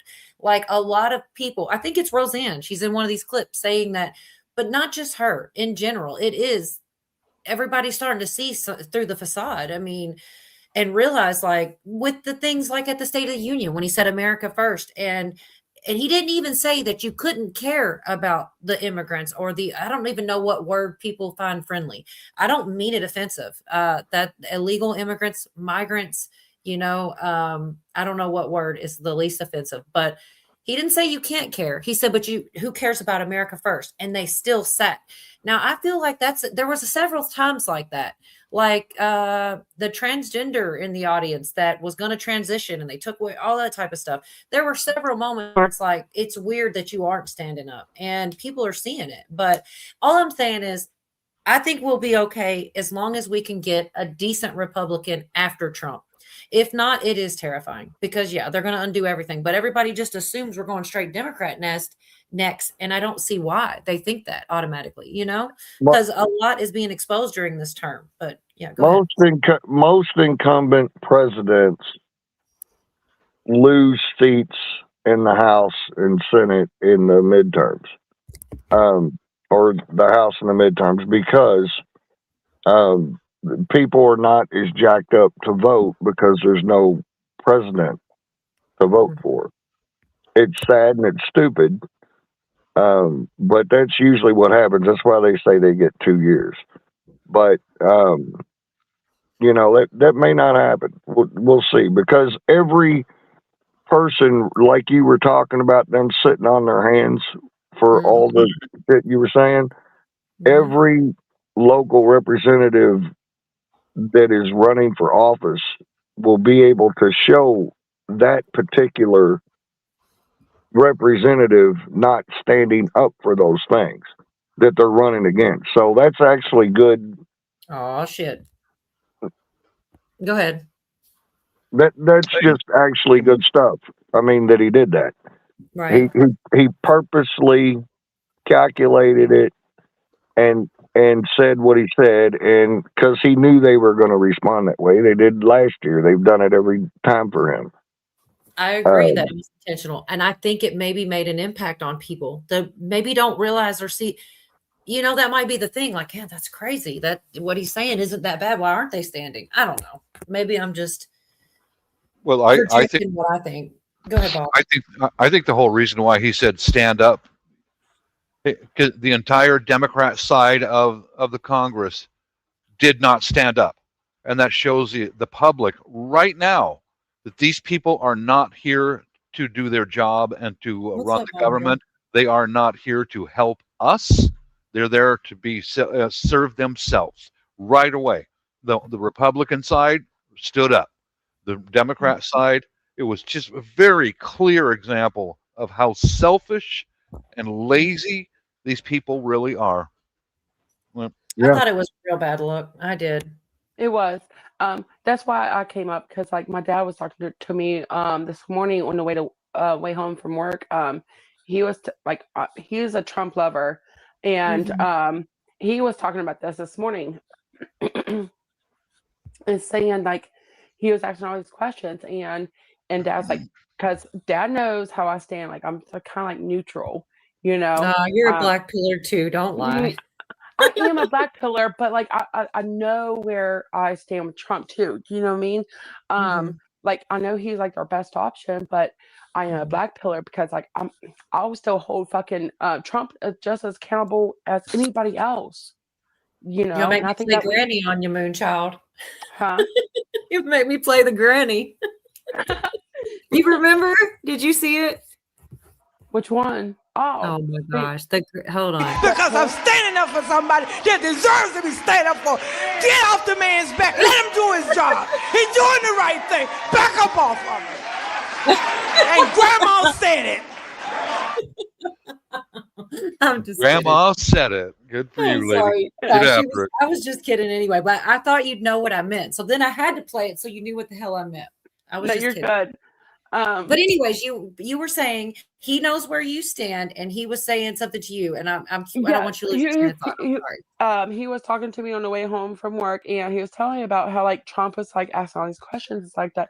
He's like, and because like he's always trying to prove his point to me, you know. And so Dad was like, you know, The best friend I never met. No. Yeah. And he was like, you know, he's like, you know, Trump was asking all these questions. He said, and he did it on purpose. You know, he's like, He did. He was very intentional. He's like, because you know what? He said that showed everybody. He said when they didn't stand up, that proved to everybody. He said he got them. He said that's how he works. He said, I'm telling you. He said he will sit there and twist it around and sit there and make it to where he twists it around on them. Like, well, prove to the people. Prove to the people what And you he did. totally said this. Senator Cruz, you should be ashamed of yourself. Yeah. That's a different clip, but he did say that up there. Oh yeah. You should be ashamed of yourself. He said, but no, I definitely think he did it on purpose, for sure. I don't know if the message was received, but I got it. But I was already, you know, I was already there. He didn't have to convince me. I was kind of surprised that they didn't stand up because the way I feel like he worded that, maybe I'm wrong, but it seemed to me like he worded it in a way that even if you want, you still like, I don't know. I guess I didn't even realize that they were so far that they're putting people coming across the border ahead of people that live here that are American. That kind of blew my mind. The way that he worded it, he said, America's first. He didn't say only, you know what I mean? The way I wish I had the clip now. He said that government's number one job is to protect American citizens over illegal immigrants. Yeah, but he didn't say we have to hate them or do anything, just first. And I'm like, they didn't stand. I think that they could have still stood for that and still had every belief that they had, but they didn't feel that way, I suppose. Anyway. But I still don't hold my breath. I mean, I still feel like we're still in a pool of the same people in a way. But I'm not up here to, you know, debate or argue the point. It's just how I feel. That's just me, you know. I'm just like Cheryl said, even the girl on the subway, the one that got murdered. Nothing. Yes. They sat there cold-blooded. It's like, man, I would have done that if that was on the other side. I don't understand that part. You know what I mean? Like they're lacking humanity. If it was an opposite, even Renee Good, you know what I mean? I would have stood for Renee Good. I'm not saying that. I mean, because it's tragic that someone died, period. It doesn't matter what side of the aisle they're on. They died. So I can't understand that. That's the part. I would stand for the other side on things like that. What is your plan against hypersonic missiles? What? I don't know, you guys. Can't outrun those. Right. Anyway, I know. I don't even know how we got here, but I definitely I don't know. I get worrying about the future too, because I feel like as long as we don't get a super left-leaning Democrat next, we're doing all right. We're going in the right way. People are starting to because you don't need Trump in order to put America first. Once he's gone, another president can continue on that. And there are a lot like J.D. Vance. And there's a lot of people with very similar views. It doesn't have to be Trump. I love the guy, but people always get that impression like it's just because Trump said it or this or that. No. I just align with him. Go ahead. Trump was just needed because he's the one that had the balls to say it, do it, and take the bullets almost quite literally for it. Mm-hmm. Somebody needed to do it because conservatives have been sitting around passively for the last 15 years before him, just taking the jabs and not saying anything, not standing up for anything they believe in. And it took Trump to come in and have the balls do it. He's not my choice of president either. I don't like the way he talks. He sounds like a fourth grader to me. He doesn't have a very good grasp on the English language. However, I enjoy his policies and I respect the fact that he's willing to fight anybody, anywhere, anytime, and he'll defeat you and then tell you about it. Give you a nickname. Respect it. Yeah, I respect that shit. So hopefully we will get somebody that comes along, with its more presidential, better, more eloquent speaker like that will continue along the path. But right. I'll vote for 50 Cent 2028. What? 50 Cent? Oh my gosh. Yeah. I did totally have If we're going another to vote for another petty motherfucker, if we're going to vote for another petty motherfucker that this calls out people and does petty shit like fucking Trump does, 50 Cent's fucking right there. If he would get on making America great the way he took on making P. Diddy look like a creep, then we'd be in good hands, that's for sure. Right. Don't forget about me, Moon. I'm petty too. All right, QJ 2028. He's like, oh, I'll petty the petty. Yeah.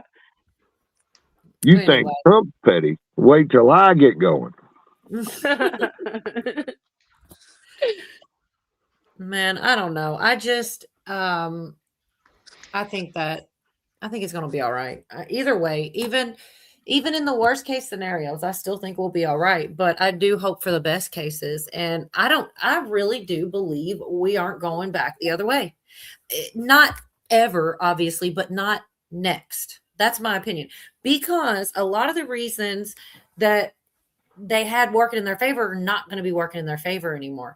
They're getting rid of half their voters because they're not here legally, and they're stopping from just rubber stamping everybody coming in. A lot of their all kinds of things are changing when it comes to the voting. And I don't know what happens if and when he proves 2020 fraud, which I think he's going to. I think there's a lot of things happening that's going to change the way, even from that haven't happened yet, that will change the way people feel. For example, if these courts that they're trying to do in Florida, where they're going against the raid on Mar-a-Lago, which goes all the way up to Biden, we've now found out, maybe because of what's going on, because I didn't even connect that dot, but that and the Russia stuff, say they prove all that, and these people are outed as a conspiracy against them. Like, I don't know. I mean, do you really want to vote for that party when you find out how corrupt it really is? My problem with all of that, Nicola, I hear what you're saying. Go ahead. What? I said, here we go. No, I'm sorry. I'm going to poo-poo on this as well. I'm used to it. They may win some people over, but most of the people that are voting are not. They're not introspective, and they're not honest with themselves, and they will believe it doesn't matter. Look at all the shit that's already been proven to these motherfuckers that are voting on the other side of the aisle. Right. They don't care. They'll come any stupid excuse that CNN or somebody puts out, they're willing to believe it. Okay, da da da da da, and they'll keep going with the shit. And I don't think it'll matter that much, even if all of this shit gets proven, people thrown in jail. The Rachel Maddows of the world are going to get up and say, "Oh, they're weaponizing government, and they're throwing, politicians in jail. This is terrible." And the same motherfuckers will jump on board and be like, "Yeah, we hate Trump. We hate all this." I mean, that's my take on it. I'll shut up again. No, it's all right. I mean, I get it. A lot of people think that CNN is fake news. I can't believe I don't have a clip of fake news. I totally should. But I don't. My dad's theory is he watches all news and he compares them and he deciphers what he, deciphers between them all. And that's theory. Go ahead. Sorry. No, go ahead. That's how I found out that they were making fun of him for saying central casting, because I was watching some CNN just because, like he said, you just want to hear shit. If they got a point sometime, I'll give it to them. But when you really do listen, it is so swayed. It's hard to listen to them. It is. Spin everything they talk about. And you're like, that's not what happened. So, but I listen just to see if ever, but every once in a while, maybe they do get a point in, but they are put their opinion in too much for me. But I still listen just to see what they think they got. I listened to Abigail spamming her burger after the my God. State of the Union. It didn't even really. She's just sitting there talking smack. Well, spam burger, spam inner burger, whatever, however you pronounce it. I know. She came out and was being a bleep. It wasn't even like she paid attention to the question. She just started bitching about things, and she didn't really even respond to what was, a couple things. But anyway, you walking away, Bob? I got this big old thing over top of you. There you are. Someone get the troll. Oh shit! Did I miss something? What? My troll allergy's kicking. It's a joke, I think, because I swear we didn't get too many. Not too much. No, and then of course when I come up here, I want to smash them. I'm just kidding. So I don't know who it was earlier. I was like, you better watch out. I think you got a wrench. If not, I'll make sure you do. And I know you're not going to let it go if somebody's saying something. Well, and that kind of okay. I'm scrolling up and I see a comment about conservatives suck, and they do. What sucks? It's conservatives. Oh yeah, I did see that, but it's an opinion. Well, no, I agree though. I know. They're lazy. I'm not.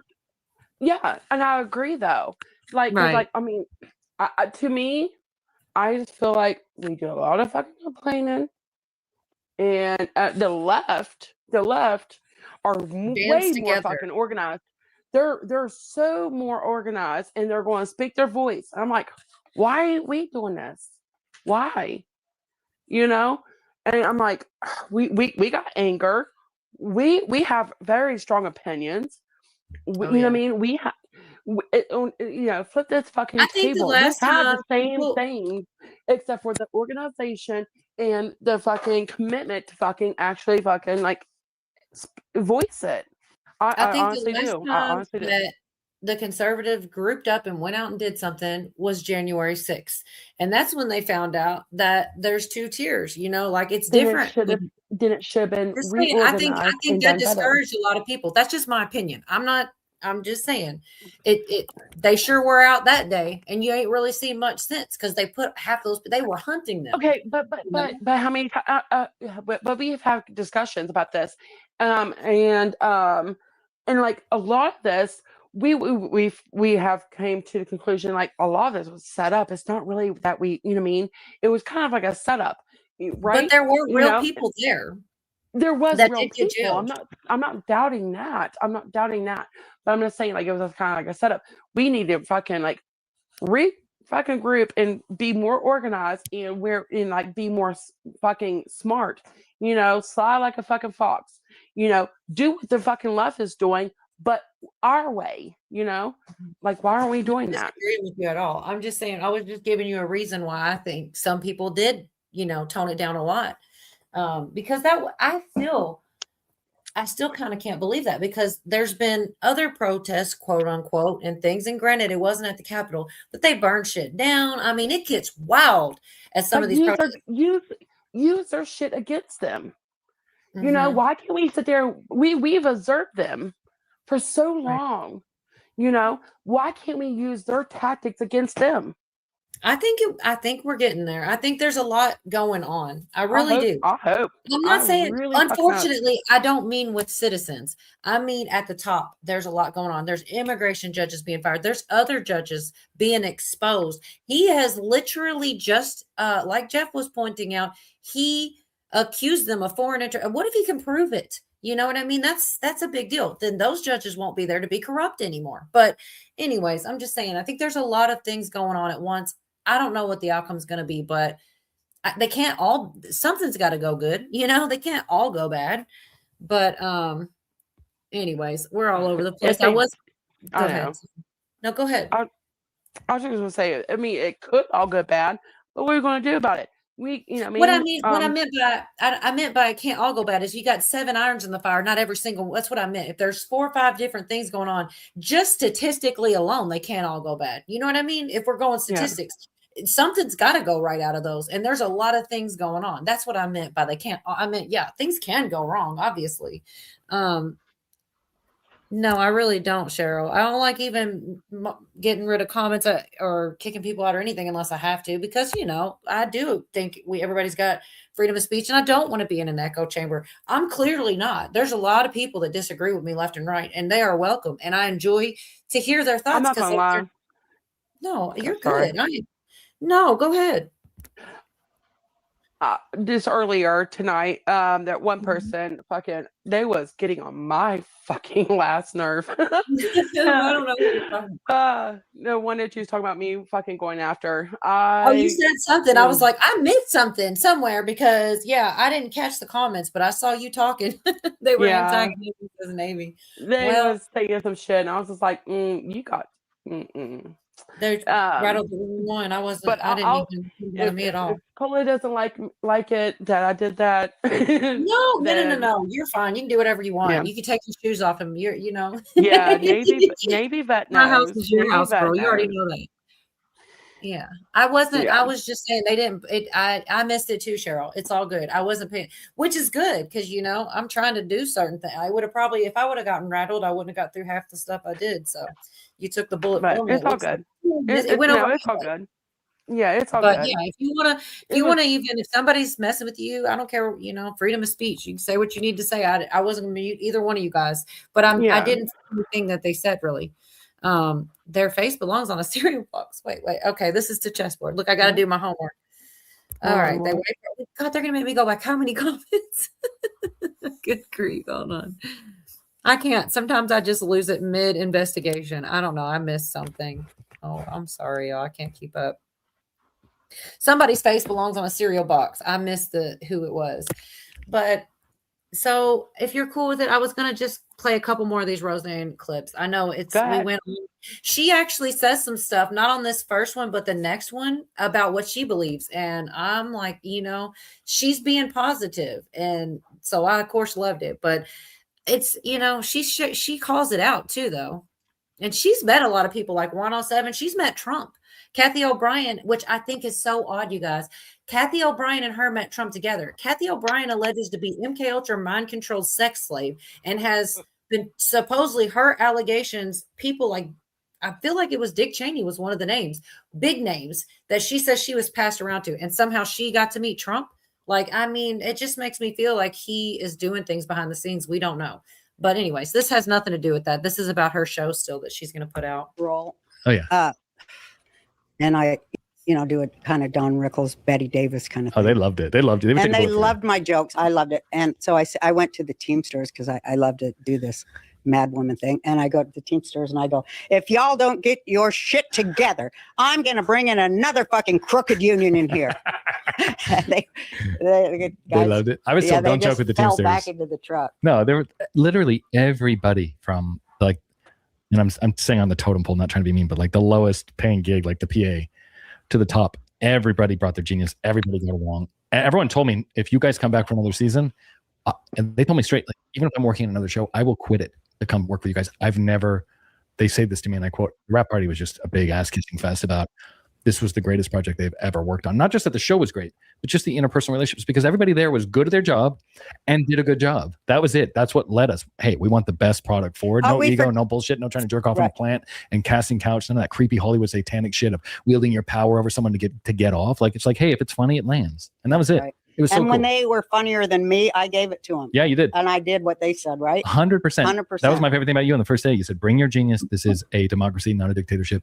Best idea makes it. And they did. I'm telling you, from even some of the PAs got jokes in. Oh, God, they were funnier than hell. Everybody was funny. We have to say that Tony Hinchcliffe plays Satan. Okay, we can say that much. Job, yeah, Hinchcliffe, like I told him. Hinchcliffe was the greatest Satan because he kind of is Satan. I told him it's the role you were born to play. It's such a different show. It's not a sitcom. It's nothing. You guys will see. We'll be starting to tease more. Maybe sharing some clips. We start editing Monday, but that's why we weren't here. It's because we were making your comeback TV vehicle based on the Book of Job, you said. And more importantly, 1,000% independent. Not one Hollywood pedophile touched $1 on the show.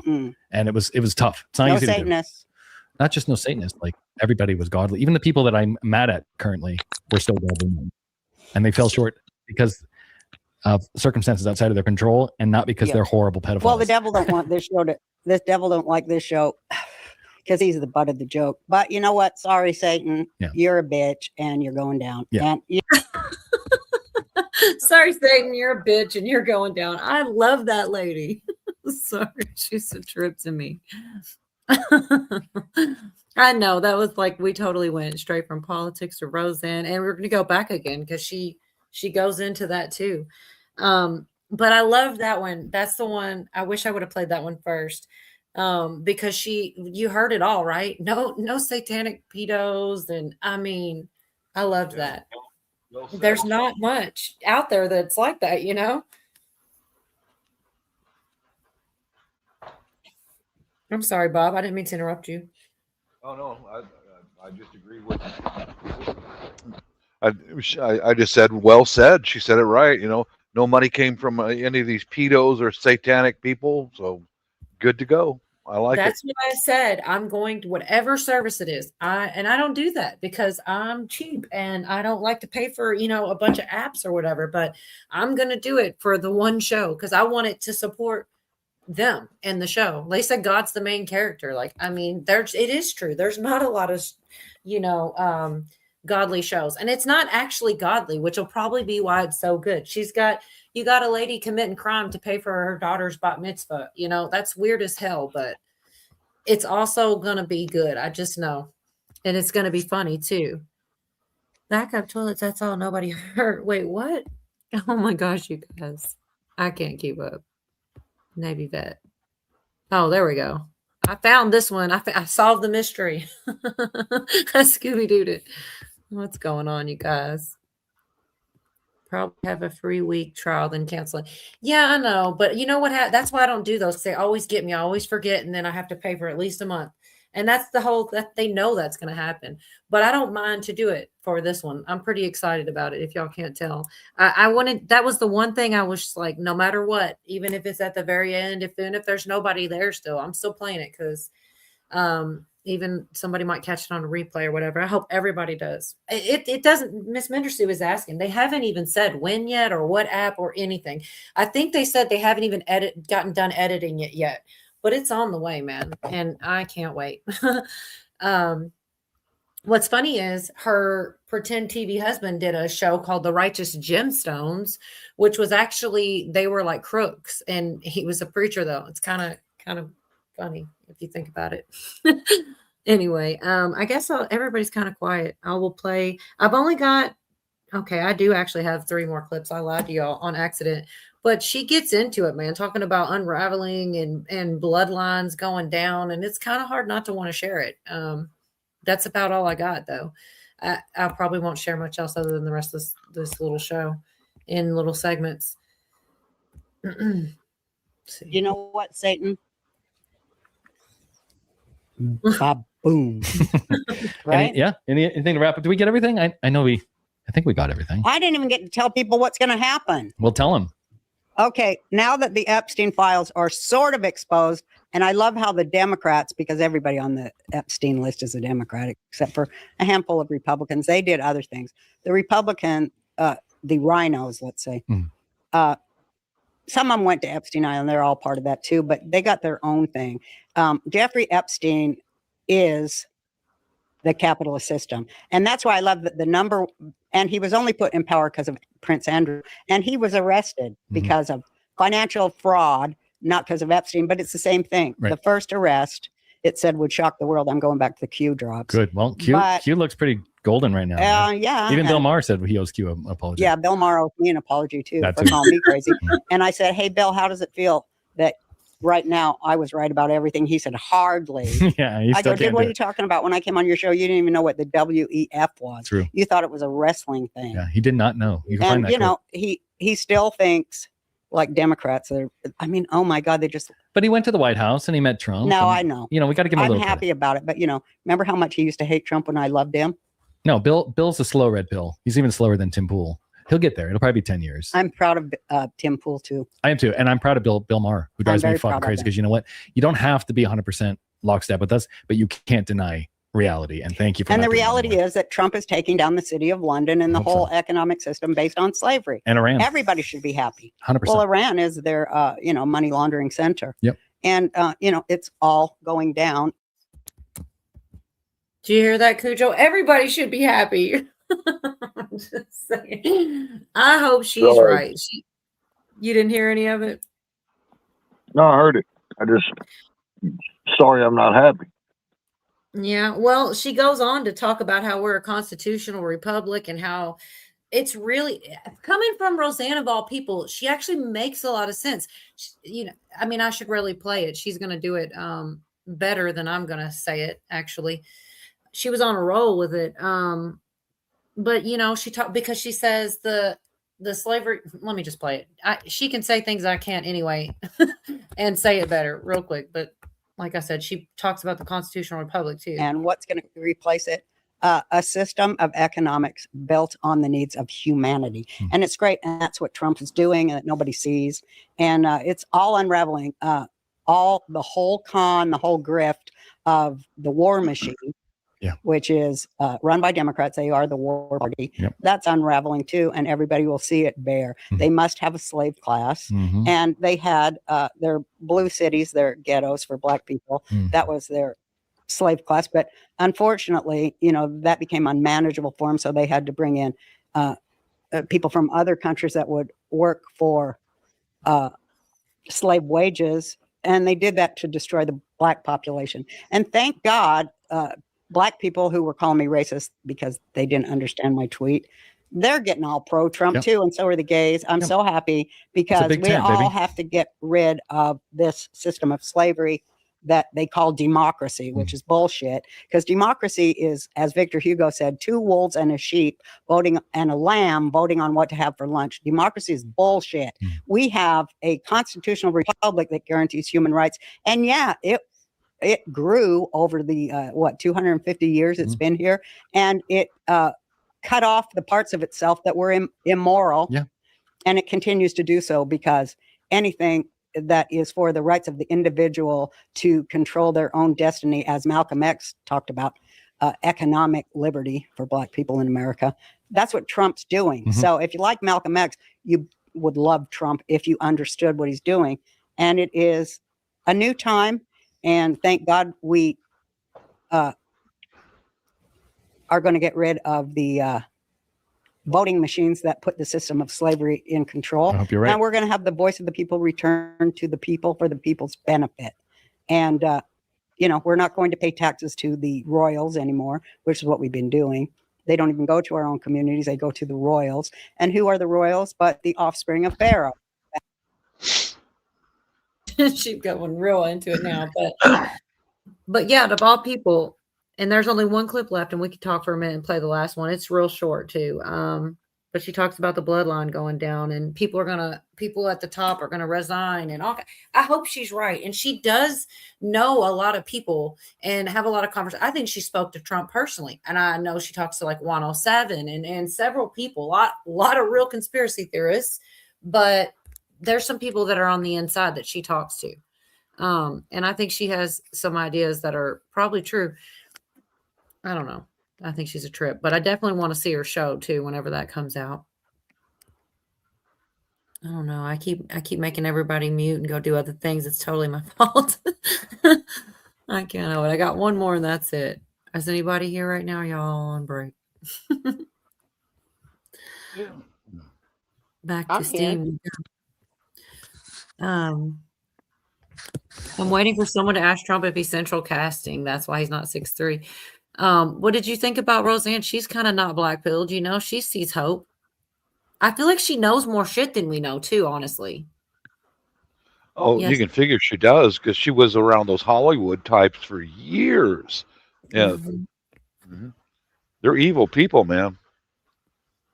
Yeah, I think so too. I think that's why what she's doing is so cool. She didn't bow down. She just kind of went. I don't know how she's pulling it all off. She's got, like I said, Randy Quaid's definitely on the outside because he was flipping out. And I listened randomly. I don't know why in the world he came into my feed, but Omar Gooding was sitting there talking about this stuff. He's like, yeah, you don't have to do it. You know what I mean? Talking about the gross shit in Hollywood and how there's a lot of like wear a dress and gay, all this stuff. He's like, you have the choice. No one's going to make you do it. And I don't know. It's interesting that he's the one on the show too. Another one speaking out against this stuff. I think she does too, Miss Mendersue. Roseanne said she used to hang out with them and found out way too much to not walk away. Right.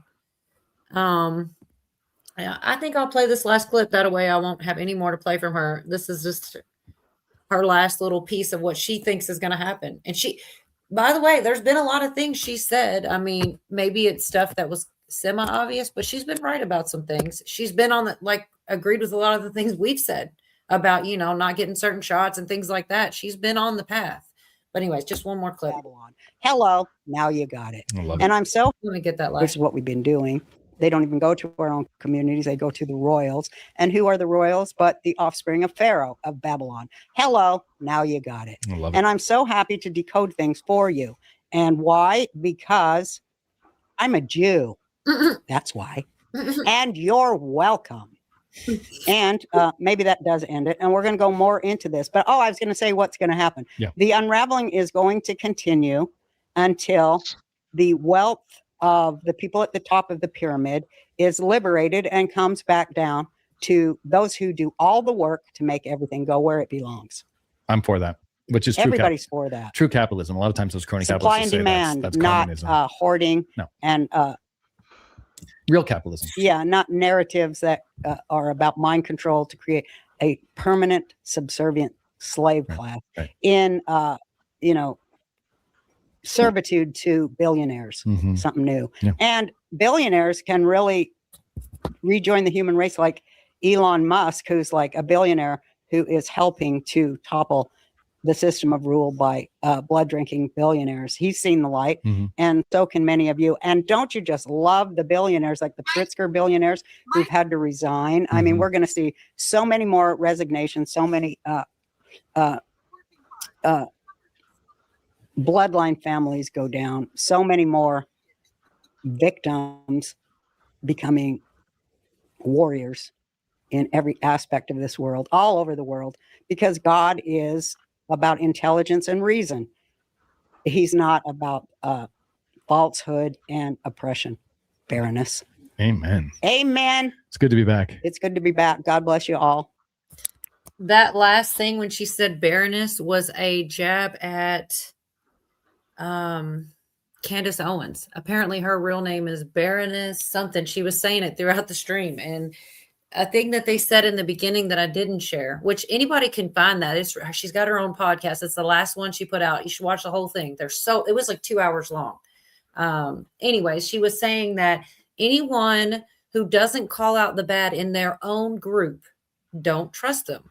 And like that goes for anything, right? Like, so something with Candace Owens, you know, she's Jewish, and she talks about some of the bad Jews, things like that. Your own group, if you can't call it out. Anyway, she's much more better about the way she explains it, and anybody should watch that whole video that has time, because it was a lot of fun, and she makes a lot of sense and says things that other people wouldn't even dare. You know, that's what I think I love. Most people love about her. She's just unfiltered. And yes, I mean, I get it, and I agree. I just cannot take her serious with that fucking wig on. Yeah, she actually shouted out the gay guy that made it for her. Thank you. Oh my God, it's horrible.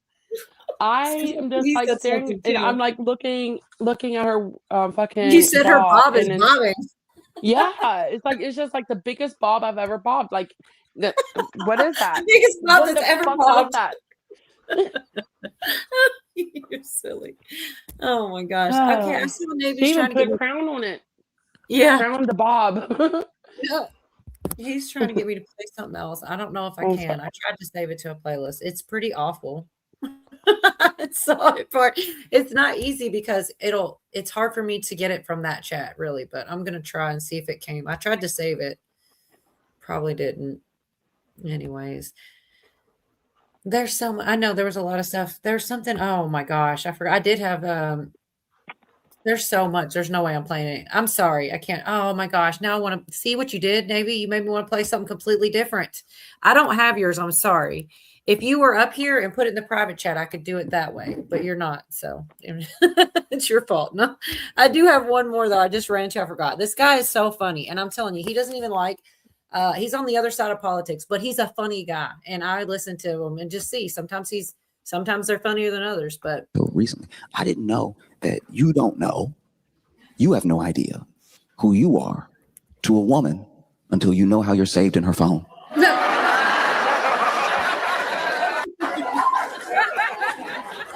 Guys, every man in here, we are not ready for names, for the shorthand. You know how when you save a name, it goes first, last, company? They using that line too. We are not ready to find out how we are saved in the phone.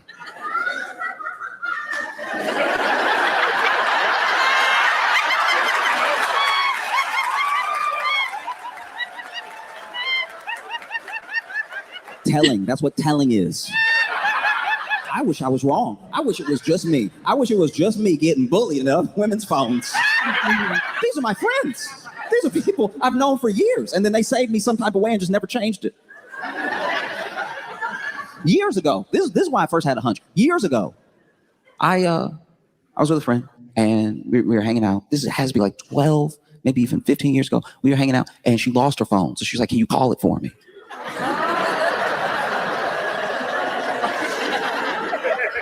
And so I call it, and look, we had never been romantic, you know, and we had decided a long time ago just be friends, right? You know, and calling, I'm hearing a little,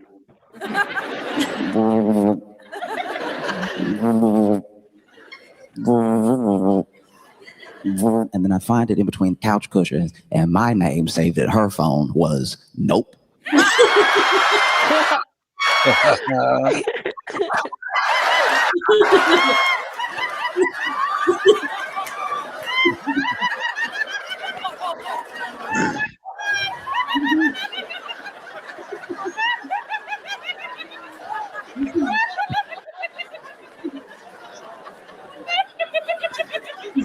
Guys, we're not ready. Man, and as usual, the comments, man, are always funnier than the video. One of the comments said that lady's laugh made the whole clip. There were so many comments about that lady's laugh. I was going to say something about her laugh. I was like, God damn. But yeah, I'm laughing before I know it's funny. You know? Yeah. She was louder than he was. Mhm. All right, so I'm going to try to put the backstage link in for people that want to pop backstage, but we can out for a bit if y'all want. If y'all got stuff to talk about, I'm like worn out. I tried to I got through a lot of them. Debbie, nope. But there were a couple I didn't. I just skipped over because I wanted to get to the best ones. There was a lot, like Prince Andrew, the other all these arrests due to Epstein. I can't even recap all the things. Let me see. Nick Shirley uncovering more stuff, fraud in Cali, which I guess doesn't, really. I mean, it counts as news, I guess, right? I mean, it happened. We already knew it. But the judges, the immigration judges, thank God for Pootie, man. He sends me stuff that just doesn't enter my feed. And I appreciate it so much because, I don't have enough time to get everywhere. And that was a really good one, I think. I had no idea. That's a big thing, I think, switching that out because it's going to make a huge change. It's where, it's like black and white. I don't know what happens next. Like we were saying earlier about the pendulum, like, I don't know, like I guess they could do the same thing if they get back in power, just fire all those military judges and put more.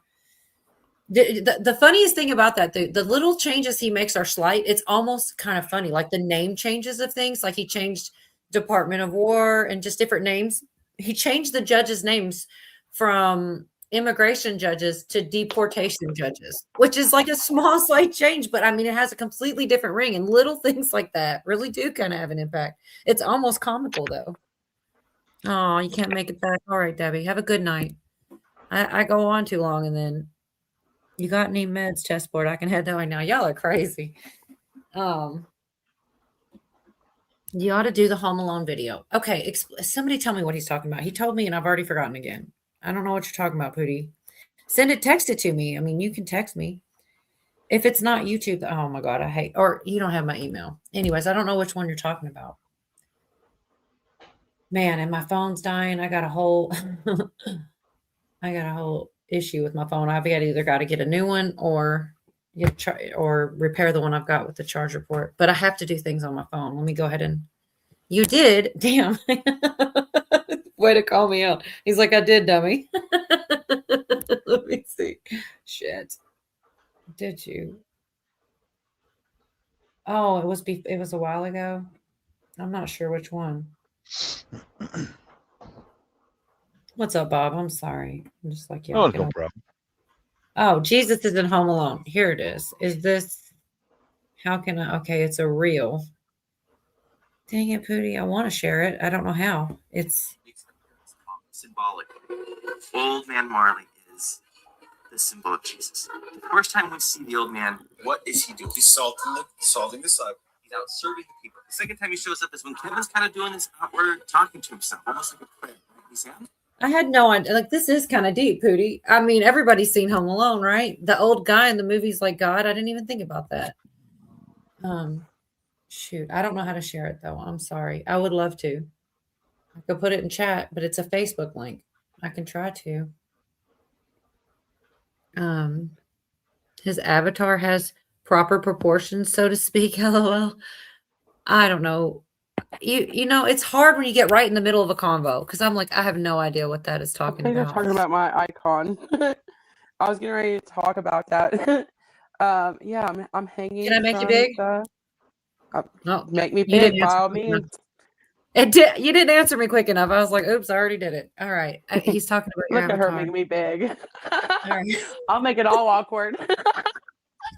Well, Virginia didn't show up, so somebody's got to do it. No, I mean, it's cool. I've seen it before. It's been that way since I ever met you years ago. It's been the same one. Thanks, Drummond. Yeah. Son. Have a good night. I need to get this link out here before my damn phone dies. What do you call that? Bondage. I'm bonded by a moon. Yeah. Moon child. It all makes sense now. I'm just kidding. Yes. There it is. I've always have liked it. You know? It's There's cool. not a man on the moon. It's just me hanging from it. All right, let me get this shit together. Oh, shoot. I'm sorry, y'all. Oh, Billy tried to help me out. Thank you. I appreciate that. Is that the one that I don't need to do it now? All right. Well, did you guys? Yeah, I think that's it. Oh, Pootie put the Facebook one in there too. That is a very good one, you guys. If y'all click that one, I never even thought of that before. That there's some symbology in the movie Home Alone with the old guy being like Jesus or God. I can't. What the heck's going on with you, Navy? Oh, okay. Once again, God, I am being dingy. That's not a big one. That's average. It's not huge.